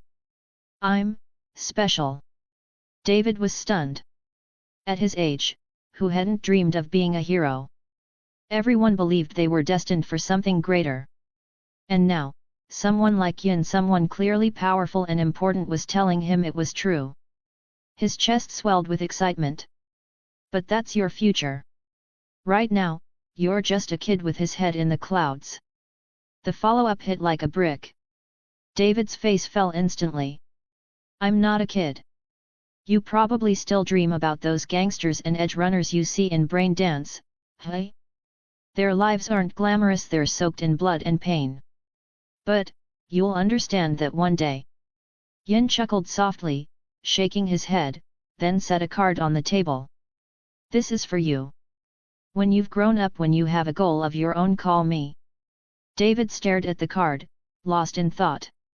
He opened his mouth to speak, but the door had already swung open again. Yin was gone. He looked down at the card in silence. After a long pause, he memorized the number carefully, committing it to heart. 40 chapters ahead. Patreon.com/Ghost Parser. Chapter 33, Chapter 33, Undercurrents, Part 1. Not long after Yin left David's home, Gloria rushed back in a hurry. David, where's the person you mentioned? She scanned the room but found no sign anyone else had been there. You're too late, Mom. He's already gone. David scratched his head, shrugging helplessly. I see. Did he say anything before leaving? Gloria's expression softened with regret as she turned to look at him. Yeah. He said he hopes I'll join them someday. He also left his contact info. As he spoke, David handed her the business card Roland had given him. Gloria glanced at the number, then quietly slipped the card into her pocket and looked back at her son. David, I'll admit, he's helped us a lot. But I don't know what his real motives are. I don't want you getting involved in any of this. Leave it to me to handle. Your job right now is My job is to study hard, join a big company, and work my way up to become an executive, right, Mom? David finished the sentence in one breath, letting out a long sigh afterward. Gloria nodded at his quick response. Exactly. That's what I was going to say. No matter what, this city ultimately belongs to the big players inside those corporations. Then why can't I join one of those companies? David couldn't help but ask. Gloria stayed silent, knowing that he still didn't understand the massive gulf between major corporations and everyone else. You'll understand someday. It was the same answer as always, and David was getting tired of it. He turned to his computer, put on his headset, and started gaming. Seeing that, Gloria decided not to press him. Still, she couldn't stop glancing at the business card in her hand, unease flickering in her eyes. Meanwhile, Yin, unaware of Gloria's inner conflict, was already heading toward Watson North District. He intended to check whether two particular people were now living there. Hiss, Chris frowned as he watched the Maelstrom gang member before him inhale a line of S-Coke. How about it? Want a hit? High purity really wakes you up. Maroto grinned, his mechanical arm flexing as all 6 of his cybernetic eyes locked onto Gris. No thanks. That stuff's not for me. Keep it. What a waste, you don't know what you're missing. Maroto gave a disappointed look, then took another deep drag. Where's your boss? Gris waved a hand, frowning impatiently. Relax. He'll be here soon. Until then, why don't we talk price? Maroto chuckled and sat down across from him. You're the one who gets to decide. Gris narrowed his eyes slightly, his tone laced with contempt. Maroto didn't take offense. Unlike most of the junked-out gangers in his crew, his brain still worked fine. Of course. As long as you've got the right amount of sincerity, I can make the call. He spread his hands in mock openness. Gris immediately understood what that meant. Their boss wasn't planning to show. Maybe he didn't trust them, or maybe there was another reason. Either way, the meeting wouldn't happen today. Fine. Then tell us where the person you made that deal with last time is. 1 million eddies. Does that sound sincere enough to you? Maroto froze for a second, then burst out laughing. Ha ha ha ha. Looks like that guy's pretty damn important to Militika's boss, hey? But, let's make it 1.5 million. He leaned forward slowly, a sly grin spreading across his face. Gris frowned but didn't argue. After a few seconds of thought, he nodded. Fine. But I'll only pay in full once I confirm the intel's real. For now, you'll get a deposit. No problem. We're professionals, after all. Maroto nodded in agreement. Moments later, a notification popped up. 500,000 eddies transferred. Now that's quick. Wait right here, I'll grab the intel for you. Maroto let out a short laugh before heading into the back room. Mr. Gris, can we really trust them? One of the Militech security officers whispered quietly beside him. Gris didn't change his expression, replying flatly, not completely. This is just a test run. For now, it's the only lead we've got. The lead, in this case, pointed to the Arasaka group. They'd discovered that the timing of their arrival in Night City lined up exactly with when Fears confirmed his own travel plans. Gris knew Arasaka wouldn't dare pull such moves on new United States soil, but in Night City, things were different. Even though Arasaka had been driven out after the Fourth Corporate War, who could say they hadn't left some influence behind? Better to stay cautious. Gris and Weiss both belonged to Myers' faction, and truthfully, neither of them wanted Fears dead. After all, Myers was both president and CEO of Militech. Now their faction's goals would be achieved sooner or later. There was no reason to create unnecessary trouble that could push people toward another side. Soon, Maroto returned, handing Gris a data chip. Gris tilted his head, signaling his men to scan it. After a short wait, The security officer gave him a nod.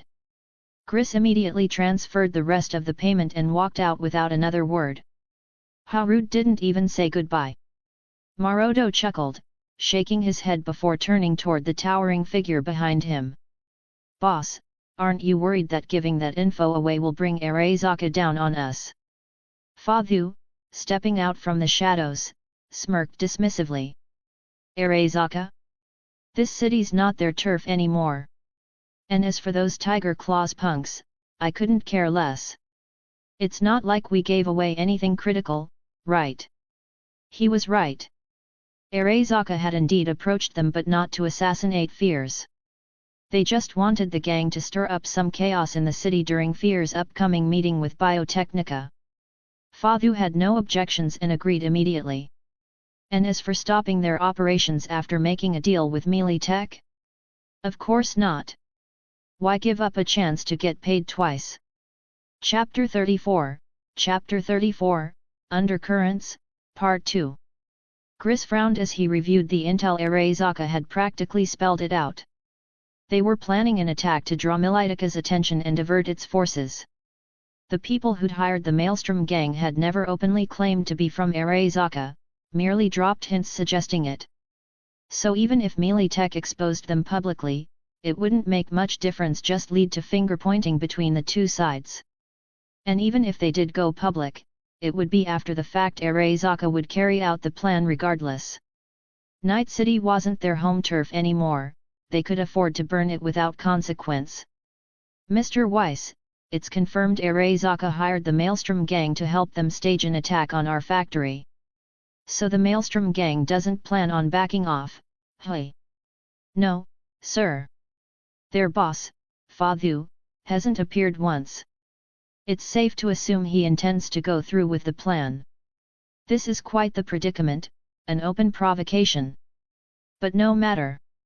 If anything goes wrong that day, just contact the counter-terrorism unit. If Arasaka really targets Fears, that unit won't be able to intervene anyway. Understood. Should we reinforce or reduce our personnel at the factory? No reinforcements. Maybe prepare some extra compensation funds. As for reducing staff, no. More people means they can buy more time, reduce the damage a little. Understood. Chris acknowledged the order and ended the call.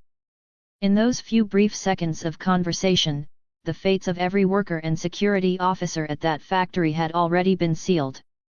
After giving his directives, Weiss took a calm sip of his coffee.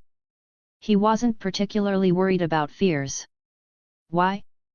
Because he didn't believe anyone in Night City was capable of killing Fears under these conditions. Unless Atom Smasher himself led a strike team of Arasaka's elite ninjas, then maybe. But Arasaka would never risk something that blatant. The fallout would be enormous. Such a move would only unite the two internal factions of the new United States against Arasaka. From any angle, it would be a losing deal. Boss, looks like Arasaka and Melee Tech are butting heads again.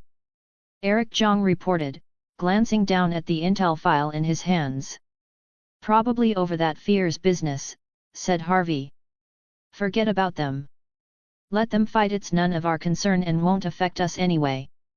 But, that Kuroda guy interests me. He was involved in the Relic project, wasn't he? Harvey didn't care about the Fears situation, he was far more intrigued by the people on Arasaka's side. Yes, he was involved in part of the Relic's research, though not as a core member of the main team. I see. If the chance arises, find a way to bring him over. Question him properly, I want to know exactly what he knows. A bright smile crossed Harvey's face as he looked at Eric Zhang.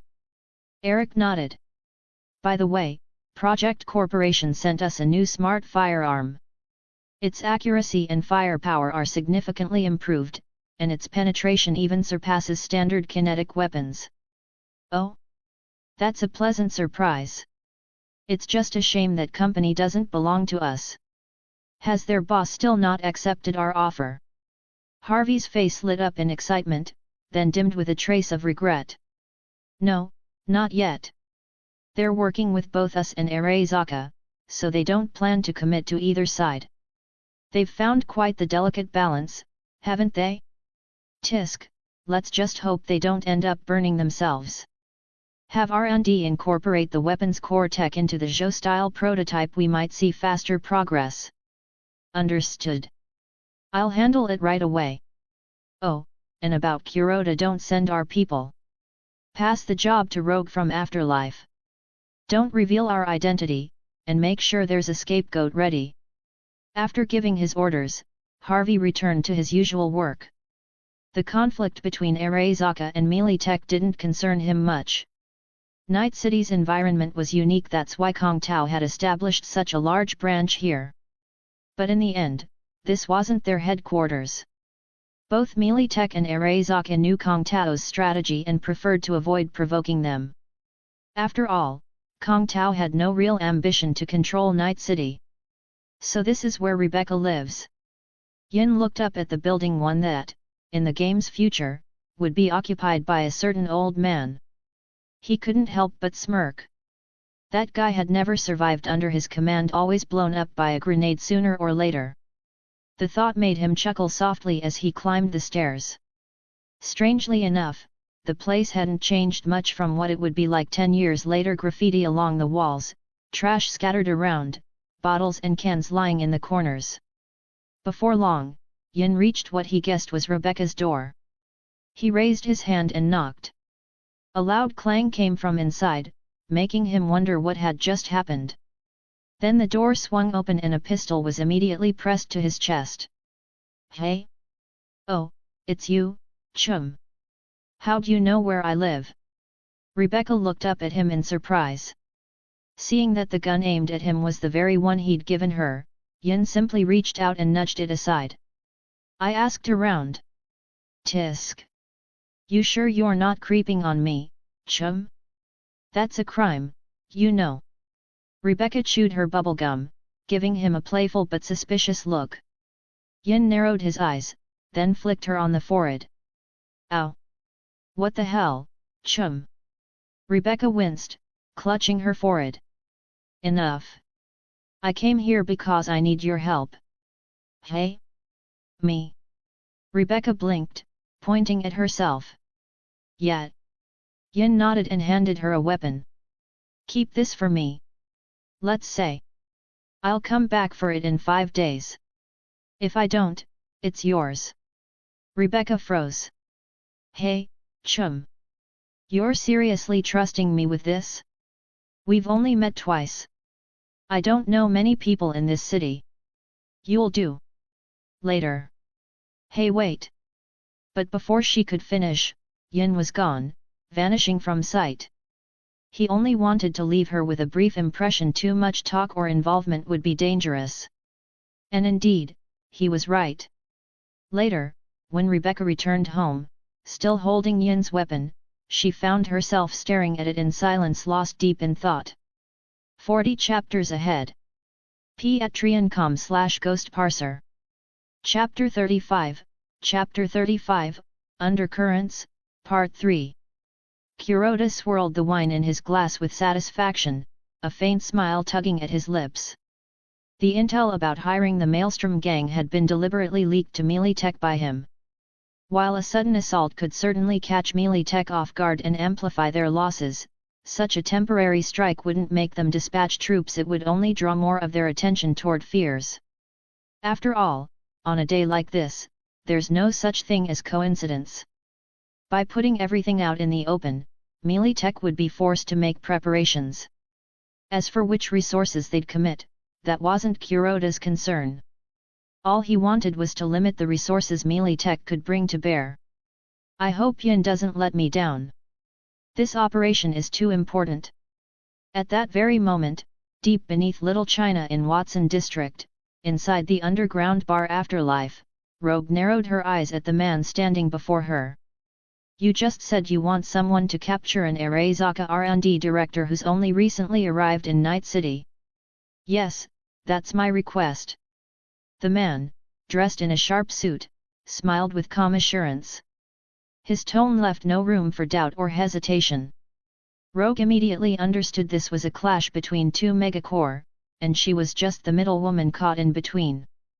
Still, she had no reason to refuse. After all, she was a fixer, not a player, and Arasaka wasn't likely to trouble her over this. "All right, got it. Send me the deposit. I'll find you a reliable crew within a couple of days." "No problem. Just, please make it quick. Preferably before this date." The man pointed at the date on his phone before tipping his hat and walking out of Afterlife. Rogue's eyes narrowed at the date he'd indicated. It was the very same day Fears was scheduled to meet with Biotechnica. Neither side had tried to hide the arrangement, there was nothing secret about it. Anyone with the right connections could have found out. So this Arasaka R&D director isn't just some ordinary engineer. Something big might go down that day. I just wonder who's after him. Melee Tech, or... She paused, running through possibilities in her head, then decided it was best not to get involved. That kind of mess could only bring trouble. Still, Rogue figured it probably wasn't Melee Tech. With their current foothold in Night City, they'd handle their own affairs directly and keep things quiet. More likely, it was another megacorp trying to stir the pot. Night Corp, Petrochem, Biotechnica, Kongtao, any of them could be behind it. The real question was, which one? Not that Rogue intended to find out. Digging too deep into something like this was a guaranteed way to lose sleep. Meanwhile, Kuroda, still sipping his wine, had no idea someone had already set their sights on him. After all, he was just a low-ranking R&D supervisor. His promotion to Night City's head of R&D was still dependent on the success of future plans. That decision was still strictly internal, known only to the company's upper management. If someone made a move on him now, Kuroda would start questioning reality itself. "Ryazaki, when the day comes, cause a little commotion. I'll send you some dirt on Fears. Get a group together and make some noise, but don't start a fight." "Understood." Ryazaki Ichiro nodded and took the data Kuroda handed him. Kuroda's reasoning was simple. He was preparing for both success and failure. If Roland failed, he could use the dirt to attack the opposition's political standing and weaken their influence. If Roland succeeded, the scandal would force that faction to offer Fears up as a scapegoat, followed by public condemnation. A win-win strategy, and Kuroda was quite pleased with it. As the days passed, the meeting between Fears and Biotechnica finally approached. That morning, Fears was awakened by his household AI. After washing up and dressing neatly, he headed to the dining room for breakfast. "Mr. Fears, you have a meeting with Biotechnica today. Please keep track of the time." I know. By the way, I heard Arasaka's been acting up again." "Yes, sir. They've been stirring lately, as if eager to reclaim control of Night City." "Humph. Keep an eye on them. If there's an opportunity, suppress their influence within our corporation." "Understood. Also, Mr. Finkas is currently en route to your residence. Please refrain from leaving until he arrives." "All right, I'll keep that in mind. You handle the preparations at the venue. I don't need you here for now." "Yes, sir." Ending the call with his secretary, Fears moved to the most secure spot in his home, turned on the TV, and waited quietly for Finkas to arrive. Finkas was ranked 7th among Europe's top bodyguards. His cybernetic augmentations were of the highest grade, and he excelled in close-quarters combat and personal protection. In Europe, he was known as the Silverwing Knight. Fears had spent a fortune to hire him. In terms of combat capability, Finkas was no weaker than Smasher, just different. Their enhancements and philosophies diverged sharply. Smasher had abandoned all traces of humanity, while Finkas incorporated bioware and nanotech augmentations, enhanced further by steel-tech-grade cybernetics and his own custom exosuite. Fully equipped, he was every bit a steel monster himself. Soon, an AV descended onto the platform of Fear's residence. Clad in silver-white exoskeleton armor, Finkas stepped out, scanned the surroundings, and approached Fears.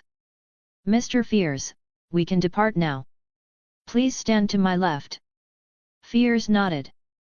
He wasn't about to argue, his life depended on it. Finkas, seems like quite a few people want me dead lately. He eyed the gleaming armor as he spoke. Rest assured, sir. As your knight, I'll fall before you do. Your dedication is appreciated. I'll be sure to commend you to your employer. Fiers smiled and nodded. Thank you for your trust, sir. Chapter 36, Undercurrents, Part 4. After boarding the AV, Fiers felt noticeably more relaxed with Finkas beside him.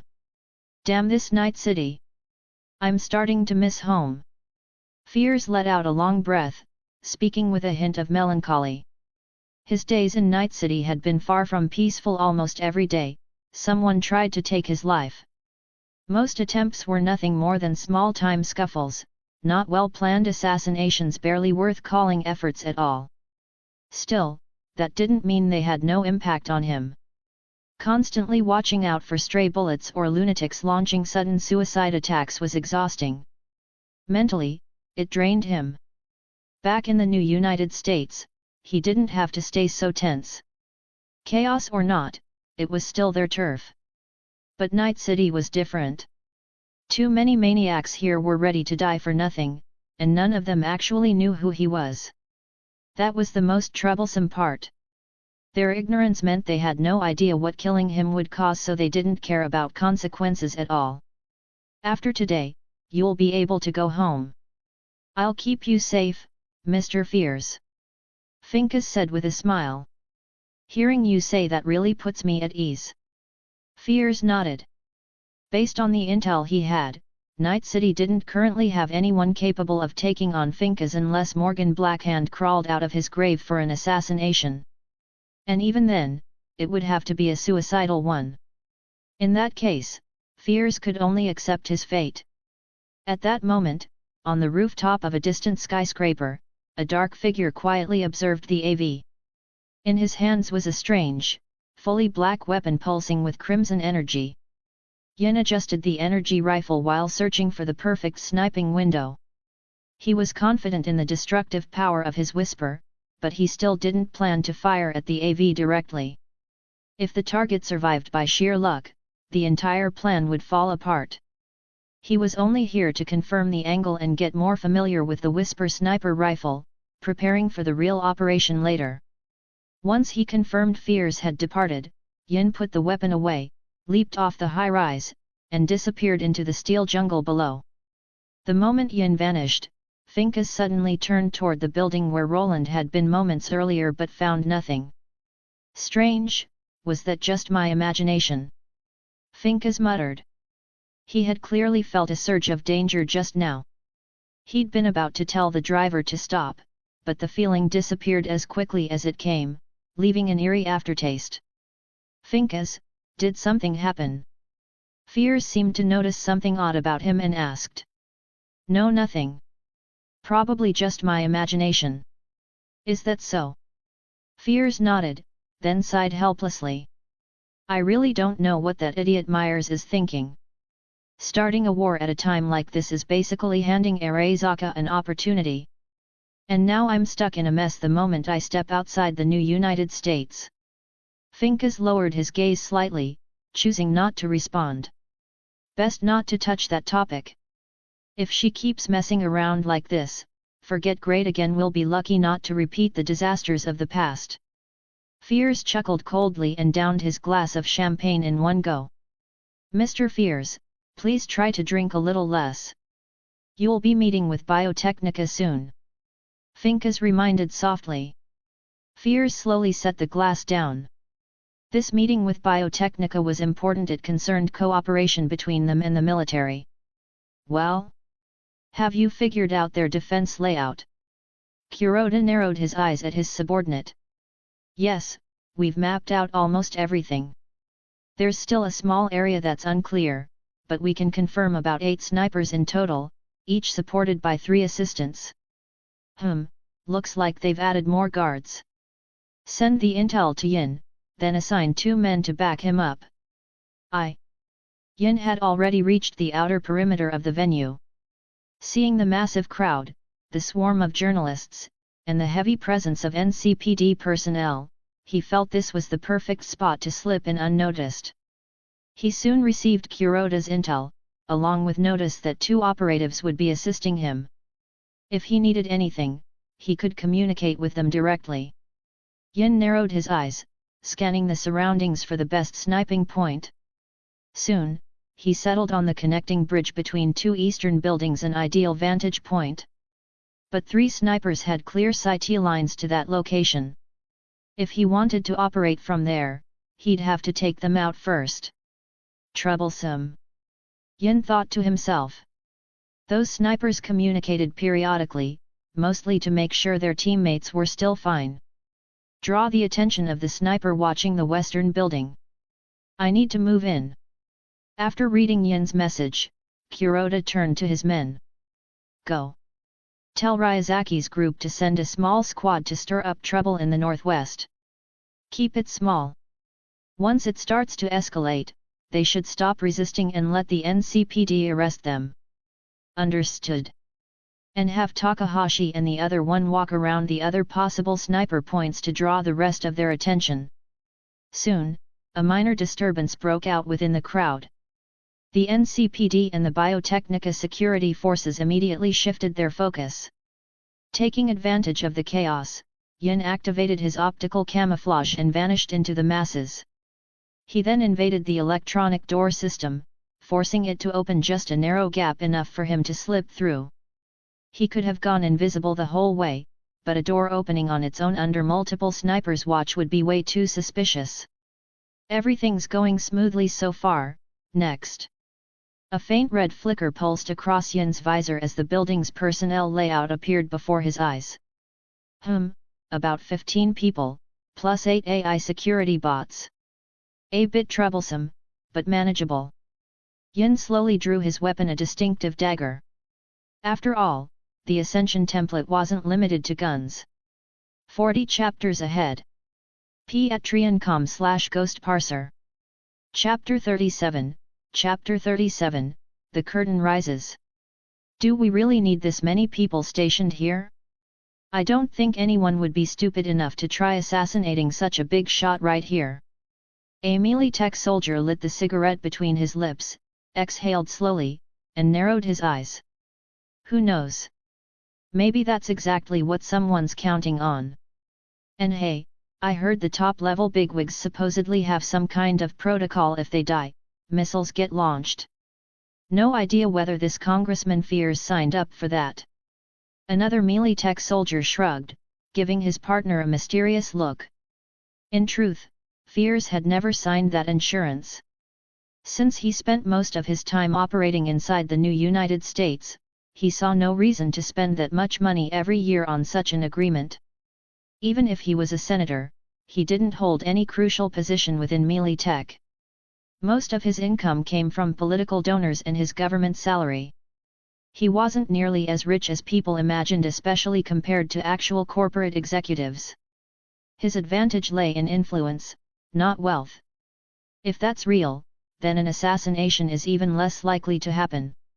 Whatever. It's not like it has anything to do with us.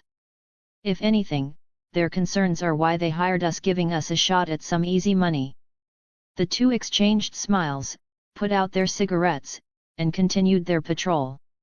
At that moment, a pair of crimson electronic eyes quietly emerged behind them.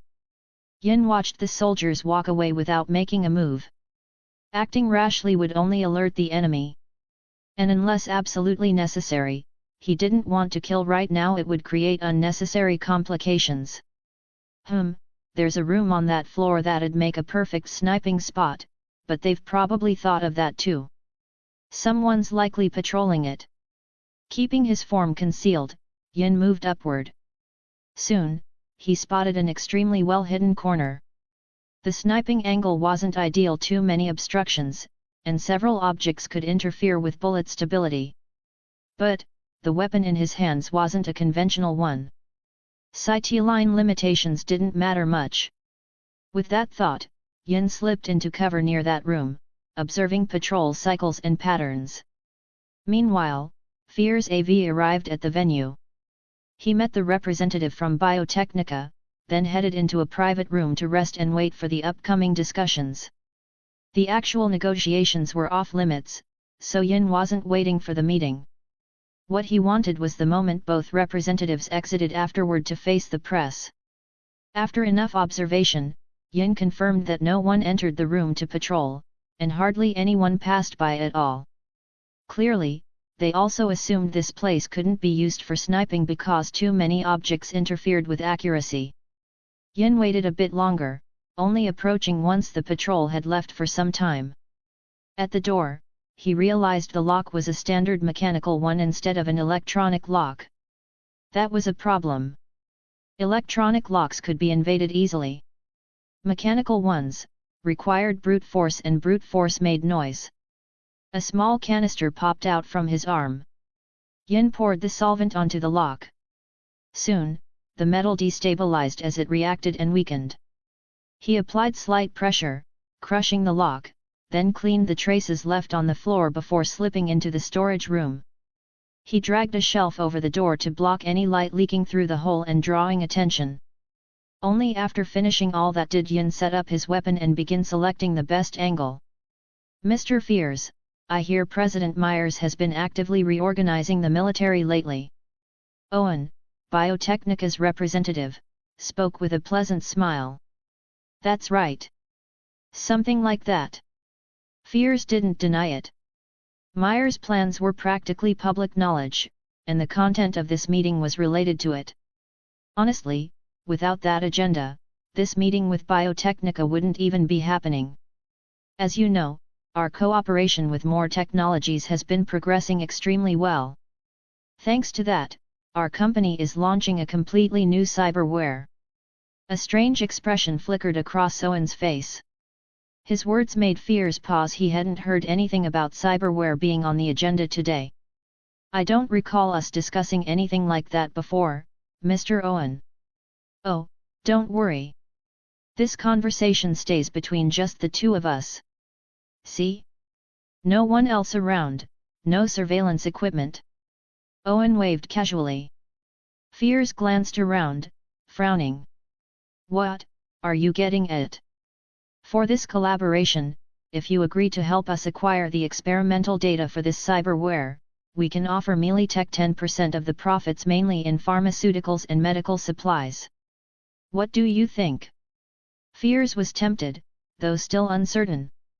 I need to confirm exactly what kind of cyberware you've developed. Of course, perfectly reasonable. Please, take a look. Owen tapped a few times on the table. A screen appeared, and a video began to play. Fears watched the cyberpsycho in the footage completely deranged and frowned. But he couldn't deny the functions were impressive. The cyberware granted the subject tremendous offensive power, recovery, and defense. This seems to use nanotechnology. Correct. The latest nanomedical tech, currently experimental. Owen nodded with a smile. Hearing that, Fear's gaze shifted subtly. This technology might be worth stealing. I can agree, but it's a berserk module. The risk is high. Give me an extra 5%, and I'll sign off. This. Owen frowned, looking troubled. This is my final offer. It won't change. Otherwise, we can return to discussing pharmaceuticals. Fears ignored Owen's expression and pressed on. Fine. Deal. Looking forward to working with you. Owen sighed but agreed, extending his hand in goodwill. Of course he knew exactly what Fears intended, but it didn't matter. As long as they obtained the experimental data, even if Mealytech learned part of it, they would still remain ahead. Chapter 38, Chapter 38, The Opening Ceremony. A smile appeared on Fear's face when he saw Owen agree to the request. He rose slowly and headed toward the exit. Next, let's go over the wording for our statement when we go out. No problem. Owen nodded and followed behind Fears. Mr. Fears. Something's wrong. There's a protest outside, and a ton of damaging information about you just went public." Fear's assistant suddenly rushed in, face flushed and dripping with sweat, unsure whether from panic or exhaustion. Hearing his words, Fear's pupils tightened. He stepped forward, snatching the tablet from the assistant's hands. According to reliable sources, Mr. Fears, current new United States Congressman and head of the Melee Tech Security Department, has accepted large sums in bribes over the past few years, and has sacrificed national interests to protect certain groups. We strongly condemn Mr. Fear's actions and urge society to keep him in check. Such a person must not be allowed to walk free. Fear's expression turned grim. Watching the host lay out his past deeds one by one made his whole body tense, and he nearly stormed out in rage. But he knew that in a moment like this, leaving would only make things worse. In fact, this was an opening the other side had clearly seized it to strike while he had no time to prepare. "Damn Arasaka!" Fears growled and slammed his fist down. He instantly recognized who was backing that news outlet. Still, the fact that Arasaka had chosen this approach actually put him somewhat at ease. At the very least, it meant they had paused any assassination attempts and planned to fight him on another front. And in this area, he wasn't particularly afraid his backers wouldn't sit by and let him fall. Otherwise, everything they'd invested in him would go to waste. Owen watched the chaotic scene unfold, chuckling softly as he shook his head. He rose slowly. "Then I'll leave this to you for now, Mr. Fears. As for the press conference, we can handle it later. You should take care of this first." Hearing that, Fears forced a stiff smile. "Sorry for letting you see this mess. But don't worry, I'll have it settled soon. It won't affect our cooperation. Of course. I fully trust your abilities. Go on, those people outside can't really do anything to us, but they're still troublesome." Fears nodded, straightened up a bit, then walked out while dialing his phone. He needed to contact his backers and the PR team to craft a statement. Before long, with money and influence at work, news segments highlighting Fear's contributions, public service projects, and charity donations began circulating again. Militika's news station also attacked the Arasaka-affiliated outlet, denouncing their report as baseless slander against an honest official. With Militika's massive support, the public opinion storm was brought under control within half an hour, though the online debate still raged. Even so, the narrative was no longer one-sided in Arasaka's favor. Having received the updates, Fears now had the PR team's assistance, along with a revised speech and prepared answers for several key questions. Yin watched the chaos below with an amused expression. He knew this was Kuroda's doing, and he had to admit it worked well. Not only had it drawn the attention of many security units, but after finishing the job, he could use the confusion to slip away. "Why isn't that old man out yet?" Through his scope, Yin stared at the podium obscured by various objects, feeling helpless and a bit annoyed at Fear's delay. He wanted to leave as soon as possible. Suddenly, the crowd below rippled with commotion. A sharp light flashed in Yin's eyes, and a faint red glow flickered as he instantly invaded a nearby security camera through netrunning. He saw Fears walking toward the podium, waving to the crowd. He could invade his system directly now, but assassination through netrunning was risky.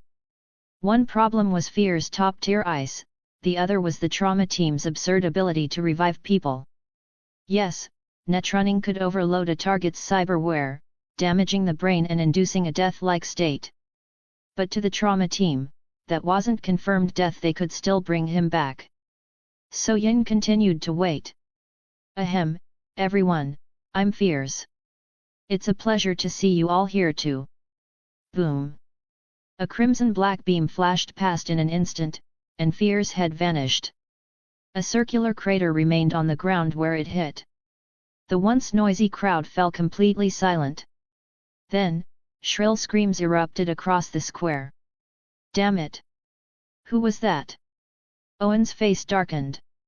He slammed his fist down and immediately ordered the area sealed off. Melee tech personnel moved swiftly into action. Inside a nearby room, Weiss froze, his expression turning complicated. He hadn't expected someone to actually attempt to assassinate Fears and, more importantly, to succeed. Although he welcomed the outcome, the situation was serious. He couldn't leave any openings behind, so he quickly sent people to investigate the scene. Not far away, Finka's pupils contracted sharply. In an instant, he locked onto Roland's firing position and shot forward with a burst of speed.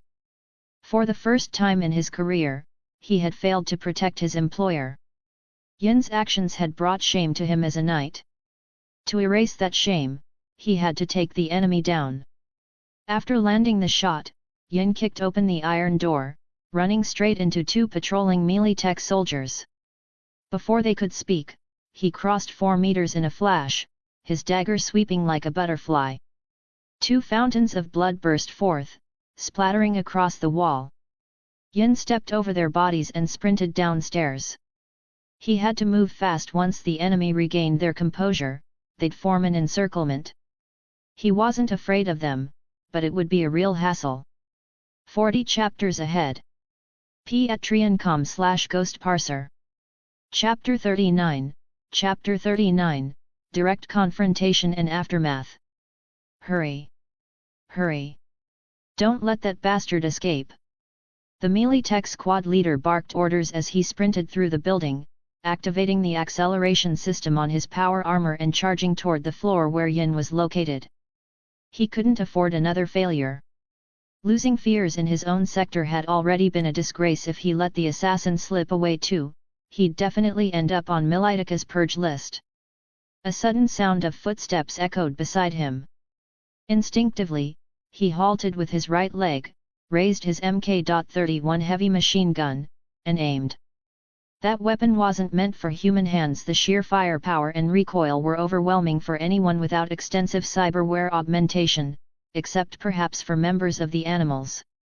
Fortunately, this squad leader's own modifications were considerable, and with the support of his power armor, he could handle the weapon's monstrous weight. Thud! Thud! Thud! Muzzles flared as large caliber rounds tore into the walls and floor, shredding everything nearby. But a dark silhouette darted through the storm of bullets like a ghost, untouched. Those bullets could rip through steel, but if they missed, even the most powerful weapon was useless. Yin felt cold sweat bead under his mask. His ballistic coating could stop small arms fire pistols, SMGs, some rifles, but a heavy machine gun like this? He wasn't eager to find out.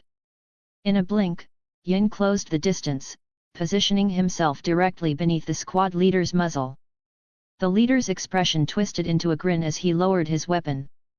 A surge of force erupted from the muzzle. Yin seized the gun barrel with one hand. Feeling the immense pressure, far greater than his own, the leader froze in shock. How could someone that lean possess such monstrous strength? Still, his reflexes didn't falter. A wrist blade sprang out from his cyberarm, reinforced gorilla arms paired with his power armor. Releasing his weapon, he lunged for Yin's chest. Yin flicked his right hand, summoning a pistol. A single shot rang out. The man's arm spun away, sparks crackling from the severed cybernetics. Die! Yin raised his weapon to finish him, but suddenly, a mantis blade shot out from the man's shoulder. Yin cursed under his breath. What kind of messed up mod points are these? He stepped back instantly and drew whisper. The squad leader's pupils shrank as crimson light gathered at the barrel. He tried to flee but too late. A flash of red light pierced the air, leaving a perfect hole through his chest. He looked down blankly before collapsing to the ground. Thud! A cloud of dust rose. Yin scanned the area, quickly deciding it was impossible to escape downward. He had to find another route. Close quarters combat really didn't suit his template. He sprinted upstairs, data flickering rapidly across his mask's interface. Moments later, security forces from both melee tech and biotechnica rushed toward the gunfire. As they reached the upper floors, a surge of red light filled their vision, followed by the sound of crackling electricity. Outside, Finkus spotted the red glow bursting through the wall, accompanied by the screams. He moved immediately. Boom! His exoskeleton armor roared to life, shattering the ground beneath his feet as he propelled himself upward. Shielding his head, he crashed through the wall into the floor above. Fortunately, the height was manageable. Finkus quickly surveyed the scene. Security officers lay scattered across the floor, blood trickling from their noses and mouths, sparks flickering from their neck implants. A skilled netrunner, no doubt. But those were the kind of opponents Finkus feared least. Everything around him slowed as his Sandevistan activated. He drew his alloy knight sword from his back. Boom! Fueled by the Sandevistan and the boosters in his armor, Finkus shot forward like a missile. Above, Yin heard the sound. His sensors screamed warnings something strong was coming fast.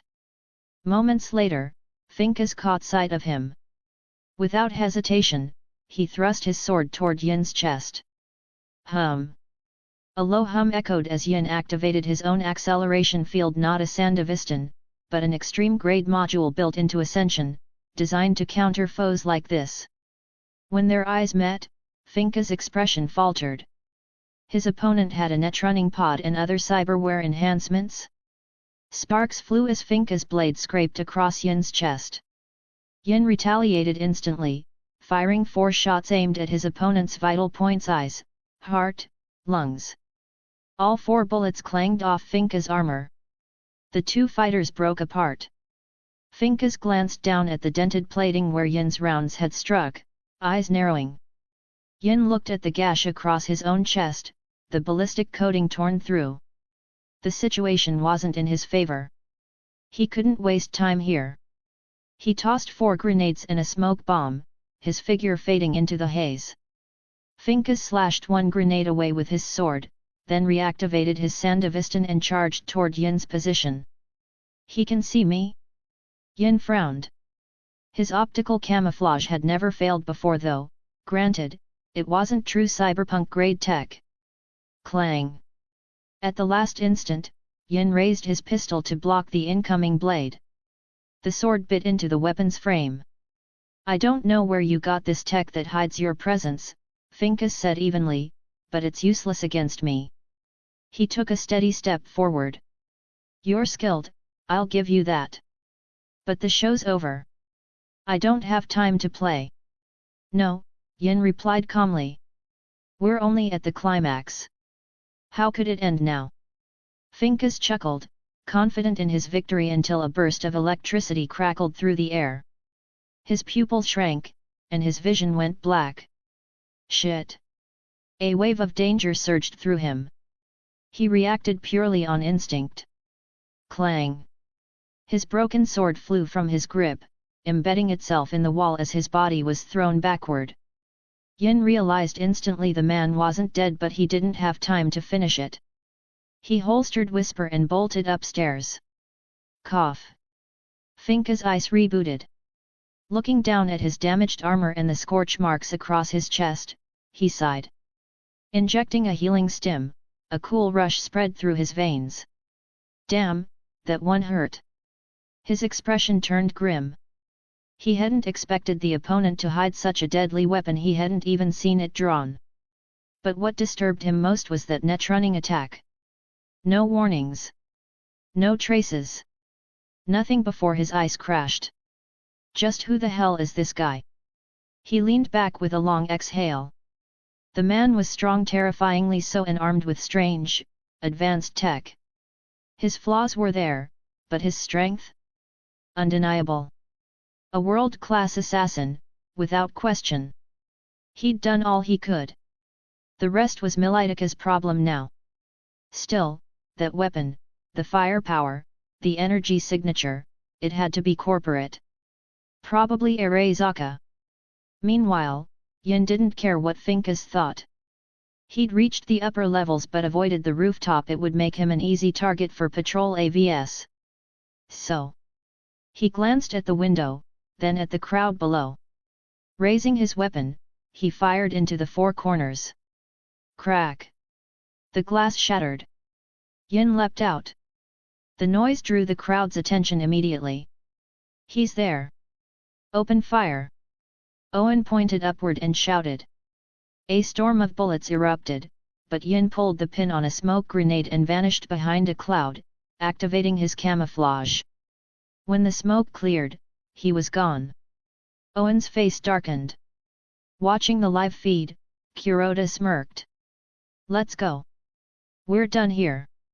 Days later, the Fears incident was still all over the net. Both Mealytech and Biotechnica saw their reputations plummet, Mealytech especially. After all, Fears was their man, and failing to catch his killer was humiliating. For Night City's top dog, that stung even more. Biotechnica didn't fare better. Their venue had been infiltrated, their partner murdered, and the assassin had escaped without a scratch. The ridicule online was merciless. Arasaka, of course, was delighted, fanning the flames at every opportunity. Kong Tao stayed quiet, occasionally twisting the knife and stealing bits of intel and tech from Mealytech's chaos.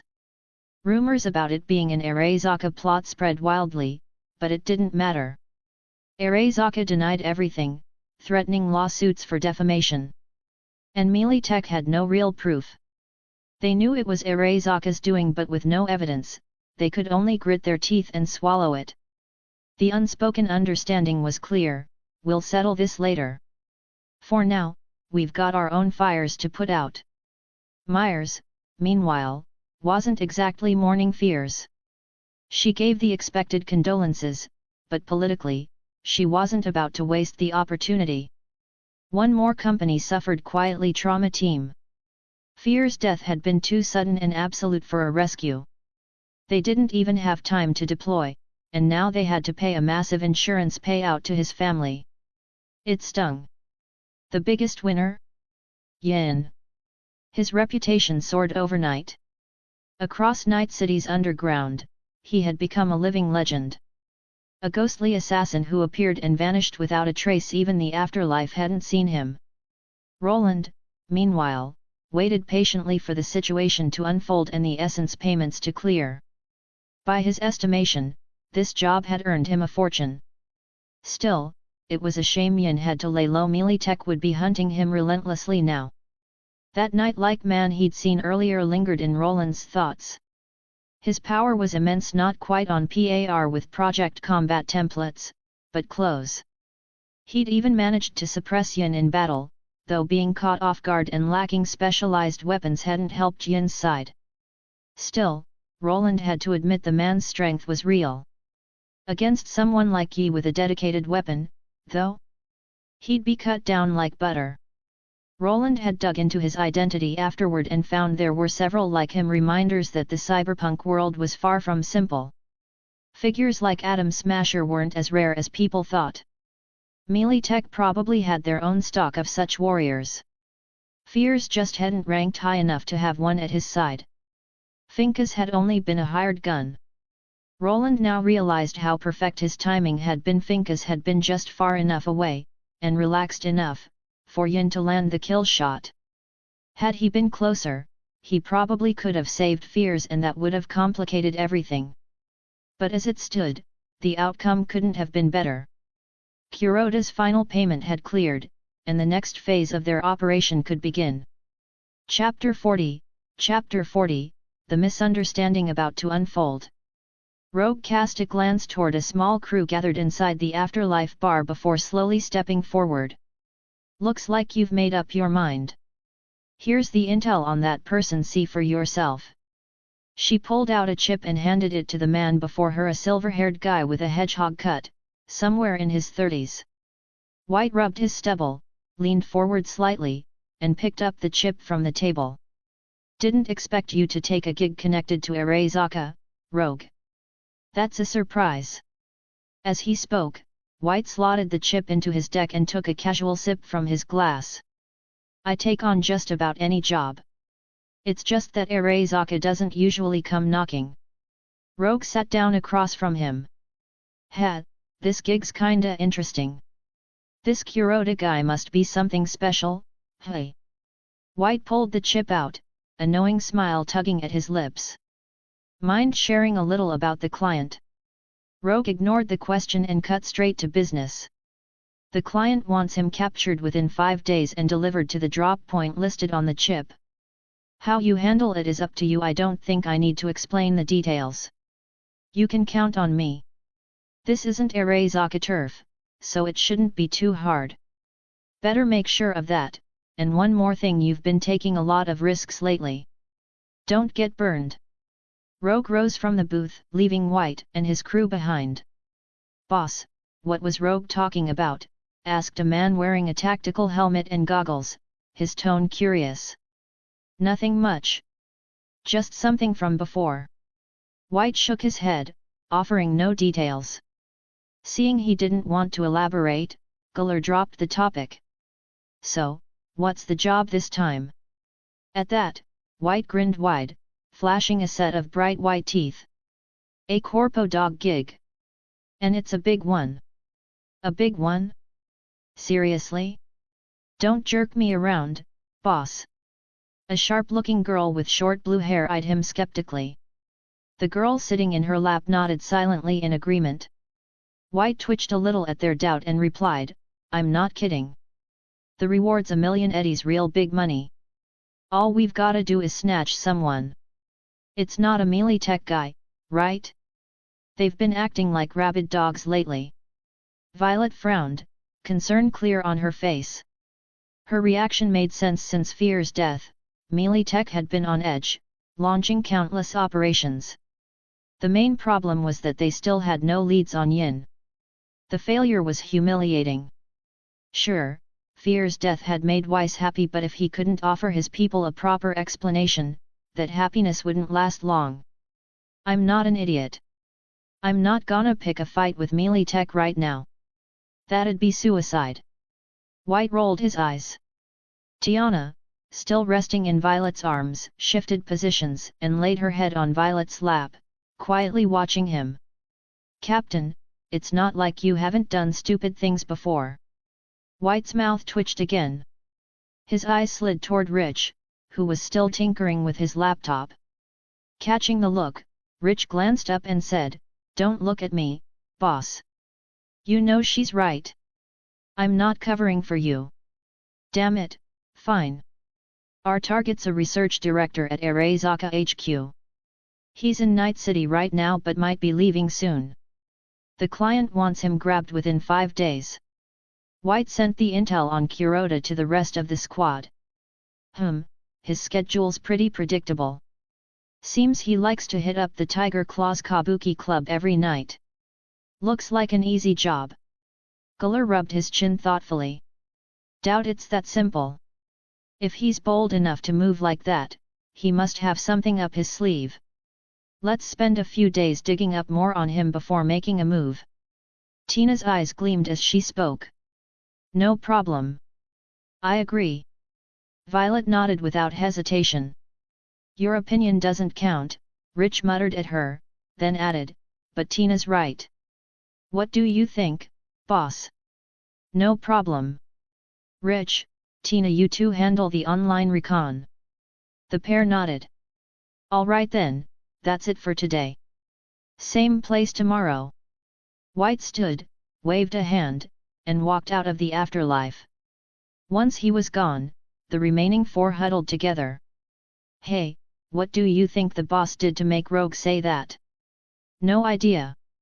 But if I had to guess, probably something tied to melee tech. You know how he is. Violet shook her head, thinking aloud. Makes sense. Let's just hope he doesn't do anything reckless. Militika's been tearing the city apart looking for Yin. Guller nodded in agreement. Yin, hey. If that bastard somehow survived, he'd probably end up a living legend in Night City. Rich's tone carried a hint of admiration. Who knows? In this city, people like us rarely get happy endings. Tina lit a cigarette and narrowed her eyes. There you go again with that talk, seriously. Violet frowned, took the cigarette from Tina's hand, and kissed her.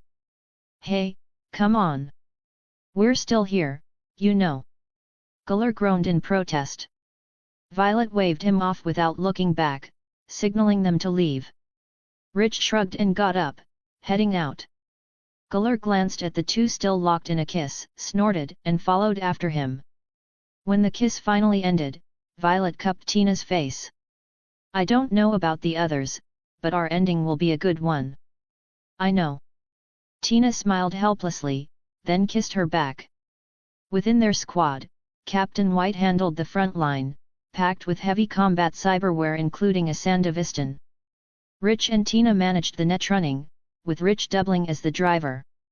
Guller provided fire support and close combat, equipped with hyper-reactive implants and a Kerenzikov. Violet was another frontliner, outfitted with berserk cyberware. Their collective firepower was no joke. That was exactly why Rogue had chosen them for the job because, if nothing else, their strength was never in question. 40 chapters ahead. Patreon.com/ghostparser. Chapter 41, Chapter 41, Preparations. Sato, how's the situation with the city center? Kuroda set down the documents in his hands and looked toward the secretary beside him. It's almost done. Smith has agreed to allocate that district to us. As long as we achieve the objectives in the follow-up, they'll hand over the entire area.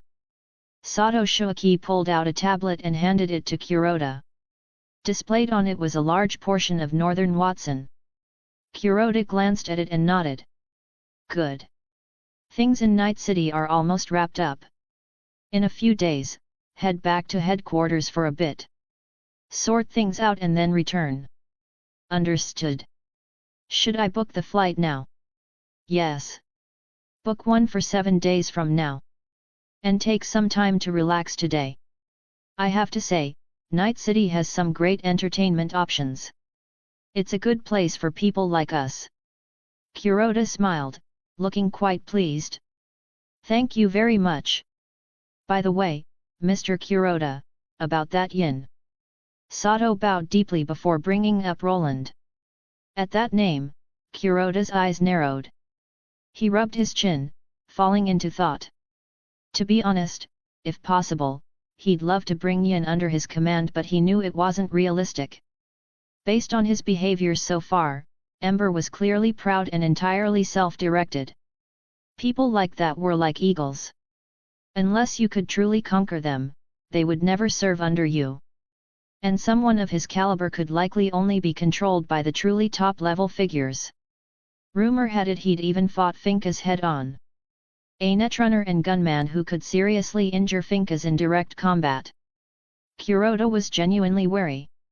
Luckily, the man wasn't an enemy, at least not for now. Leave him alone. He's an assassin, and we'll probably have plenty of chances to use him. Besides, we're no match for him. There's no need to provoke someone like that. We'll talk about it again when Atom Smasher gets here. Understood. Sato nodded, visibly relieved. He'd been worried Kuroda might get ideas about the man because if he did, as the secretary, Sato would be the first one forced to face him. Sato then left to book the flight, quietly excited about this rare vacation opportunity. He was determined to make the most of it. Boss, that Sato guy just headed out. Guller folded up his binoculars and spoke to White, who was smoking nearby. White nodded, then looked toward Tina. It's your turn, Tina. Got it. Tina nodded and headed toward Sato, with Violet following not far behind. Oh sorry. I'm really sorry, are you okay? Tina pretended to bump into Sato, her eyes flickering faintly with orange light beneath her sunglasses. Ah, it's fine. Just be careful next time. Sato shook his head and checked himself. Nothing was missing, and he was in a good mood anyway.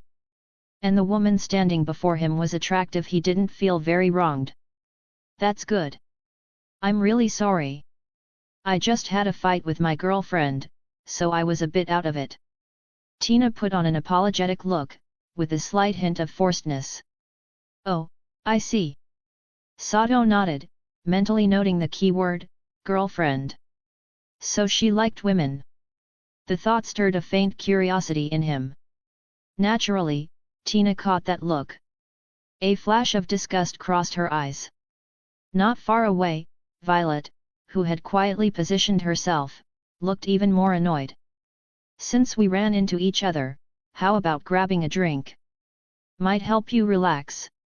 Sato didn't hesitate and extended the invitation right away. Right now. Tina acted surprised and glanced up at the sun. Sato chuckled. It's fine. You don't need the perfect time just to cool off, right? Tina's expression softened as if tempted, but her fingers hidden from view made a subtle signal. Violet immediately stepped in, and a chip shot out from the slot at the back of Sato's neck. Violet, wearing a black hoodie, caught it cleanly and bumped Sato with her shoulder as she walked past. TCH. Sato scowled at her retreating figure. Hey! Not even an apology. Violet didn't respond.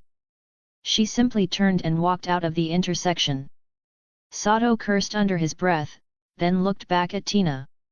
After a moment of hesitation, Tina gave an apologetic smile.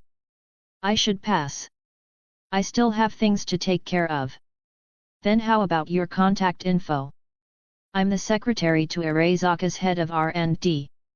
Sato inflated his title a bit, hoping to sound more impressive. No thanks. I'm not into men. I'll be going now. Tina's smile stiffened for a moment before she shook her head and walked away. Sato froze, then frowned. He knew he'd stepped on a landmine clearly. She had issues with Arasaka. What a letdown. He muttered and walked off. Violet, who had been watching, slipped after him. She knocked Sato out, dragged him into an alley, and only then left. She regrouped with Tina shortly after. How did it go? Of course I handled it. Don't worry, the chip's secured. Violet smiled. Good. Let's go. Don't want to keep the boss waiting. Tina nodded, and the two headed back. Chapter 42, Chapter 42, The Cyberpunk Squad Strikes. Sato slowly opened his eyes, still half dazed, and stared blankly around him, as if his mind hadn't yet caught up with reality. After a moment, he finally made out his surroundings. His expression shifted instantly. He patted himself down and, finding only his cash missing while everything else was intact, let out a breath of relief. He'd been terrified he'd run into a crew of scavengers. Luckily, his habit of carrying cash had saved him. Online money was almost impossible for robbers to access, so cash was what you carried to buy your life. But the sudden situation made him reach instinctively for his card slots. Finding them completely empty, his face stiffened. Panic surged through him as he scanned the area, even using the skin function of his Kiroji optics. Still nothing. His face turned pale. His trembling hand reached for his phone, but he stopped halfway. After taking a deep breath, he forced himself to calm down and ran through everyone he had bumped into along the way. The answer was Tina, the person he'd just crossed paths with. His expression darkened. He couldn't tell whether that woman had set him up, but then he remembered the other person he had collided with, someone who had seemed even more suspicious. But that person hadn't revealed a single identifiable feature. He tried recalling Tina's face again, but in his memory she was wearing dark sunglasses and heavy makeup. That made him even more uneasy. It meant whoever pulled this off were repeat offenders. Still, that brought him a bit of relief. If they were that type of thief, they likely weren't after anything else. Otherwise, thinking of Kuroda's usual methods, Sato's expression shifted again. But a faint hope surfaced. Maybe the thief only wanted the money on the chip and not the data inside.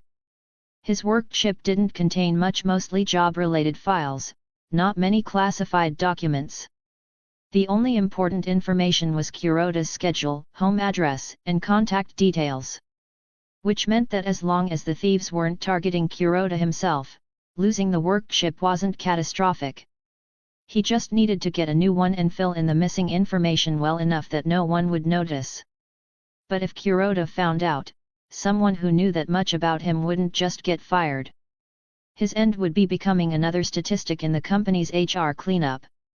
So Sato decided to hide everything.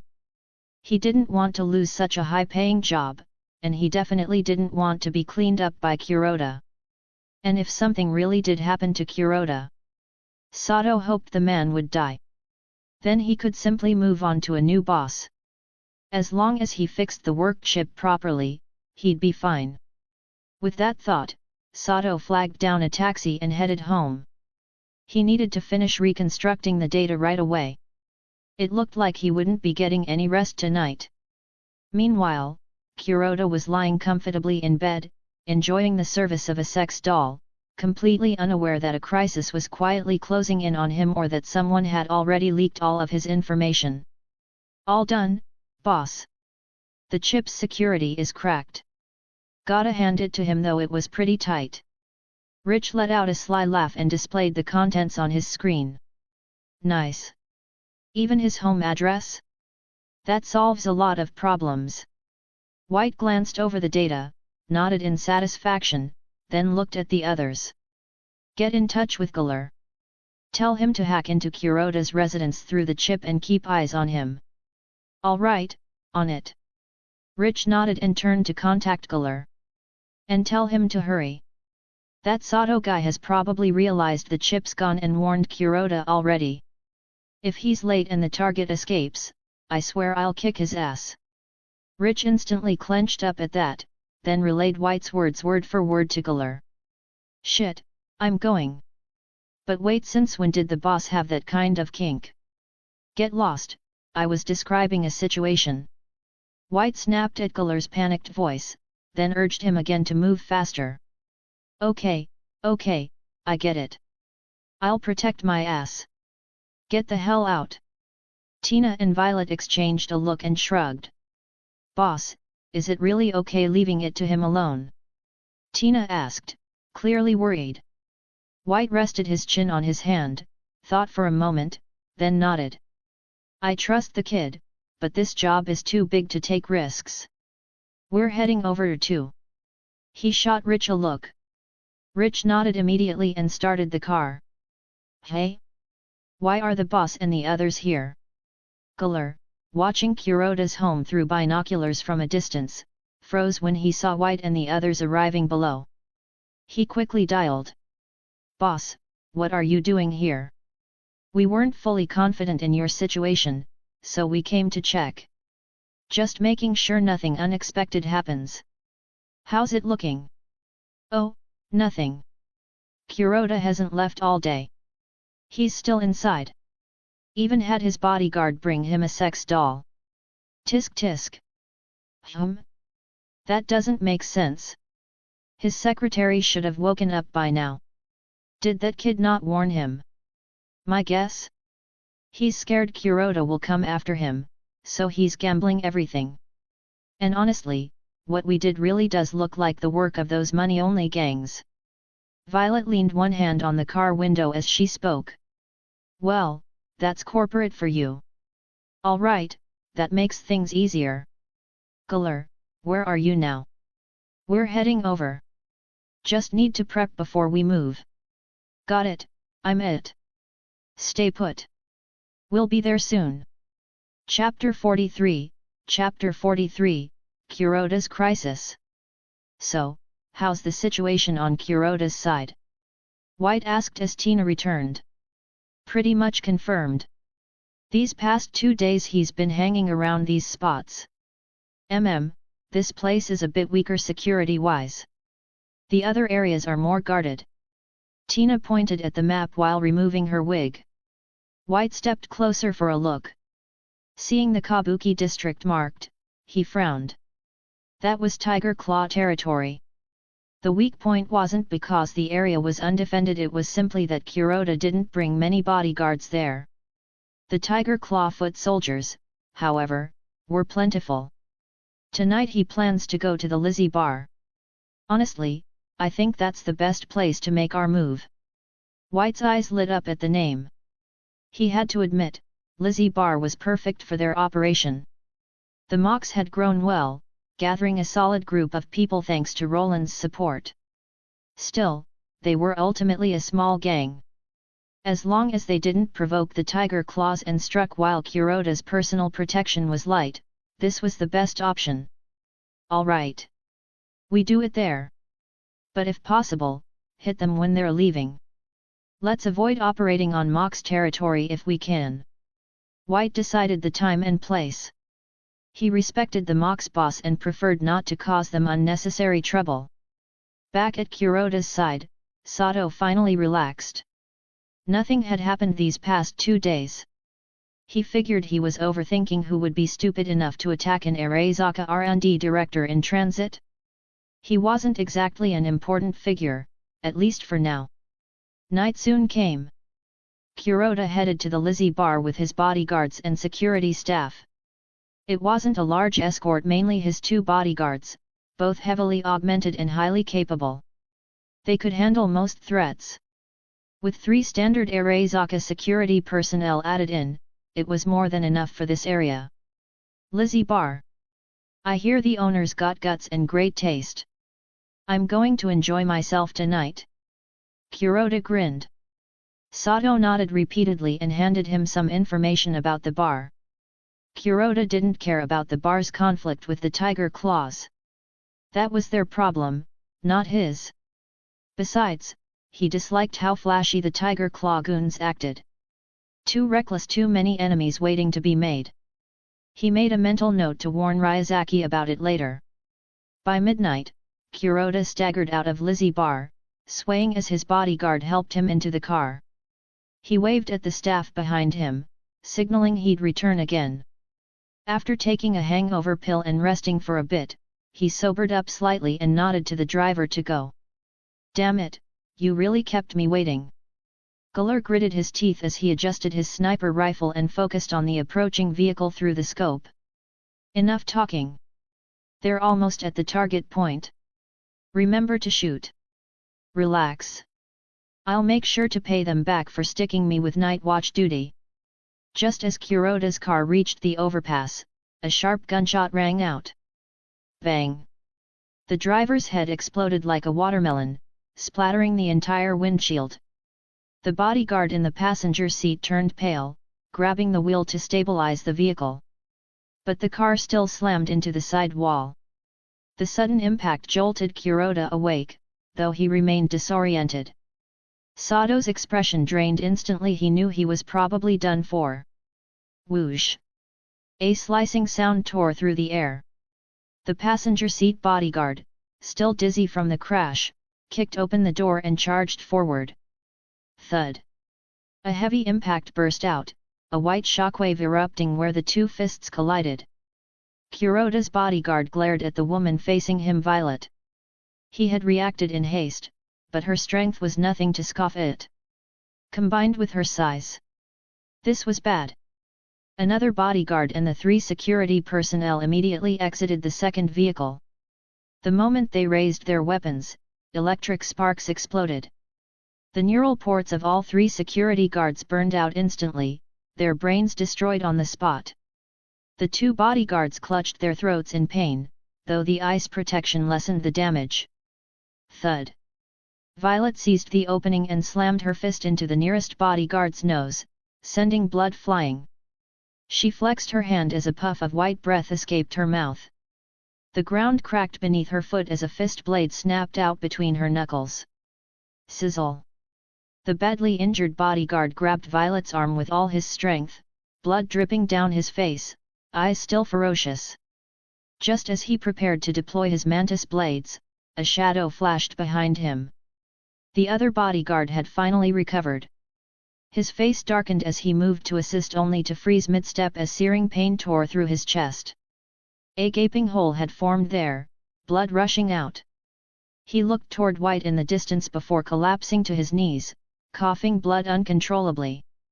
The bodyguard locked by Violet had already lost his head. Tina had severed it cleanly with her monowire. Inside the car, Kuroda watched everything unfold and turned deathly pale. He immediately grabbed a gun and shot himself in the foot. Ah! White and the others froze at the scream, then rushed forward, ignoring the wounded bodyguard nearby. Unnoticed by them, he slowly pushed himself to his feet, panting, a red glow flaring at the back of his neck. Seeing Kuroda bleeding heavily with a pistol still in hand, White's expression darkened. Kuroda spotted them, tossed the gun aside, and sneered. "The trauma team will be here any minute. You've already failed. Get lost, you bunch of good-for-nothings." White swung a hand, trying to knock Kuroda unconscious, but he hit too hard and failed. Kuroda took the chance to fake being knocked out. "Move. This guy's a platinum member.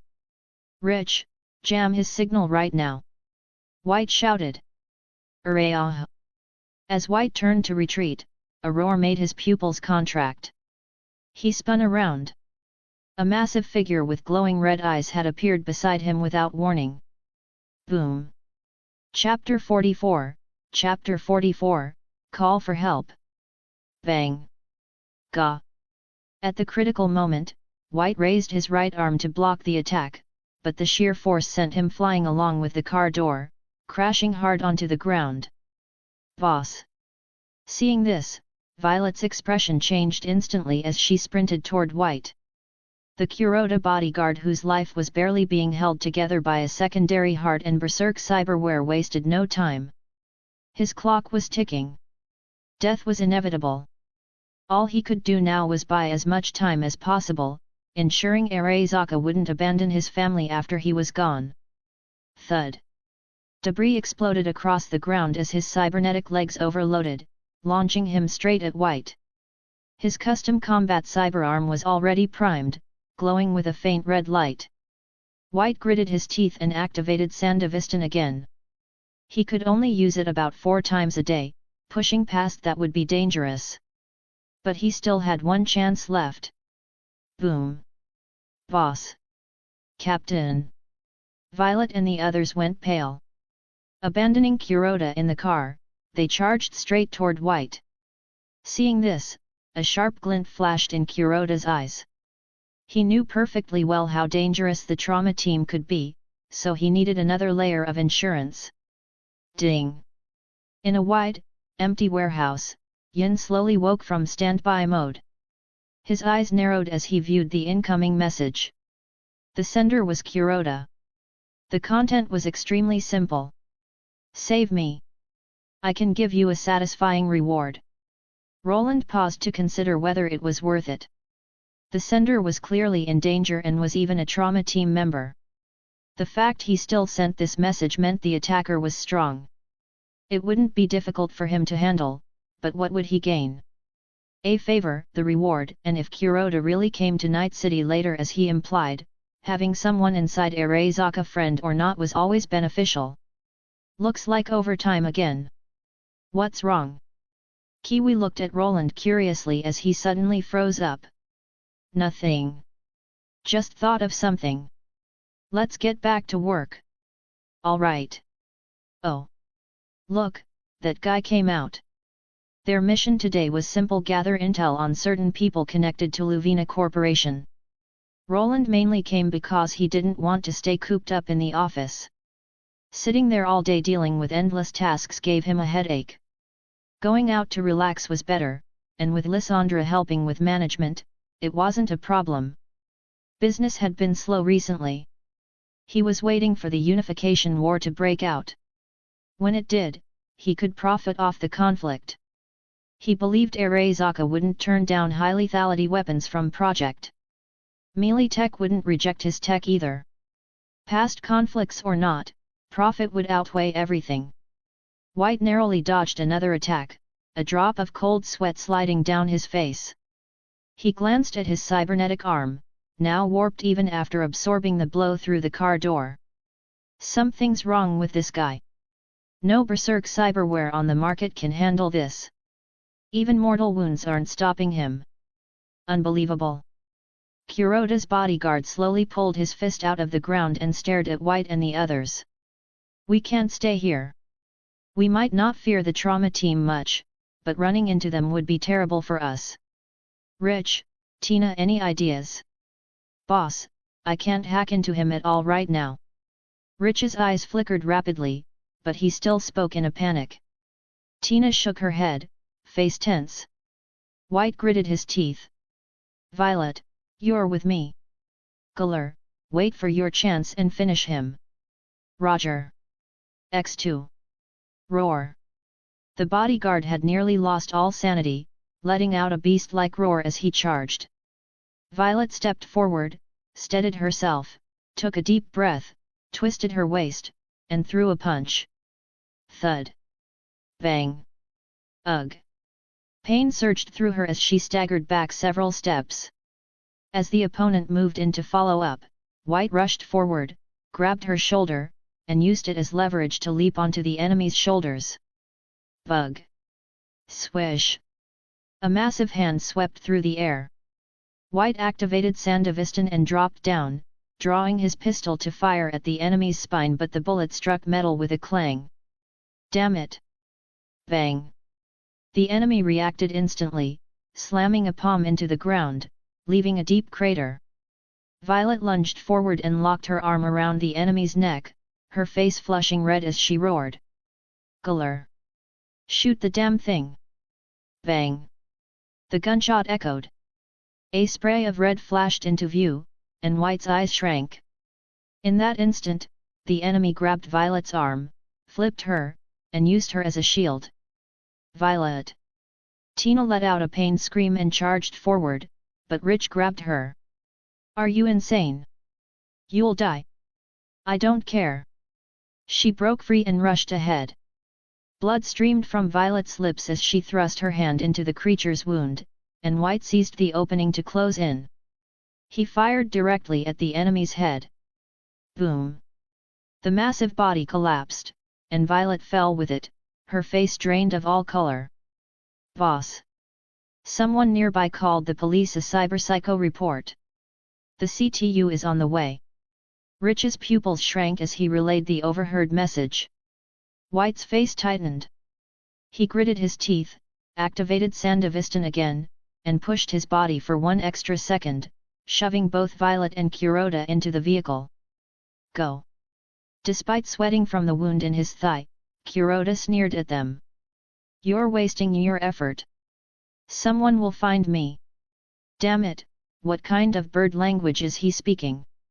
Treat him, then knock him out. Rich, is the signal blocked? White cursed and continued scanning the surroundings.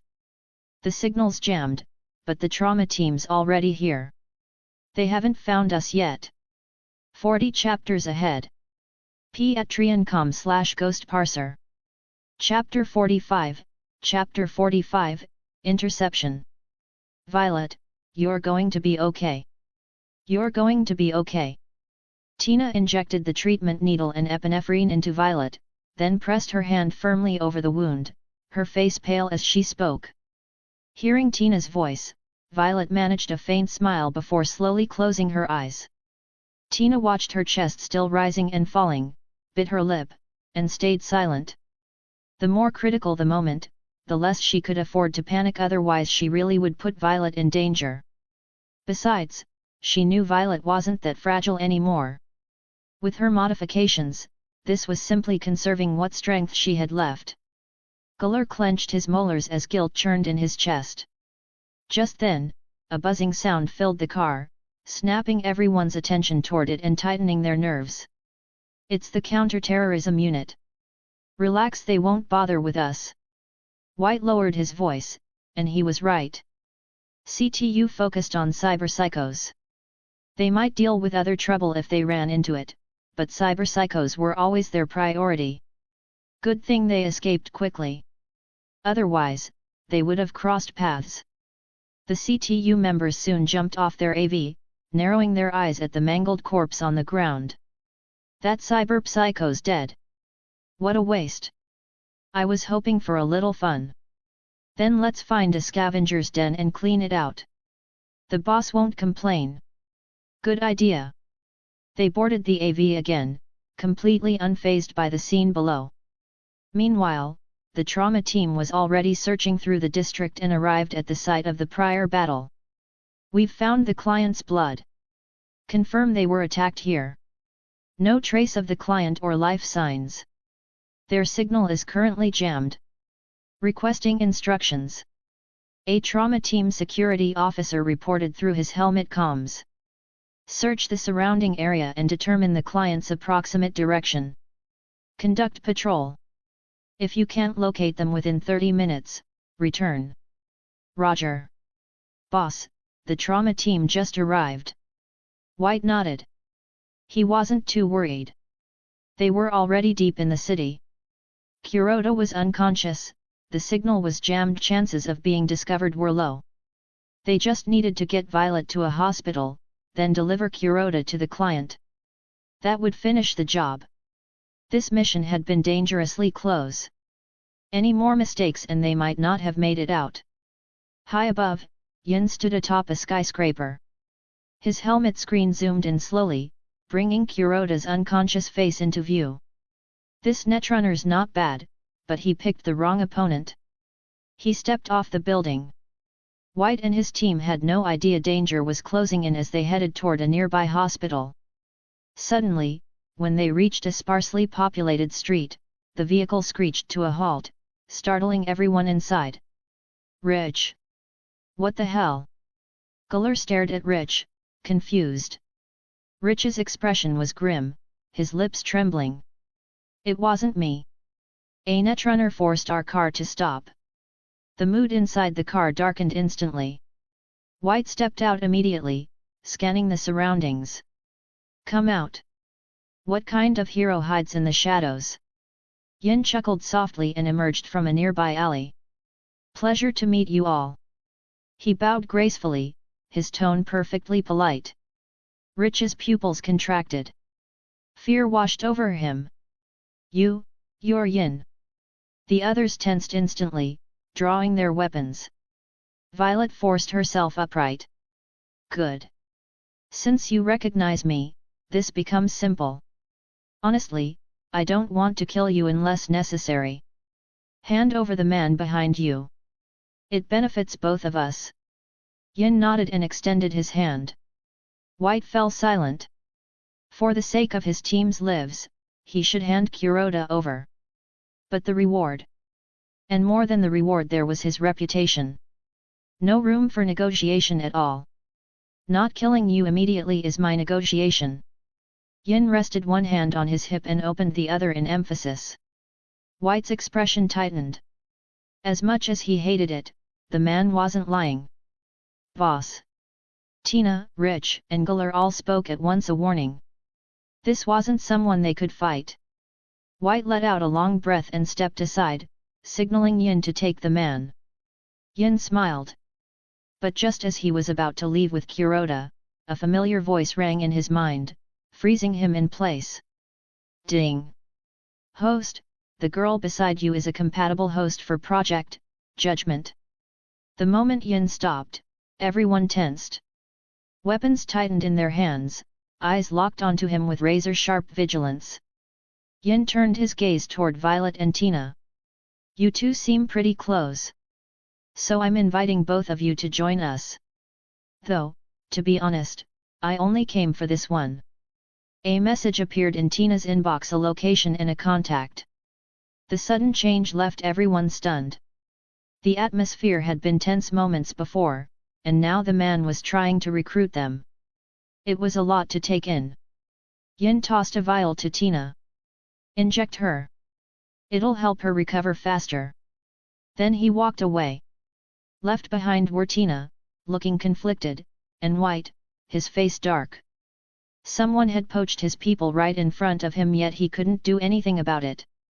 Chapter 46, Chapter 46, The Underworld runs on favors, not just firepower. Tina stared at the healing syringe Yin had given her, hesitation clear on her face. After a moment of internal conflict, she finally stored it away, choosing not to use it on Violet, but not throwing it out either. Seeing this, White said nothing. He simply gestured for everyone to get back in the car and head to the hospital, while he placed a call directly to Rogue. The line connected almost immediately. White. I take it your operation is complete. Rogue's voice came through, arms undoubtedly crossed as she lounged with her feet propped up on the desk. We hit a complication. The mission failed. Rogue's casual posture stiffened. She frowned. What happened? This should have been a straightforward job for your team. You're telling me you failed? That's disappointing. It was Yin. We had Kuroda secured, but he intercepted us and took him. My team was in no condition to fight him, engaging would have been suicide. White let out a weary sigh as he explained. The moment Rogue heard Yin's name, she swung her feet off the desk and massaged her temples in frustration. Fine. Return the advance. Consider your involvement terminated. Rogue ended the call and slammed her fist onto the desk. Damn that son of a bitch. I'll twist his head off one of these days. After venting her rage, Rogue immediately made another call, acquiring Yin's contact information through her channels. She needed to see if there was any room for negotiation. An unknown number? Interesting. Yin stroked his chin contemplatively. He had placed the unconscious Kuroda in the passenger seat, planning to reactivate the trauma team signal later. The man wasn't in immediate danger. Hello, is this Yin speaking? Who is this, and how did you get this number? It's Rogue. Where I got your number is my business. Let's keep this brief. You have Kuroda, correct? That's right. He's with me. So, those cyberpunks were working for you. Yin glanced at the still unconscious Kuroda beside him. Yes, they're a reliable crew I work with often. Let's make a deal. Hand him over to me. I'll owe you a favor, and I can throw some gigs your way, plus put you in touch with the original client for this job. Well now, that's generous. But I need to know who the client is first. Why would I give up a sure payday without knowing what I'm getting into? I can't reveal specifics. Let's just say they're also from a major corp. Yin paused, a strange expression crossing his face as he looked at Kuroda. Was this Militika's doing? Probably not. Kuroda's involvement in this affair hadn't leaked. While Militech could likely deduce Arasaka was behind it, they shouldn't have been able to pinpoint Kuroda as the specific operative. They had no reason to target a mere R&D director. Unless they knew about Kuroda's upcoming appointment. But according to Kuroda himself, that decision was still confined to Arasaka's upper echelons. It wasn't public knowledge yet. And if he handed Kuroda over now, the risk was too great. Better to decline. I'll have to refuse your request.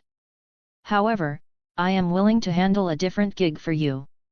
Rogue's face darkened at the rejection, but her expression softened slightly at the counter-offer. After a moment's consideration, she replied, Fine. It's a deal. With that, Yin ended the call. He had no desire to burn bridges with Rogue. This identity still needed to operate in the cyberpunk underworld for a while. Having Rogue's assistance could also provide more opportunities to encounter key figures and potential compatible hosts. Today's encounter had taught him something important: compatibility wasn't limited to major players in the city's drama. Ordinary people could be suitable hosts too. His previous lack of success in finding candidates had misled him into thinking only plot-critical individuals qualified. Yin pulled the car borrowed from a concerned citizen into a parking garage. He administered a sharp jolt of electricity to Kuroda, jolting the man back to consciousness. Ugh! Kuroda came to with a groan, the pain from his injuries immediately making itself known. He looked around, his tension visibly easing when he recognized Yin. Thanks, Yin. I owe you one. Save the gratitude. I passed on a $1,000,000 job to extract you. $1 million should cover it. Yin spread his hands matter-of-factly. Fine, done. But this $1,000,000 job, you're not talking about me, are you? Am I really only worth $1 million? Kuroda nodded, leaning back in his seat as he wiped the cold sweat from his brow. Seems that way. The client was supposedly another corp, though I don't know which one. You'll have to figure that out yourself. I've re-enabled your signal. Trauma team should be here shortly. I'm leaving now. Understood. Thanks again for today. Kuroda nodded and closed his eyes, finally allowing himself to relax. The relief was quickly replaced by simmering anger. He was furious about the ambush. Thanks to Yin's information, he began running through the list of corporations that might have targeted him. He was certain the intelligence for this operation hadn't been compromised, and on paper, he was still a minor functionary. So who was behind it? Militech? Possible. He'd need to watch them more closely. Biotechnica? Unlikely. They weren't fools. Kong Tao? Don't be ridiculous. His work didn't even touch on smart weapons development. Unless...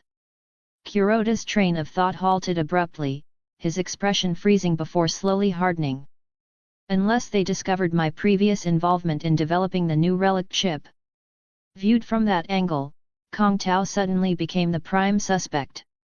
But he couldn't afford to make assumptions yet. He would have to wait until he recovered before settling the score.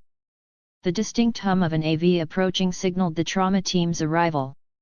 Kuroda pushed his speculations aside, quietly waiting for treatment to begin. He hoped they could save his leg. While losing it wouldn't be catastrophic, he still preferred his original equipment. With both Rogue and Kuroda in my debt now, I have some leverage to work with. I'll wait until the company releases the project treatment serums. I should be able to cut a deal with the trauma team. They'll probably be very interested in this medical product. I wonder how Biotechnica will react. Whatever. Not my problem. 40 chapters ahead. Patreon.com/Ghost Parser. Chapter 47, Chapter 47, Look, he's in a rush again. How's the serum development coming along? Roland looked at the researcher in front of him as he asked. Progress is going very smoothly. We've already derived 3 versions of the serum, each with different therapeutic effects. Boss, where did you find this serum? The researcher stared at Roland, barely containing his excitement. And it wasn't without reason this stuff was unbelievably effective. The original formula, in particular, was so potent it could pull someone back even after their heart had stopped. Well, to be precise, within a certain window after cardiac arrest. Too long, and even this serum wouldn't work. It wasn't some immortal elixir. That's classified. You don't need to worry about that. Just do your job well. And don't worry, I'll keep my word. Once the product goes to market, you'll receive your share of the dividends. Roland threw him a glance but didn't answer the question about the serum's origins. Instead, he offered profit sharing as motivation before turning to leave. He did have the formula for the original serum, but he absolutely did not trust the people of this world with it. Instead, production was handled by Lysandra in a small factory, and the output was nowhere near enough compared to the 3 diluted versions. Not that he planned to sell the original formula widely anyway. His target customers were the upper-class people who valued their lives above all else. He knew they'd pay whatever it took. He had already examined the therapeutic solutions currently available on the market. Their effectiveness was very limited, mostly stopping bleeding and providing minor healing, just enough to keep someone alive until rescue arrived. His products, however, were a different story. The first-generation Type C serum wasn't too different from existing options, but it offered several minor improvements and at a much lower price. It was cheap enough that an ordinary household could keep one on standby. The second version provided true healing capabilities, able to mend most wounds, stop bleeding, and support vital organ function. This tier was aimed at the company's mid and lower level employees. The third version could practically drag someone back from death's door. Its restorative power was extraordinary, though it did have side effects, mainly temporary physical weakness and loss of appetite. But compared to its benefits, those were negligible. Naturally, the price was steep. This version was meant for the upper strata. Kiwi, keep an eye on them. Before the product launches, don't let them contact the outside world or leave this facility. Got it? Kiwi nodded.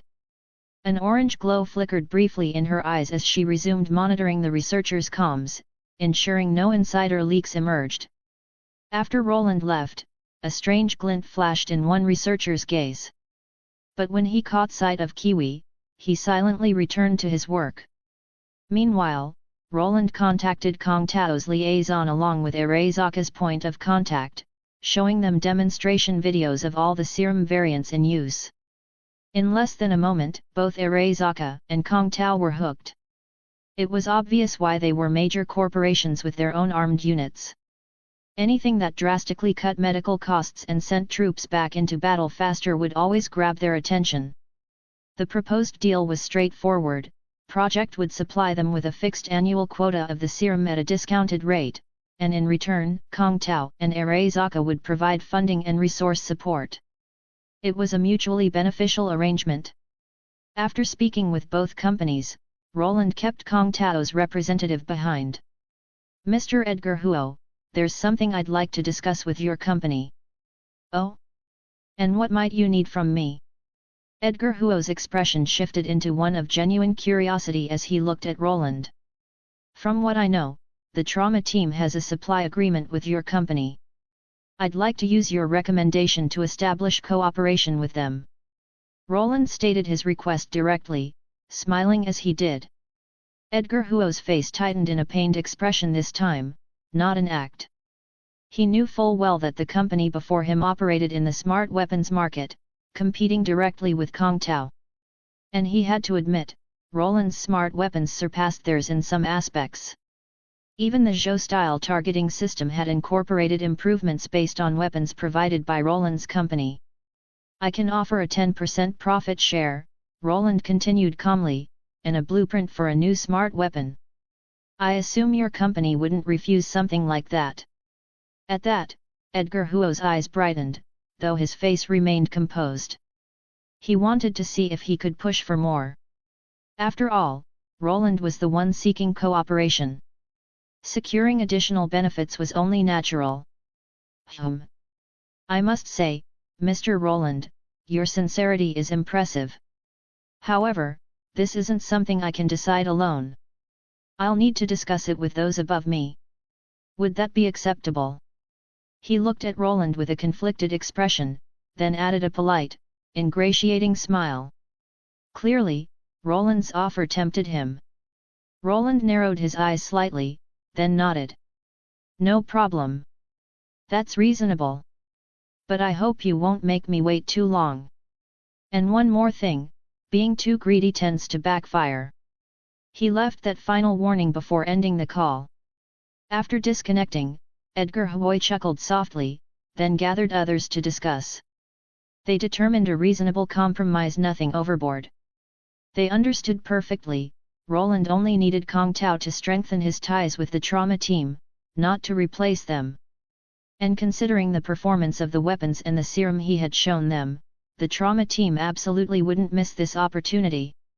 The serum was far cheaper than hospital-level treatment, and securing exclusive supply rights would give them grounds to raise certain fees.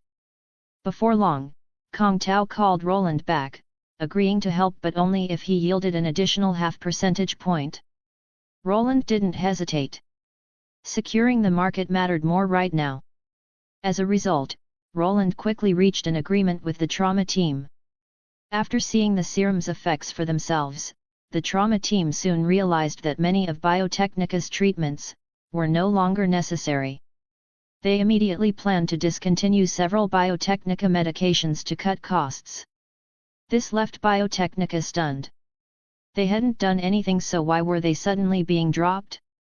Biotechnica's intelligence division soon acquired internal information from the trauma team.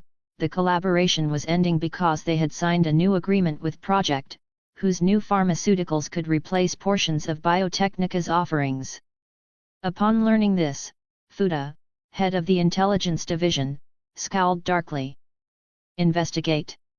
I want to know exactly what new drugs that company has developed. Though Biotechnica's primary field was energy technology, pharmaceuticals were also a major profit source, one they had no intention of giving up. Chapter 48, Chapter 48, Targeting. Roland has been replaced with Yin in earlier context. Fuda studied the intelligence he had obtained from the trauma team, sinking into deep contemplation. The moment he saw the serum's capabilities, he realized the enormous potential behind it. If they could integrate the underlying technology into Berserk cyberware. That thought alone sent his mind racing. His first instinct was to find a way to obtain Project Corporation's formula, ideally steal it, if possible. After all, they were just a small company. But since Project had already signed cooperation agreements with major corporations, he planned to try the official route first. If that failed, he would move on to other methods. And if nothing else worked, they would simply acquire the company. The other corporations might be willing to stir up conflict with Project, but Biotechnica had no such intention. The attraction of that formula was simply too overwhelming. Obtaining the formula and the development approach behind it would allow them to rapidly produce various new types of pharmaceuticals. Fuda didn't even dare imagine how much this could boost Biotechnica's valuation. His eyes reddened at the thought. He could practically see himself being rapidly promoted. After forcing himself to calm down with a deep breath, he summoned his subordinates and instructed them to initiate negotiations with Project Corporation. Let's hope they have the sense to cooperate, otherwise. A cold snort escaped him. Meanwhile, Kong Tao, Arasaka, and the rest had also noticed Biotechnica's movements. Naturally, none of them warned Roland. They were observing, waiting to see whether Roland could withstand the pressure from Biotechnica. Though this wasn't Biotechnica's territory, they were far from harmless. If Roland couldn't hold the line, they wouldn't mind extending a helping hand. After all, letting Biotechnica obtain the formula would only harm their interests. Biotechnica would demand a sky-high price for everything. Compared to that enormous corporation, they much preferred a smaller, more manageable company like Project to retain control of the formula. But if Roland proved capable of holding his ground, then they would need to reassess Project's background. Their current investigations revealed nothing suspicious, but the company's founder was questionable. It was as if he had awakened overnight. They didn't believe such a story. To them, Roland looked more like a puppet placed there by someone hidden behind the scenes. "You're telling me Biotechnica wants to meet with me?" Roland narrowed his eyes slightly as he looked at the employee who had rushed in with the news. "Yes, boss.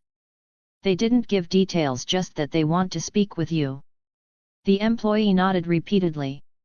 Roland immediately began to consider what Biotechnica might be after. They couldn't have discovered the serum already? Well, it was bound to happen sooner or later. With that in mind, he instructed his staff to bring the Biotechnica representatives in. Soon after, the Biotechnica team arrived at the meeting room Roland had prepared. "Pleasure to meet you, Mr. Roland. I'm Owen, the representative of Biotechnica. I look forward to working with you." Owen stepped forward and greeted Roland with polished, professional ease. That caught Roland slightly off guard, though he didn't show it. He simply shook Owen's outstretched hand. "I'm Roland. A pleasure to meet you, Mr. Owen."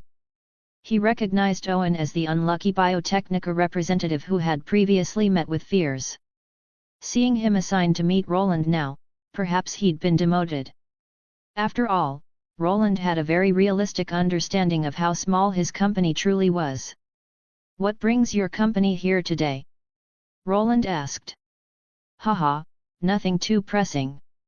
We simply heard that your company recently partnered with the trauma team, as well as Kong Tao." Owen laughed lightly, speaking in a calm, easy tone. "Yes, that's correct." Roland nodded, offering no further elaboration. Unbothered, Owen continued, "I've also heard that your company, specifically you, Mr. Roland, recently developed a new type of pharmaceutical. To be precise, I was the one who developed it." Roland looked directly into Owen's eyes as he spoke. Upon hearing this, Owen's expression hardened for an instant. If what Roland said was true, the company's greatest asset wasn't the formula, it was Roland himself. Realizing this, Owen's smile widened. I wonder if Mr. Roland has considered selling company shares, or perhaps accepting external investment. Selling shares? Far too early for that. I haven't considered it. But investment? I'm open to discussing that. Roland smiled. That's excellent. To be honest, we're very interested in acquiring the formula for that pharmaceutical. If possible, we'd like you to hand it over now. Owen smiled politely as he extended his hand ready to seal the deal as soon as Roland shook it. Roland was important, yes, but the formula mattered more. Geniuses were common, geniuses who produced results were not.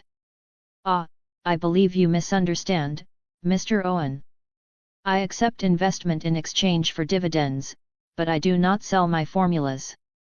We can waive the dividends. Just give us the formula. Owen's expression didn't change, he remained perfectly cordial. Roland simply smiled and shook his head in refusal. Owen's smile gradually faded. He looked at Roland calmly. Mr. Roland, are you serious? Of course. I never lie. Roland held his gaze with a smile. Owen quietly put away the contract, gestured for his team to leave, and cast Roland a deep, lingering look before walking out. Once he was gone, Roland spoke immediately. Lysandra, keep an eye on Biotechnica. I have a feeling they're preparing something big. Understood, sir. When Owen relayed everything back to Biotechnica, Fuda let out a helpless sigh before chuckling. Looks like our friend isn't as cooperative as we'd hoped. Go ahead, begin the operation. His subordinates nodded, and a conspiracy aimed squarely at Project Corporation began to unfold. When Weiss saw the incoming communication request from Owen, he narrowed his eyes. That man never contacted him without a reason. This visit had to mean something. After connecting the call and listening to Owen's proposal, Weiss's expression shifted into one of quiet bewilderment. 40 chapters ahead. Patreon.com/Ghost Parser. Chapter 49, Chapter 49, Mutual Harm. According to reliable sources, Project Corporation has recently conducted drug trials on unwitting participants who were never informed of potential side effects. We strongly condemn such inhumane behavior. Roland switched off the TV in silence, then rubbed his temples in frustration. Biotechnica had clearly teamed up with Melee Tech to suppress them. They were using Channel 54's media power to pressure his company while leaning on major weapon suppliers and arms shops to restrict Project's access to the market. At the same time, Channel 54 had begun promoting Biotechnica's pharmaceuticals. Project's products were taking heavy fire. Roland also noticed the subtle shift in Arasaka's and Kong Tao's attitudes clearly. They intended for Biotechnica and Melee Tech to strike first. Then the two of them could swoop in and pick the fruit. Meanwhile, seeing Project struggling, Luvina Tech had started stirring things up as well. The trauma team, however, wasn't bothered in the slightest. Their stance was simple and unwavering: whoever has the medicine, we work with. We're fair. Looks like we can't count on WNS from Arasaka's side. Reckless of me. Should have secured a microphone before stepping onto the stage. Tisk. Irritated, Roland began searching for a way to break the stalemate. Arasaka's inaction was simple: they saw no profit to be gained. Sure, Roland could feed them enough benefits to get them moving, but that was no long-term solution. He couldn't bribe them every time trouble appeared. Biotechnica. Biotechnica.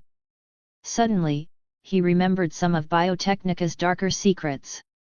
One was the real drug testing case involving Sasha's mother, another was the raw material scandal at All Foods.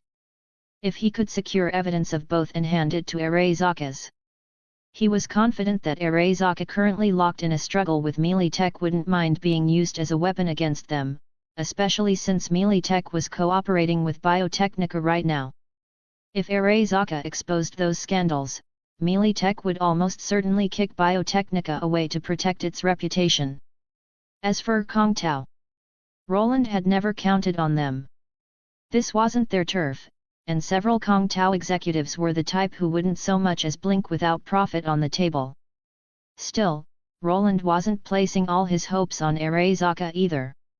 They might not intervene at all. Their real relationship with Biotechnica remained unclear, so he had Lysandra prepare for contingencies. However, he also couldn't let Militica's public smear campaign go unanswered. Otherwise, it would only make him look guilty. So he needed to counter it, not necessarily to convince people that project was innocent, but to muddy the waters. To make everything uncertain, indistinguishable. That confusion would give him room to maneuver. Truth be told, if he could, Roland wanted to flip the table and hit them hard. But unfortunately, the other side hadn't flipped theirs. Doing so first on their home turf would break too many unspoken rules. Roland ordered his intelligence staff to collect Biotechnica's hidden scandals. Then he put on his helmet. "Kiwi, we're going out on a job." "A job? Is it because of the negative news about the company lately?" "Yes. They're slandering us without cause. We don't have many options right now, so we start with clarifications. We hold too little of the narrative. But since they've gone dirty, we'll return the favor." Kiwi listened and nodded slightly. "Where are we going? Do you know where the All Foods processing facility is?" "All Foods? Isn't that Melee Tech?" Kiwi blinked at him, confused. "No. The one pulling the strings behind it is Biotechnica. Our target is to expose Biotechnica's dirt." "I understand." Kiwi unfolded a map and marked all the All Foods facilities. One location immediately caught Roland's attention. The reason was simple: it sat squarely in Maelstrom territory. If he was right, the facility was being operated by Maelstrom. That made things easy. Roland knew Maelstrom's nature all too well. Besides the questionable raw materials, they were likely adding their own enhancements. "We went to the All Foods facility in Watson District before. I have a feeling this one's hiding something big." "Just the two of us? That seems dangerous." "Well, we could hire a fringe squad. That'd make things easier." Roland considered it. While he wasn't worried about himself, Kiwi was a different matter. Hiring a squad was the safer approach. That made Roland think of the judgment compatible he'd run into last time. If possible, he could try recruiting them. Better yet, he could recruit the whole team. Their skills were solid, more than enough for small-scale operations, and it meant he wouldn't need to personally handle every task. "Seems project is having trouble keeping up." Still recovering in Night City, Kuroda scrolled through the online chatter surrounding project. Despite their official statement and testimony from participants, Militic-controlled channels held more reach and influence. Project's negative press remained relentless, spawning parody animations mocking their products. That said, some of Project's intelligent security robots reminded Kuroda of the Yin he'd encountered.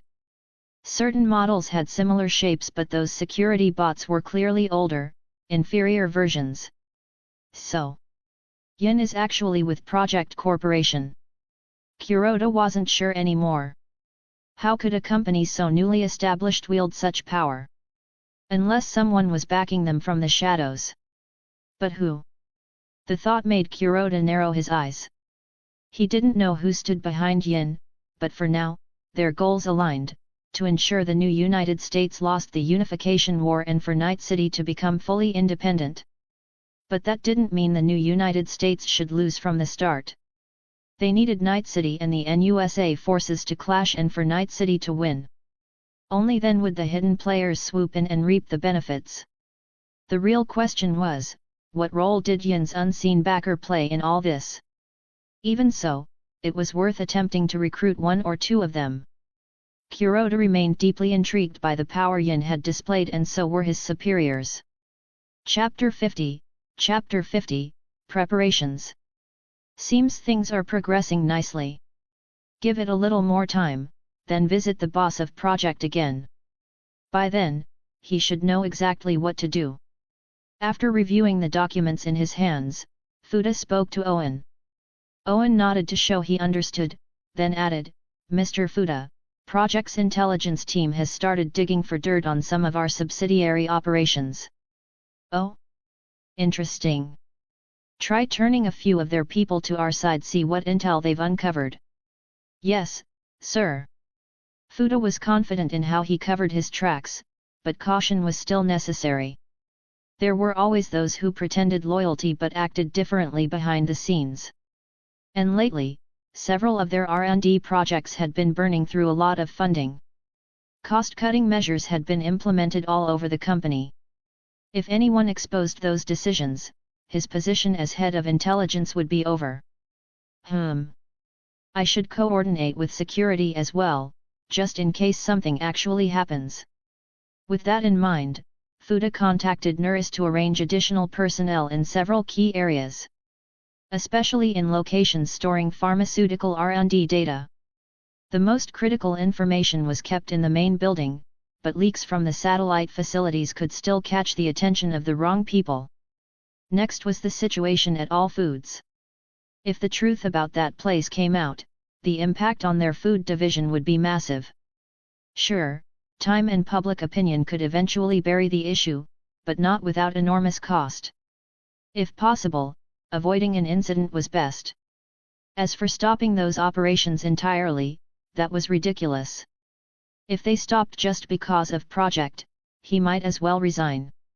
And who would pay for the increased costs? Him? Impossible.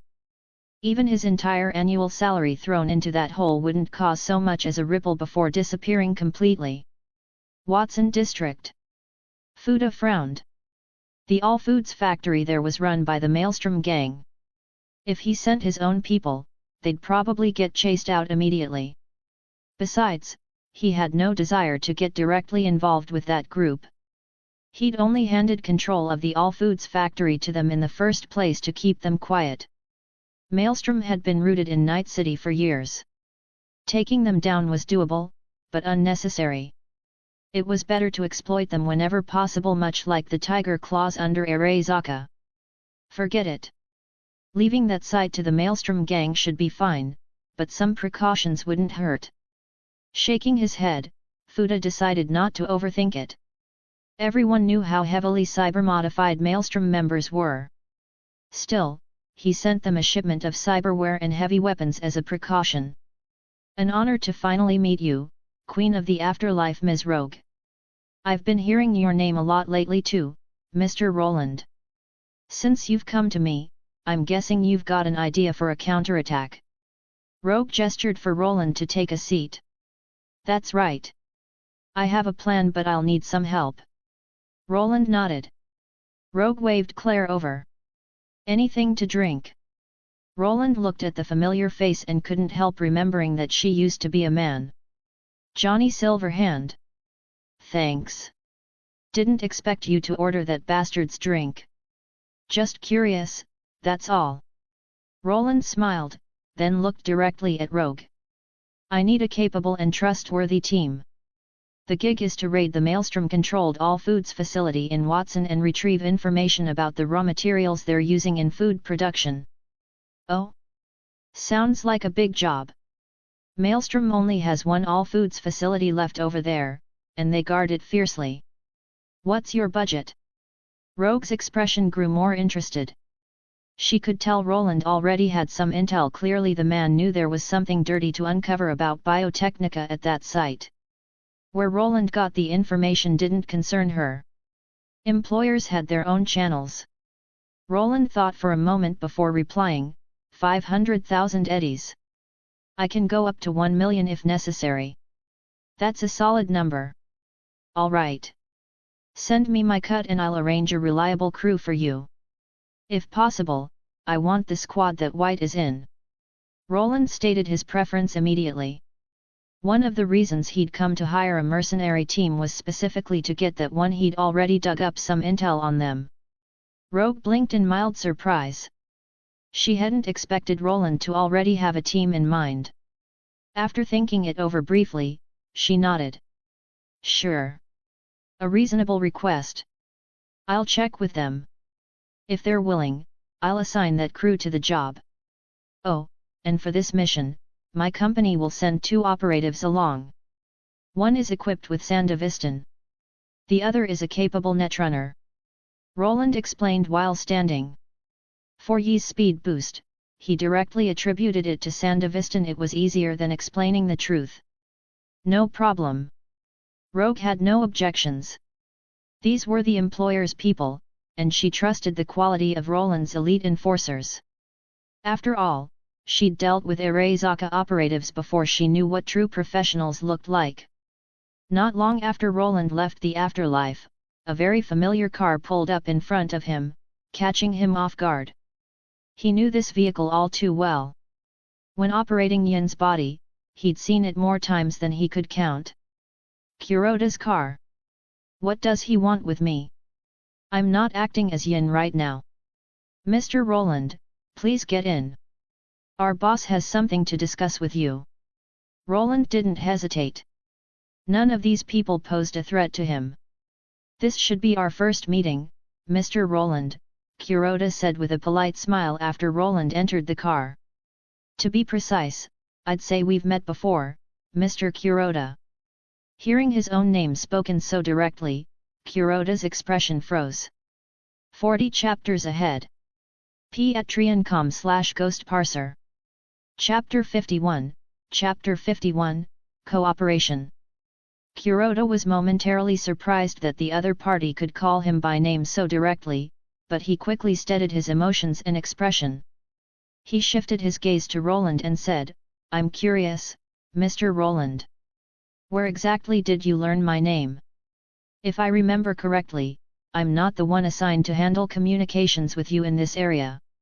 I think you already know the answer, Mr. Kuroda. Since you've come looking for me, it means you've already reached certain conclusions, hasn't it? Roland looked him straight in the eyes, as though he had already seen through Kuroda's thoughts. So you're admitting Yin is working for you? Kuroda narrowed his eyes as he studied Roland. No, no. You're giving me too much credit. Yin and I aren't in a superior-subordinate relationship. We're partners. Or, more accurately, I'm cooperating with an organization, and Yin is one of the operatives they sent. Roland waved his hand lightly to dismiss the misunderstanding, then rested both hands on his knees and leaned forward slightly. Hearing this, Kuroda's pupils moved subtly. He nodded, more convinced of his earlier suspicions. In that case, Mr. Kuroda, I assume your visit today is about the pressure we're facing from Biotechnica and Melee Tech? Is Arasaka planning to step in on our behalf? There is such an intention. But from the current situation, I imagine you've already come up with a countermeasure, Mr. Roland. More or less. Still, we need a bit of help from Arasaka. Oh? Let's hear it. Kuroda raised an eyebrow, genuinely intrigued. He had expected Roland's backers to already be preparing to intervene. This level of restraint surprised him. We'll soon have some black material on Biotechnica enough to hit their market value. But we lack media influence. We need WNS under Arasaka to amplify the story.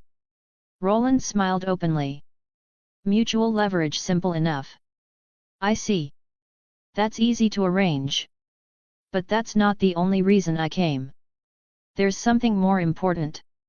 To be frank, we're very interested in your cyberware modification technology. Cyberware modifications?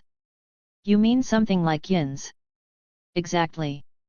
I know the cyberware on Yin isn't available anywhere on the market, not even the materials match. And I'm curious, how did you achieve such a high degree of modification while still keeping Yin fully lucid? A spark of excitement lit up Kuroda's eyes. As a researcher, brand new technology like this thrilled him. Roland's expression shifted with understanding. That's an internal top secret matter. And as for Yin's situation, to be blunt, it can't be replicated. It was a one-off event. A one-off event. Kuroda froze, immediately thinking of Atom Smasher, another case created by an accident. Yes. His initial cyberware level was quite low. He upgraded only to stay alive. Through various methods, he kept advancing himself until he became what he is now. You could say most of it was his own work. Ah, one of those special cases.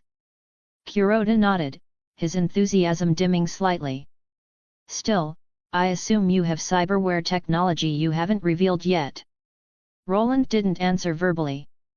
He simply smiled, rolled up his sleeve, and tapped his arm. An exoskeletal mechanical arm unfolded like armor. Kuroda's eyes hardened instantly. A simple exoskeletal arm wouldn't impress him, but this one was unusually thin and light, and clearly contained advanced technology he couldn't identify at a glance. This arm can integrate with any prosthetic hand on the market with only minor adjustments. It also provides significant strength augmentation. On top of that, you can add a layer of power armor or exoskeleton armor to it. Kuroda narrowed his eyes, thoughts racing. He immediately envisioned battlefield deployment. Most modern power armor and exoskeletons placed heavy physical requirements on the user. Only high-tier cyberware users could operate them, and the more advanced the armor, the stronger the user needed to be. But if this mechanical arm had other components in the same series, then the threshold for using such equipment could be drastically lowered. That realization tempted him greatly. Yet rationality held him back. Whether or not Roland had additional armed support, even dealing with that single yin was already an unsolvable problem. Let's talk cooperation, Mr. Roland. I believe you know what we're planning next. Yes. Myers is preparing to launch the Unification War.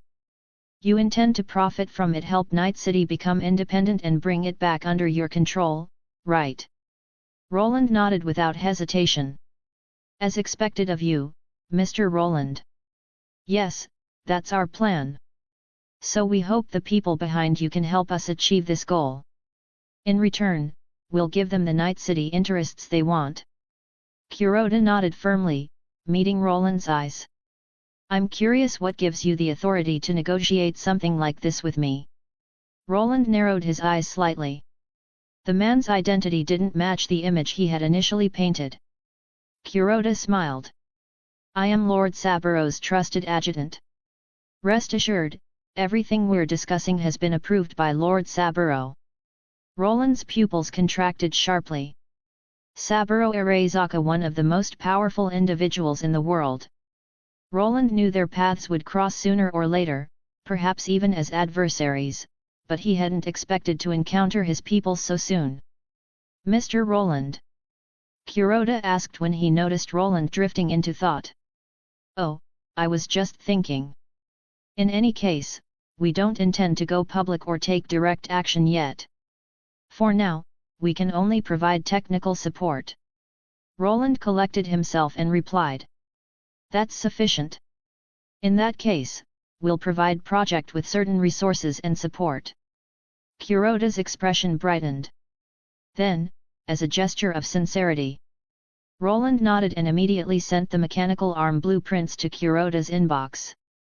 The sudden notification startled Kuroda, who urgently contacted Arasaka's netrunners to encrypt the message. I'll send the remaining blueprints once our cooperation deepens. That's all for now. I'll take my leave. Roland opened the car door, rose to his feet, and vanished in an instant. Sandevistan. No, that wasn't it. Kuroda narrowed his eyes at the empty space where Roland had stood. It seemed the man had even more powerful hidden cyberware. Perhaps he too was one of those special individuals? It felt highly likely. Otherwise, why would someone like him serve as their public face? A corp holding this many schematics could never be a small player. But who were they? A theory formed in Kuroda's mind, though he didn't report it, just a suspicion for now. He simply instructed his netrunners to strengthen surveillance over project. Chapter 52, Chapter 52, Preparations complete. Rogue? What do you need from me this time? White pushed himself up from the bed, lighting a cigarette as he spoke with mild curiosity. After the last mission failed, he figured Rogue wouldn't be coming to them again so soon. Sure, the failure wasn't entirely their fault, but failure was failure. Their squad had taken losses too. Violet, for example, still hadn't returned. Her injuries had mostly healed, but she wanted time to rest, and White couldn't argue with that. The issue was that if Violet was resting, Tina was resting with her. It was unavoidable the two wanted to be together. And as their captain, not their partner, White had no say in the matter. So with nothing to do lately, he'd mostly been at home. "I've got work for your crew. And it's a big one." "Interested?" "A big one? You serious?" White froze, momentarily forgetting the cigarette between his fingers. "Dead serious. Think of it as giving you another chance. But the client has a requirement, you'll be working alongside two of his people." Rogue said this as she passed along Roland's instructions. "No problem. What's the payout and the job?" "Minimum 50,000 eddies, potentially rising to 100,000 depending on circumstances. As for the details, if you're planning to take it, come to Afterlife later. We'll discuss it face to face." "All right. I'll talk it over with the others and call you back." "Good, don't make me wait." Rogue nodded and hung up. White no longer felt like smoking. He stubbed the cigarette out, then hurriedly pulled on his clothes. "Why the rush?" A beautiful woman sat up in his bed, brushing her hair aside as she asked lazily. "Rogue says there's a big job. I need to get the idiots together and talk. Can't stay with you today, next time." "Fine, I won't hold you up, my busy man." Hill smiled, leaned in to give White a quick kiss, then pushed him away. Over at Violet and Tina's place, the two were in the middle of an intimate embrace when a call came in, making Violet frown. She ignored it outright, hanging up without looking at the screen, then pulled Tina close again. Tina still hadn't realized someone had called when another ring cut through the moment. Violet's breathing hitched. Seeing this, Tina paused and tilted her head at her. "What's wrong?" "It's White. He's calling." "Give me a second." Violet kissed Tina's cheek, then answered with a dark look. "You'd better have a damn good reason." "I know I'm interrupting you too, but listen, Rogue handed us a big gig. That's why I called. I need to know if you're taking it." White explained while driving toward Guller's place. Violet hesitated, thinking it over. After a brief silence, she said, "Pick up the others first. I'll call you back." "All right." White hung up and focused on the road. Guller hadn't answered his calls. White figured the guy was high again, so he had no choice but to show up in person. "Something up? Did White need something urgent?" Tina leaned on one elbow, watching Violet. "Yeah. Rogue's offering another big gig and wants to know if we're in." Tina was quiet for a moment, then said softly, "Violet, to be honest, I don't want to keep doing this. It's too dangerous. I'm scared of losing you. When you got hurt that day, I..." Before she could finish, Violet silenced her with a kiss. Eventually, they parted. "I know. But what else can we do? We've saved up plenty. Let's leave this place and start fresh somewhere else. Night City has opportunities, sure, but most of the time it just swallows people whole." Tina tried to reason with her. Violet hesitated, feeling torn, but still shook her head. "I don't know. Maybe we should look for another way. I don't want to leave. I grew up here. I'm used to this place, I understand it." Tina fell quiet at that.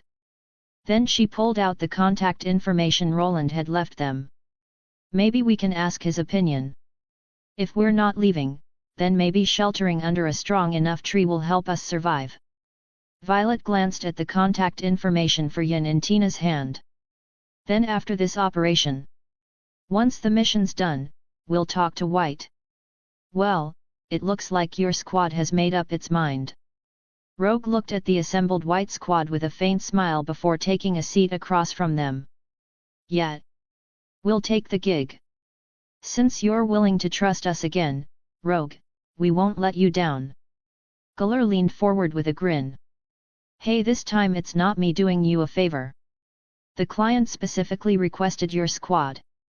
Rogue waved her hand, making it clear this wasn't her decision, then pushed forward the gig intel. "They requested us specifically? We're that well known now." White muttered as he picked up the chip and slotted it into the reader. After reviewing the details, everyone's expressions hardened. WTF? Are they for real? Stealing intel on raw ingredients from all foods? Guller was the first to blurt out, though he quickly lowered his voice. "And in Watson, no less. There's a high chance we'll run into the maelstrom." Tina set down her chip, her tone equally serious. "That's why the pay is high. You know how it works, risk and reward scale together. Just like the last gig. If luck hadn't been on your side, you'd all be souvenirs by now." Rogue took a sip of her drink and nodded. "We want to meet the client's assigned contacts as soon as possible and get a sense of their capabilities." White said this as he set down the chip. "A reasonable request. I'll let him know." 40 chapters ahead. Patreon.com/Ghost Parser. Chapter 53, Chapter 53, Operation commences. "So you're the team we're partnering with?" Roland slipped on Light's armor template, rolled his shoulders, and spoke. After giving White a brief glance, he shifted his focus directly to Violet. One of the main reasons he agreed to Kiwi's proposal was precisely because of this person, Violet. Standing beside them, Kiwi immediately picked up on Roland's shift in attitude. When she noticed him staring fixedly at Violet without moving, an odd look flickered through her eyes. "No way, does ye actually go for this type?" Kiwi couldn't help letting her thoughts run wild. "Hey, boss, this guy doesn't look like someone we can afford to piss off." Guller edged up to White and whispered. "You needed to tell me that? With that exoskeleton armor and that level of cyberware? I wouldn't even dare imagine it." White muttered through clenched molars. "Are you Kiwi?" Tina stepped up to Kiwi, sounding a little unsure. Hearing someone call her name, Kiwi froze, staring at the unfamiliar woman in front of her. She was certain they'd never met. "And you are?" "I'm Tina. You probably don't know me, but I know who you are. I've seen your Netrunner studio." Tina smiled faintly as she regarded Kiwi. "Looks like someone on your side knows someone from mine," Roland remarked after glancing over at the two women talking. "Yeah, probably a connection from the Netrunner scene," White replied with a nod, acknowledging the competence of both.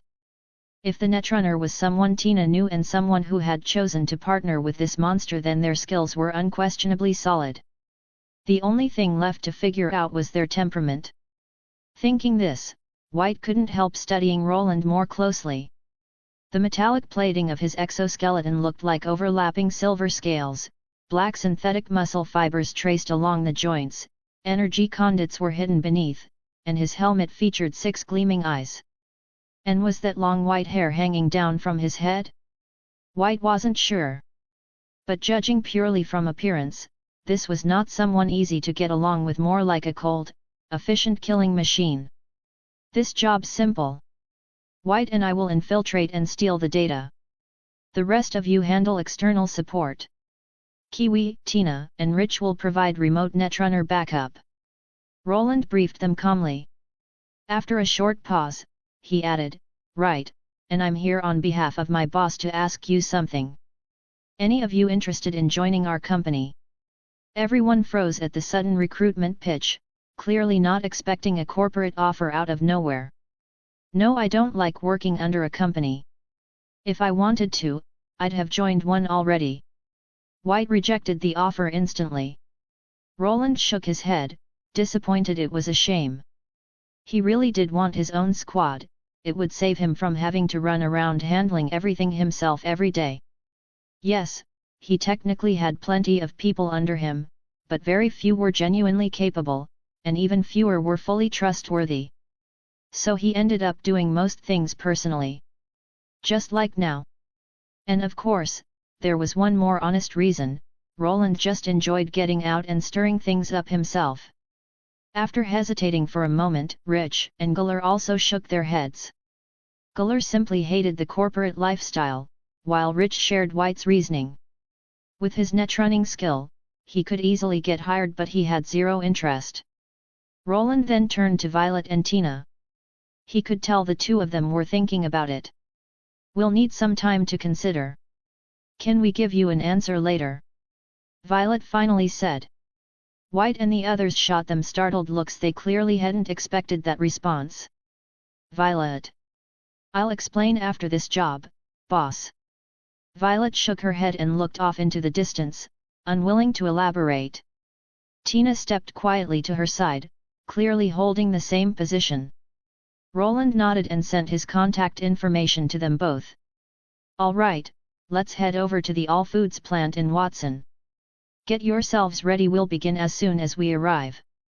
White and the others nodded, then trudged back to the vehicle looking deflated, completely different from the energy they'd had when they first arrived. "Looks like Violet and Tina really are considering joining the company," Kiwi remarked as she sat down beside Roland. "Probably tired of the edges of society lifestyle or thinking the risk is too high. Joining a company offers more stability than living like ordinary edge runners." Roland adjusted the car's systems casually as he spoke. "By the way, in a little while, the company will probably have enough spare funds to custom build a cyberware set just for you. Any thoughts on what you want? Is it expensive?" "Obviously. Do I have to pay for it? Selling you wouldn't even cover it." "Then I've got no opinion. Do whatever. This is the All Foods factory.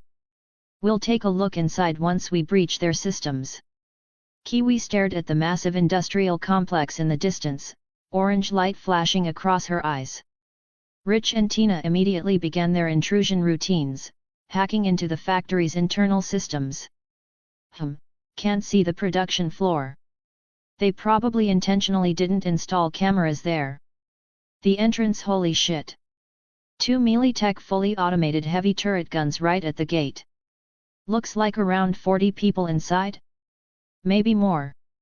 Most of them are Maelstrom. Hardly any non-Maelstrom personnel working in the building. Send whatever you're seeing to this computer." Roland pulled a laptop from the car's trunk. Soon, 3 separate displays appeared as the trio streamed their feeds in. Roland and the others began analyzing the data instantly. "That firepower's going to be a pain. Yeah. Best if we avoid a direct fight. We grab the intel and get out." Roland nodded. There were plenty of people inside, most armed with SMGs and rifles, heavy firepower. Roland didn't fear it himself, but the others definitely didn't have his level of ballistic protection. Chapter 54, Chapter 54, Project the Destruction Compatible Host. Review Campaign. Love the story? Leave a review and I'll unlock one extra chapter for every review. Let's hit those milestones together. Your feedback keeps the chapters coming. Alright, I've hacked into the Western surveillance feed. They won't be watching this side for a while. Go in from over there. Kiwi glanced at Roland and White as she spoke. Roland nodded lightly, tapped the ground with his foot, and vanished on the spot. By the time White turned his head, Roland was already inside the factory. Seeing that, White's mouth twitched. "Are you serious? I haven't even started moving yet." With no choice left, he rushed forward and vaulted over the wall with a single leap, landing along the outer perimeter of the factory. "What's the route from here?"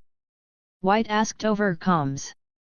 Roland glanced back at him, suddenly feeling that he really didn't need this guy following him, but since he was already here, just try to keep up. Don't worry about anything else.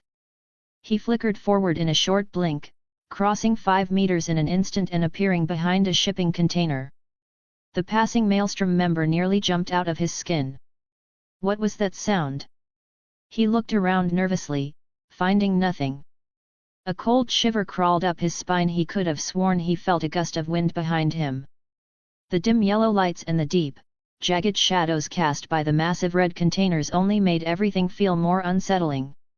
He shuddered and turned to leave. A wet, slicing sound cut through the air. Agony bloomed in his chest, and before he could scream, a sharp crack snapped his neck. "You enter from that side. I'll take the other." Roland pointed toward a room not far from the dead Maelstrom member, one that led directly to the second floor of the factory. Then he disappeared back into the darkness. "Fine, you're the boss. Whatever you say." White looked exasperated but didn't argue. He searched the body, fished out an access card, and walked toward the door. Meanwhile, the 6 eyes on Roland's helmet slowly lit up.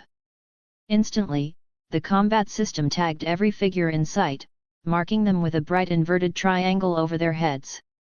He tightened his grip on his thermal katana, tapped the ground lightly, and bounded up to the top of the All Foods factory. Outside, Kiwi and the others froze at the sight. "Hey, are all your squad members this insane?" Guller couldn't help asking. Kiwi's lips twitched, but she said nothing. Swish! A streak of red light flashed. Roland calmly sheathed his blade. 3 bisected corpses lay on the rooftop. He walked over to the access door and pulled it open with a firm twist, metal groaning under his grip.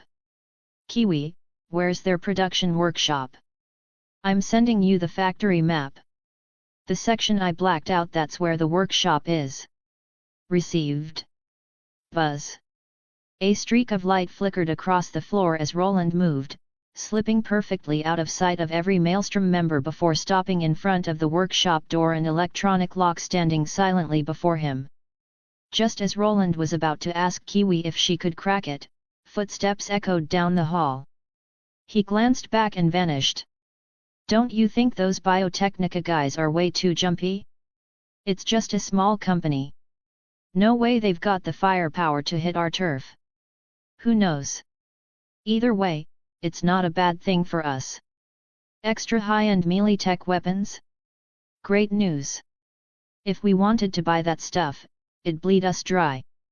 None of them noticed the figure perched silently above them, watching. "I've got the door code. It's 50462. White's voice suddenly came through the comms, making Roland pause.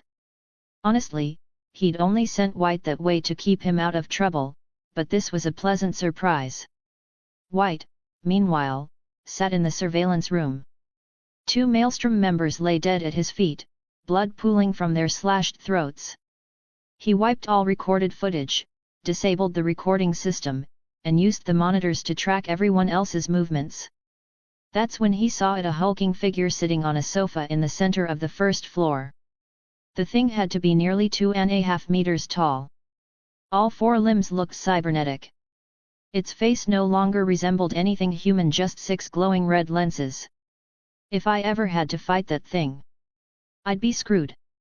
With the code in hand, Roland dropped back down after the 2 guards entered, landing without a sound. He punched in the code. The door slid open and the stench inside made his expression shift instantly. He activated his helmet's filtration system as a suffocating odor slammed into him. "Damn, this smell is brutal. You'll get used to it. Look at me, I don't even notice it anymore." Roland eyed the 2 figures ahead. He didn't attack. Instead, he circled around them to check the raw materials they were using. Before long, he found a row of machines grinding away under red lights, processing all sorts of grotesque insects, some disturbingly familiar. He quietly activated his recording function, documenting everything, then continued onward. A faint groan caught his attention. Roland turned toward the sound, walking deeper until a scene like a butcher's slaughterhouse unfolded before him. Blood-soaked cyberware lay discarded to one side. On the other, bodies dead or barely alive were piled high. The weak groaning came from the person lying atop the mound. "Host, that individual is compatible with the destruction template." Roland paused. Then he stepped forward, climbed over the corpse heap, and lifted the person down. The man was practically a human stump, one eye gone, his mouth stripped to exposed muscle and teeth, his entire form warped into something grotesque. His remaining eye burned with pure, undiluted hatred. "Kill them."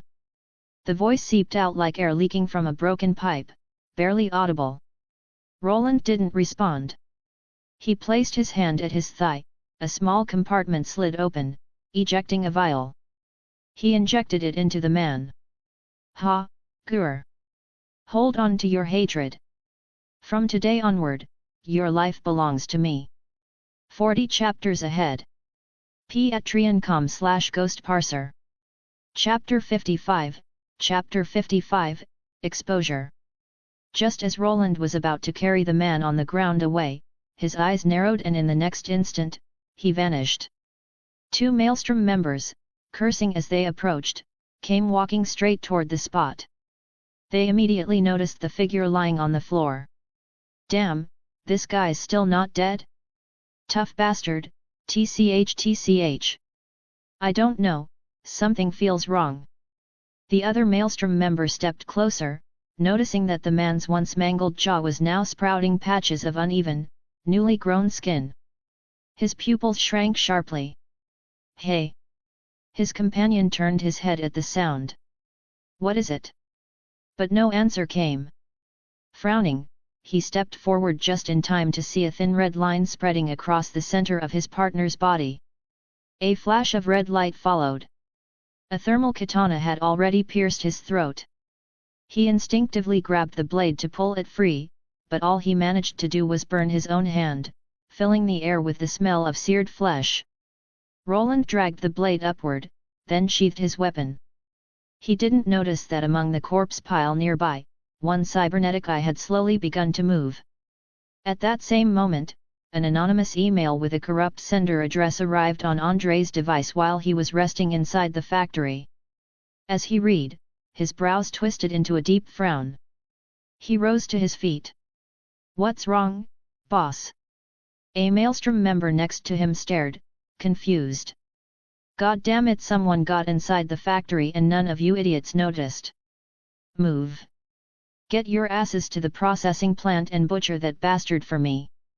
I'm turning him into a meat patty."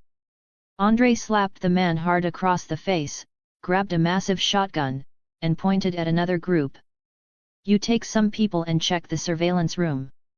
White, watching all this unfold, went pale. "Get out of there, now. We've been exposed. They're heading your way." Hearing that over comms, Roland's expression sharpened.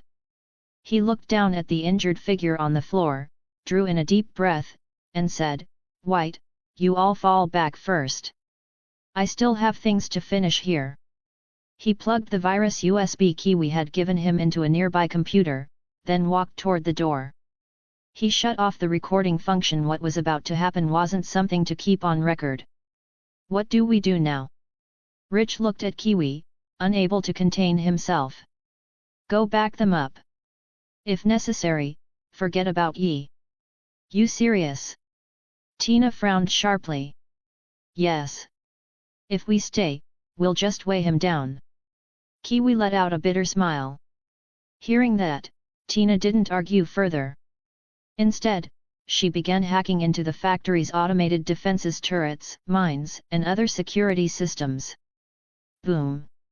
Andre, charging toward the processing workshop, froze at the sudden explosion. Seeing his stunned subordinates, he exploded in rage. "Don't just stand there, help them." "Why yes." Bang! Another deafening crash. Andre turned just in time to see an iron door hurtling straight at him. He crossed his arms and stopped it, metal screeching under the impact. His glowing red lenses locked instantly onto the figure behind the door. But the moment he recognized the silhouette, it disappeared again. Instinct took over. He swung his enormous arm at empty space. Boom! A metallic shriek rippled through the air. The blow struck nothing. Arg! A thermal katana plunged into his shoulder. Roland had appeared behind him in a blink. Just as Roland prepared to sever the man's arm, A gun barrel extended from Andrei's calf. Bang! Clang! A red flash sliced the bullet cleanly in half. Roland narrowed his eyes. That modification was unexpected. Clang! A massive mantis blade tore through the air, carving brutal gashes into the walls. Better finish you quickly. Arrogant brat! Roland's body flared with orange light, a green shield slowly forming around him. Szzzt. In the dim room, the orange streak vanished instantly. Roland frowned. His thermal katana had broken. The blade was embedded in Andrei's chest, trapped between his muscle fibers. Cough, ha! You're dead now, kid. Andrei spat a mouthful of blood and grinned viciously as he threw a punch. Tisk, annoying. Roland twisted his waist and counterpunched. Bam! A massive force surged through Andrei's fist. His vision blurred as he was sent flying, crashing into nearby equipment and denting it deeply. Sparks burst from his gorilla arms, one limb now twisted and smoking. Andrei stared in shock. He couldn't understand how Roland had produced such overwhelming strength. Roland simply thought, damage reduction plus fighter class strength. Simple. He ignored the now helpless Andrei, activated acceleration again, dashed into the processing workshop, picked up the injured figure, and charged out. Outside, chaos erupted. Guller sniped Maelstrom members with precision shots from range. Violet hefted a rocket launcher, aiming at the main gate. Meanwhile, the Maelstrom's own heavy turret now under Kiwi and Tina's control suppressed them relentlessly. White took advantage of the confusion, triggered his Sandevistan, and sprinted back. The overload left him panting heavily, nose bleeding. Then they all saw it, a figure wrapped in green light bursting through a storm of bullets. Every round struck the shield without even causing a ripple. They froze. What are you staring for? Move. Oh. Right. Vroom. Engines roared to life. The group sped away, leaving the Maelstrom gang stunned in the dust. But they quickly recovered, storming toward their vehicles with fury and giving chase. Who is he? Kiwi asked, staring at the disfigured figure in the back seat. A vengeful wraith. From now on, his name is Pike. Chapter 56, Chapter 56, Development. Review Campaign. Love the story? Leave a review and I'll unlock one extra chapter for every review. Let's hit those milestones together. Your feedback keeps the chapters coming. Back in his room, Roland removed the exoskeleton helmet from his head and narrowed his eyes slightly. Getting exposed this time had caught him off guard. He hadn't planned to take on the Maelstrom gang head-on at all. Lysandra, did you notice anything off during the operation? An AI appeared in your operation, but it vanished almost immediately. It seemed concerned about cyber surveillance. Her words sent a jolt through Roland. An AI? A rogue AI? Impossible. If it was a rogue AI, how did it cross the Blackwall and get into this part of the net? His expression hardened. He needed to start developing technology related to networks and security, and that just happened to be Project's specialty. With that in mind, he pulled up his current balance. Remaining blue essence, 217,624. Remaining orange essence, 15,649.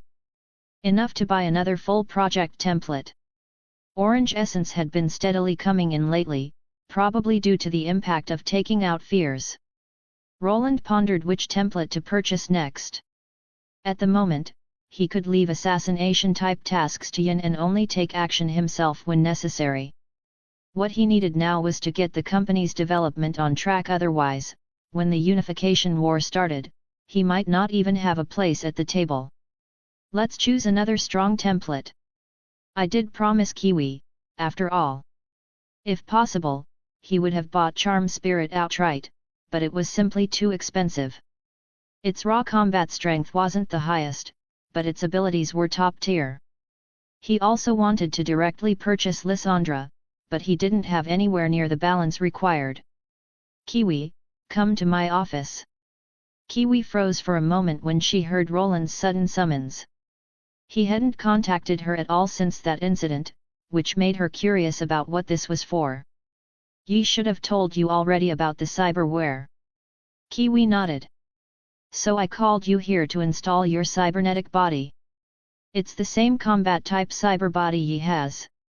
From now on, you'll be in charge of leading the combat robots we'll be bringing in. What about ye? Kiwi couldn't help but ask.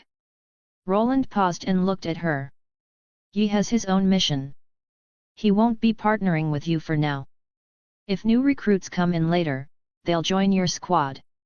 Oh, and the squad's name will be Project, representing the company's top combat force. I understand. Kiwi wanted to say more, but she simply nodded. Several medical-type robots then entered the room, leaving her momentarily stunned. She hadn't expected things to move this fast, and she'd never seen this type of robot before. Roland confirmed her thoughts. These medical robots hadn't been introduced to the public yet. They were far too likely to offend a whole lot of people. Securing internal security came first. Please relax, Miss Kiwi. Hearing that, Kiwi slowly closed her eyes and lay down on the medical bed prepared for her. A steel door in Roland's office slid open as an anesthetic was injected into her bloodstream. Before long, her consciousness sank into darkness. Seeing this, Roland walked in while preparing the purification template. System, what's next? I will convert the template into a chip. Host, you only need to insert the chip into the slot. It will dissolve and merge into the target's body. All right. A stream of data appeared in Roland's hand, condensing into a chip that glowed with purple light. Without hesitation, he placed it into Kiwi's slot. System, the template's host won't rebel, right? I'd rather not become Project Incarnate. No need to worry, host. You may retrieve the template at any time, or directly stop the compatible host's functions. Hearing that, Roland relaxed and continued watching Kiwi's body being reconstructed. Soon, a figure wearing a sleek, futuristic black helmet was lying on the operating table. Let me know when she wakes up. Seeing that everything was proceeding smoothly, Roland gave Lysandra a final instruction and left. He needed to strike back at Biotechnica, check in on another contact, and make some preparations. This time, he intended to use up every drop of blue essence to strengthen Lysandra's factory, both its capabilities and its security. Bang! Meanwhile, Fuda was in a foul mood after receiving the news. Is the Maelstrom gang completely useless? They couldn't even handle this? The other side only had a few people. Fuda glared at his subordinate, who kept his head down, too afraid to speak. Go. Inform PR about the situation and have them get ready. Fuda took a long breath and waved his hand irritably before collapsing into his chair. He knew either he or the security department would have to take the blame. Unfortunately, the security department had backing he didn't. So the odds were high that he'd be the one carrying the black pot. The most infuriating part? They had no intel on the attackers at all. The only person who'd fought them only knew that the enemy had a Sandevistan Campbell Type 2 Defense Robot Blueprint ×1. Mallet Intelligent Manufacturing Instrument Blueprint ×1. Imperial Guard Robot Blueprint ×1. Night Owl Security Robot Blueprint ×1. Alpha Smart Home Robot Blueprint ×1. After forwarding everything about the All Foods factory to Kuroda, Roland began a massive purchasing spree in the Essence Mall. Lysandra, you can split off sub-intelligences, right? Yes, if you require it. Then split one off to manage this factory. It will focus on producing high-tech equipment and security forces. And if possible, embed your program into every smart home robot. Understood. Roland's plan was to first solidify the company's combat strength through mass-produced security robots. The Night Owl units would support Kiwi in future operations. The smart home robots were a new product line following the C-type therapeutic agent. The intelligent manufacturing instruments and other devices were production tools. He also bought a large batch of blueprints for smart weapons and power weapon, aiming to enter both the high-end and low-end markets. Oh, and Lysandra, those rats inside the company are being monitored, right? Yes. Please rest assured. I'll notify you if anything happens. Good. 40 chapters ahead. Patreon.com/Ghost Parser. Chapter 57, Chapter 57, Awakening. Kiwi slowly opened her eyes, still feeling a bit disoriented. The soft lighting helped her adjust quickly to her surroundings, and she began scanning the room around her. Her vision felt noticeably sharper, crisper than ever. New scan functions floated across her field of view. As her pupils shifted, her violet eyes instantly locked onto a cup several meters away, zooming in close enough to see the droplets inside it. Amazing! She pushed herself up and stepped off the bed without the slightest discomfort. It felt as if this body had been made for her. She looked down at herself, black electronic fiber muscles, dark silver exoskeleton armor that could seemingly shift into full black. Despite its slim frame, she could feel the tremendous power coiled within it. She raised her right hand, and a purple interface flared to life, instantly reshaping itself into an energy crossbow that formed along her arm. A black helmet rose from behind her and sealed over her head. A new vision interface snapped into place, and the purification combat system activated before her eyes. Mr. Roland, Kiwi is awake. Oh? Send her to me. Hearing this, Roland set down the documents in his hand and spoke calmly. Before long, Kiwi arrived at his room, guided by an intelligent security robot. Both of them were currently inside the secret factory Lysandra had prepared. What Roland hadn't expected was that Kiwi's project-compatible cyberware had taken more than 10 days to fully adapt. During that time, Violet and Tina had joined the company. White and the others weren't thrilled, but they ultimately respected the two women's decision. Roland assigned them both to the original project team. He had also equipped the squad with Night Owl security robots.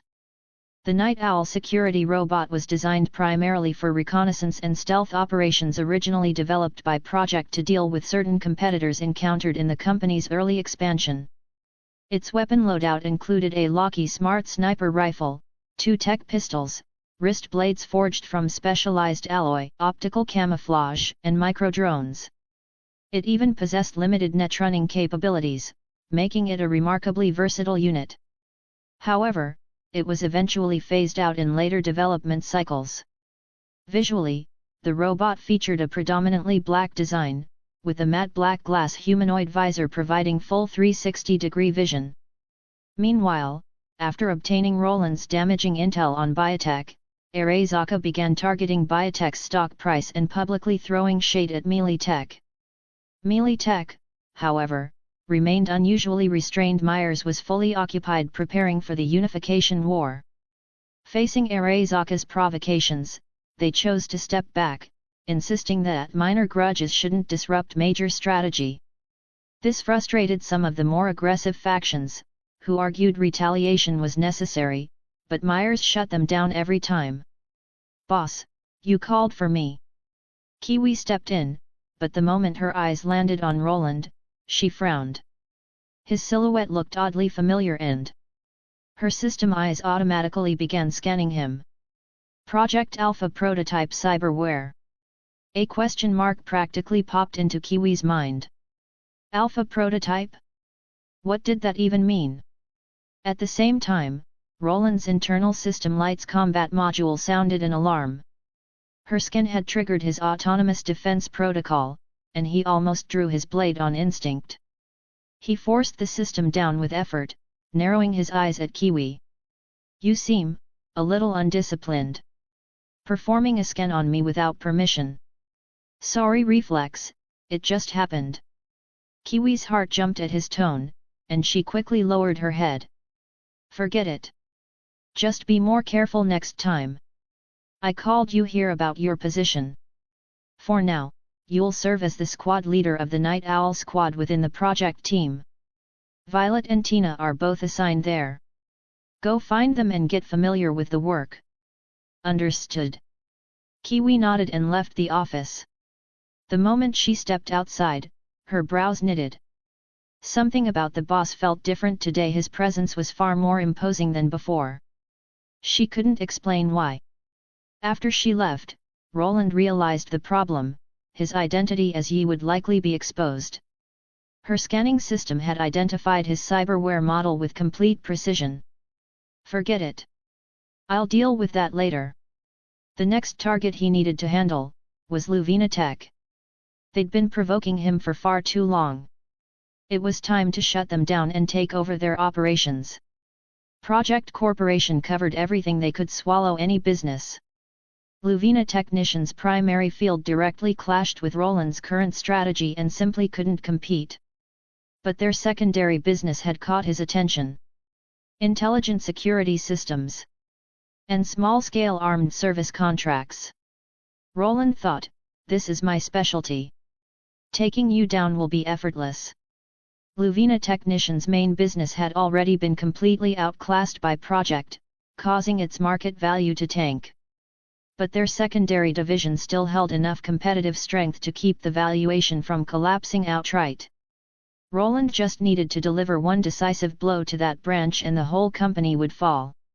He wasn't an expert in financial markets, so he'd leave that to the professionals. As for security systems, he could directly poach their clients or provide services to their clients' competitors. All perfectly workable paths, and all of them depended on the output of Lyssandra's secret factory. To be honest, Roland was intrigued by the surrounding industrial zone. If possible, he wanted to acquire the entire region. He had specifically avoided the industrial park that would later be taken over by Arasaka. In that case, I'll need to deal with the people over at City Hall. Roland narrowed his eyes. He didn't enjoy wrangling with bureaucrats, but he had little choice. It would have to be handled slowly. First, the raw materials. He needed to negotiate a deal with Matter Industries to secure more raw materials for scaling up production. Whether it was firearms, robotics, or ammunition, everything required massive quantities of industrial supplies, and he certainly wasn't someone with a mine of his own.